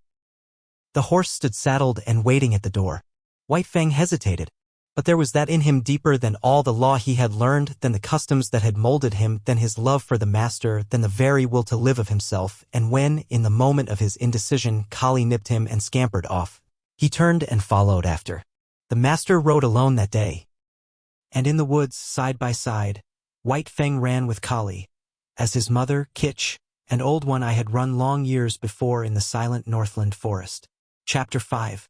The Sleeping Wolf. It was about this time that the newspapers were full of the daring escape of a convict from San Quentin prison. He was a ferocious man. He had been ill-made in the making. He had not been born right, and he had not been helped any by the molding he had received at the hands of society. The hands of society are harsh, and this man was a striking sample of its handiwork. He was a beast, a human beast, it is true, but nevertheless so terrible a beast that he can best be characterized as carnivorous. In San Quentin prison he had proved incorrigible. Punishment failed to break his spirit. He could die dumb-mad and fighting to the last, but he could not live and be beaten. The more fiercely he fought, the more harshly society handled him, and the only effect of harshness was to make him fiercer. Straitjackets, starvation, and beatings and clubbings were the wrong treatment for Jim Hall, but it was the treatment he received. It was the treatment he had received from the time he was a little pulpy boy in a San Francisco slum, soft clay in the hands of society and ready to be formed into something. It was during Jim Hall's third term in prison that he encountered a guard that was almost as great a beast as he. The guard treated him unfairly, lied about him to the warden, lost his credits, persecuted him. The difference between them was that the guard carried a bunch of keys and a revolver. Jim Hall had only his naked hands and his teeth. But he sprang upon the guard one day and used his teeth on the other's throat just like any jungle animal. After this, Jim Hall went to live in the incorrigible cell. He lived there 3 years. The cell was of iron, the floor, the walls, the roof. He never left the cell. He never saw the sky nor the sunshine. Day was a twilight and night was a black silence. He was in an iron tomb, buried alive. He saw no human face, spoke to no human thing. When his food was shoved into him, he growled like a wild animal. He hated all things. For days and nights he bellowed his rage at the universe. For weeks and months he never made a sound, in the black silence eating his very soul. He was a man and a monstrosity, as fearful a thing of fear as ever gibbered in the visions of a maddened brain. And then, one night, he escaped. The warders said it was impossible, but nevertheless the cell was empty, and half and half out of it lay the body of a dead guard. 2 other dead guards marked his trail through the prison to the outer walls, and he had killed with his hands to avoid noise. He was armed with the weapons of the slain guards, a live arsenal that fled through the hills pursued by the organized might of society. A heavy price of gold was upon his head. Avaricious farmers hunted him with shotguns. His blood might pay off a mortgage or send a son to college. Public-spirited citizens took down their rifles and went out after him. A pack of bloodhounds followed the way of his bleeding feet. And the sleuthhounds of the law, the paid fighting animals of society, with telephone and telegraph and special train, clung to his trail night and day. Sometimes they came upon him and men faced him like heroes or stampeded through barbed wire fences to the delight of the Commonwealth reading the account at the breakfast table. It was after such encounters that the dead and wounded were carted back to the towns and their places filled by men eager for the manhunt. And then Jim Hall disappeared. The bloodhounds vainly quested on the lost trail. Inoffensive ranchers in remote valleys were held up by armed men and compelled to identify themselves, while the remains of Jim Hall were discovered on a dozen mountainsides by greedy claimants for blood money. In the meantime, the newspapers were read at Sierra Vista, not so much with interest as with anxiety. The women were afraid. Judge Scott pooh-poohed and laughed, but not with reason, for it was in his last days on the bench that Jim Hall had stood before him and received sentence. In an open courtroom before all men, Jim Hall had proclaimed that the day would come when he would wreak vengeance on the judge that sentenced him. For once, Jim Hall was right. He was innocent of the crime for which he was sentenced. It was a case, in the parlance of thieves and police, of railroading. Jim Hall was being railroaded to prison for a crime he had not committed. Because of the 2 prior convictions against him, Judge Scott imposed upon him a sentence of 50 years. Judge Scott did not know all things, and he did not know that he was party to a police conspiracy, that the evidence was hatched and perjured, that Jim Hall was guiltless of the crime charged.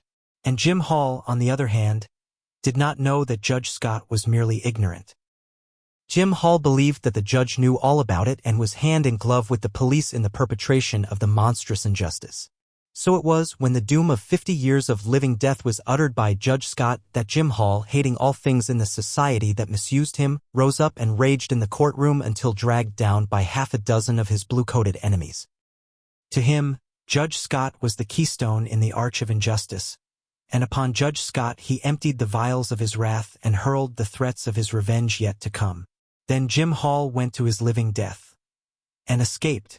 Of all this White Fang knew nothing. But between him and Alice, the master's wife, there existed a secret. Each night, after Sierra Vista had gone to bed, she rose and let in White Fang to sleep in the big hall. Now White Fang was not a house dog, nor was he permitted to sleep in the house. So each morning, early, she slipped down and let him out before the family was awake. On one such night, while all the house slept, White Fang awoke and lay very quietly. And very quietly he smelled the air and read the message it bore of a strange god's presence. And to his ears came sounds of the strange god's movements. White Fang burst into no furious outcry. It was not his way. The strange god walked softly, but more softly walked White Fang, for he had no clothes to rub against the flesh of his body. He followed silently. In the wild he had hunted live meat that was infinitely timid, and he knew the advantage of surprise. The strange god paused at the foot of the great staircase and listened, and White Fang was as dead, so without movement was he as he watched and waited. Up that staircase the way led to the Love Master and to the Love Master's dearest possessions. White Fang bristled, but waited. The strange god's foot lifted. He was beginning the ascent. Then it was that White Fang struck. He gave no warning, with no snarl anticipated his own action. Into the air he lifted his body in the spring that landed him on the strange god's back. White Fang clung with his 4 paws to the man's shoulders, at the same time burying his fangs into the back of the man's neck. He clung on for a moment, long enough to drag the god over backward. Together they crashed to the floor. White Fang leaped clear, and, as the man struggled to rise, was in again with the slashing fangs. Sierra Vista woke in alarm. The noise from downstairs was as that of a score of battling fiends. There were revolver shots. A man's voice screamed once in horror and anguish. There was a great snarling and growling, and over all arose a smashing and crashing of furniture and glass. But almost as quickly as it had arisen, the commotion died away. The struggle had not lasted more than 3 minutes. The frightened household clustered at the top of the stairway. From below, as from out an abyss of blackness, came up a gurgling sound, as of air bubbling through water. Sometimes this gurgle became sibilant, almost a whistle. But this too quickly died down and ceased. Then naught came up out of the blackness save a heavy panting of some creature struggling sorely for air. Weedon Scott pressed a button, and the staircase and downstairs hall were flooded with light. Then he and Judge Scott, revolvers in hand, cautiously descended. There was no need for this caution. White Fang had done his work. In the midst of the wreckage of overthrown and smashed furniture, partly on his side, his face hidden by an arm, lay a man. Weedon Scott bent over, removed the arm, and turned the man's face upward. A gaping throat explained the manner of his death. "Jim Hall," said Judge Scott, and father and son looked significantly at each other. Then they turned to White Fang. He too was lying on his side. His eyes were closed, but the lids slightly lifted in an effort to look at them as they bent over him, and the tail was perceptibly agitated in a vain effort to wag. Weedon Scott patted him, and his throat rumbled an acknowledging growl. But it was a weak growl at best, and it quickly ceased. His eyelids drooped and went shut, and his whole body seemed to relax and flatten out upon the floor. "He's all in, poor devil," muttered the master. "We'll see about that," asserted the judge as he started for the telephone. "Frankly, he is 1 chance in 1,000, announced the surgeon after he had worked an hour and a half on White Fang. Dawn was breaking through the windows and dimming the electric lights. With the exception of the children, the whole family was gathered about the surgeon to hear his verdict. 1 broken hind leg, he went on. 3 broken ribs, 1 at least of which has pierced the lungs. He has lost nearly all the blood in his body. There is a large likelihood of internal injuries. He must have been jumped upon, to say nothing of 3 bullet holes clear through him. 1 chance in 1,000 is really optimistic. He hasn't a chance in 10,000. But he mustn't lose any chance that might be of help to him," Judge Scott exclaimed. "Never mind expense. Put him under the X-ray, anything. Weedon, telegraph at once to San Francisco for Dr. Nichols. No reflection on you, doctor, you understand. But he must have the advantage of every chance." The surgeon smiled indulgently. "Of course I understand. He deserves all that can be done for him.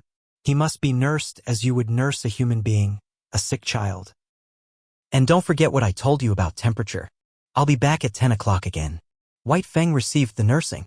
Judge Scott's suggestion of a trained nurse was indignantly clamored down by the girls who themselves undertook the task. And White Fang won out on the 1 chance in 10,000 denied him by the surgeon. The latter was not to be censured for his misjudgment.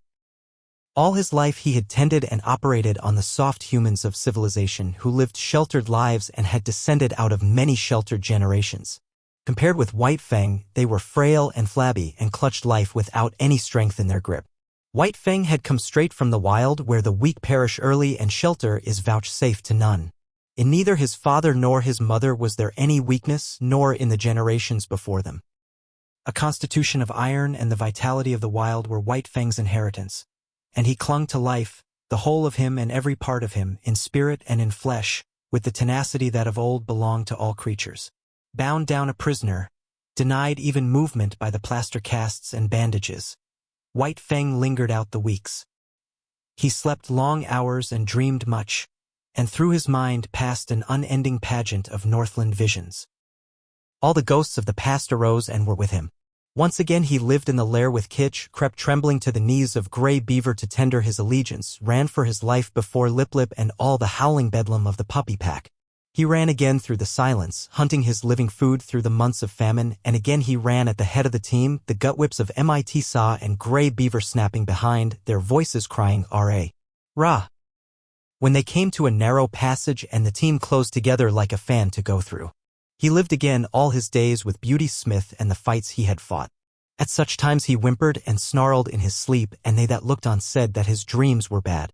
But there was one particular nightmare from which he suffered, the clanking, clanging monsters of electric cars that were to him colossal screaming lynxes. He would lie in a screen of bushes watching for a squirrel to venture far enough out on the ground from its tree refuge. Then, when he sprang out upon it, it would transform itself into an electric car, menacing and terrible, towering over him like a mountain, screaming and clanging and spitting fire at him. It was the same when he challenged the hawk down out of the sky. Down out of the blue it would rush as it dropped upon him, changing itself into the ubiquitous electric car.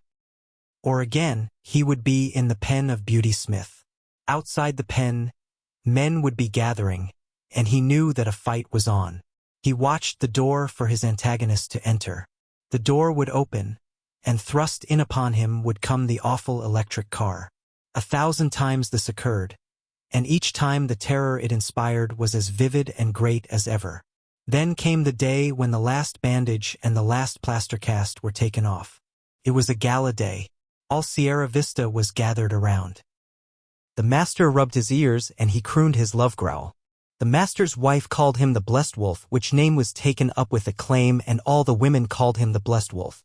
He tried to rise to his feet and after several attempts fell down from weakness. He had lain so long that his muscles had lost their cunning and all the strength had gone out of them. He felt a little shame because of his weakness, as though, forsooth, he were failing the gods in the service he owed them. Because of this he made heroic efforts to arise, and at last he stood on his 4 legs, tottering and swaying back and forth. "The blessed wolf!" chorused the women. Judge Scott surveyed them triumphantly.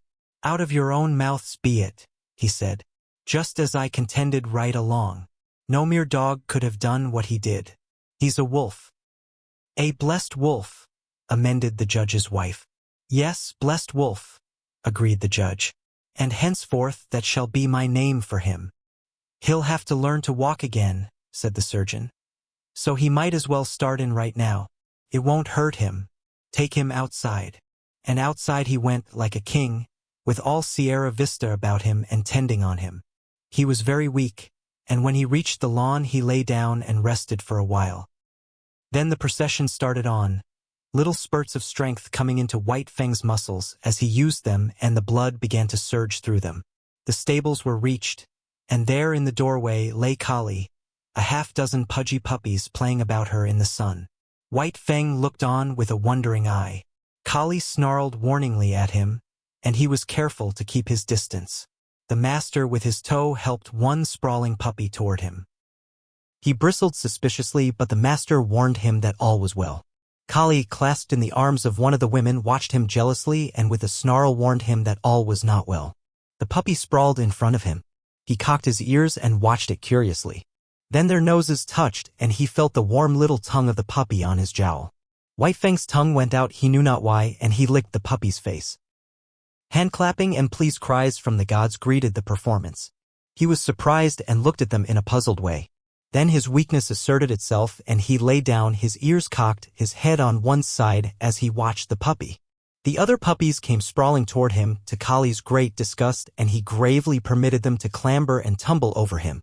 At first, amid the applause of the gods, he betrayed a trifle of his old self-consciousness and awkwardness. This passed away as the puppy's antics and mauling continued, and he lay with half-shut patient eyes, drowsing in the sun. Thank you for listening to White Fang by Jack London.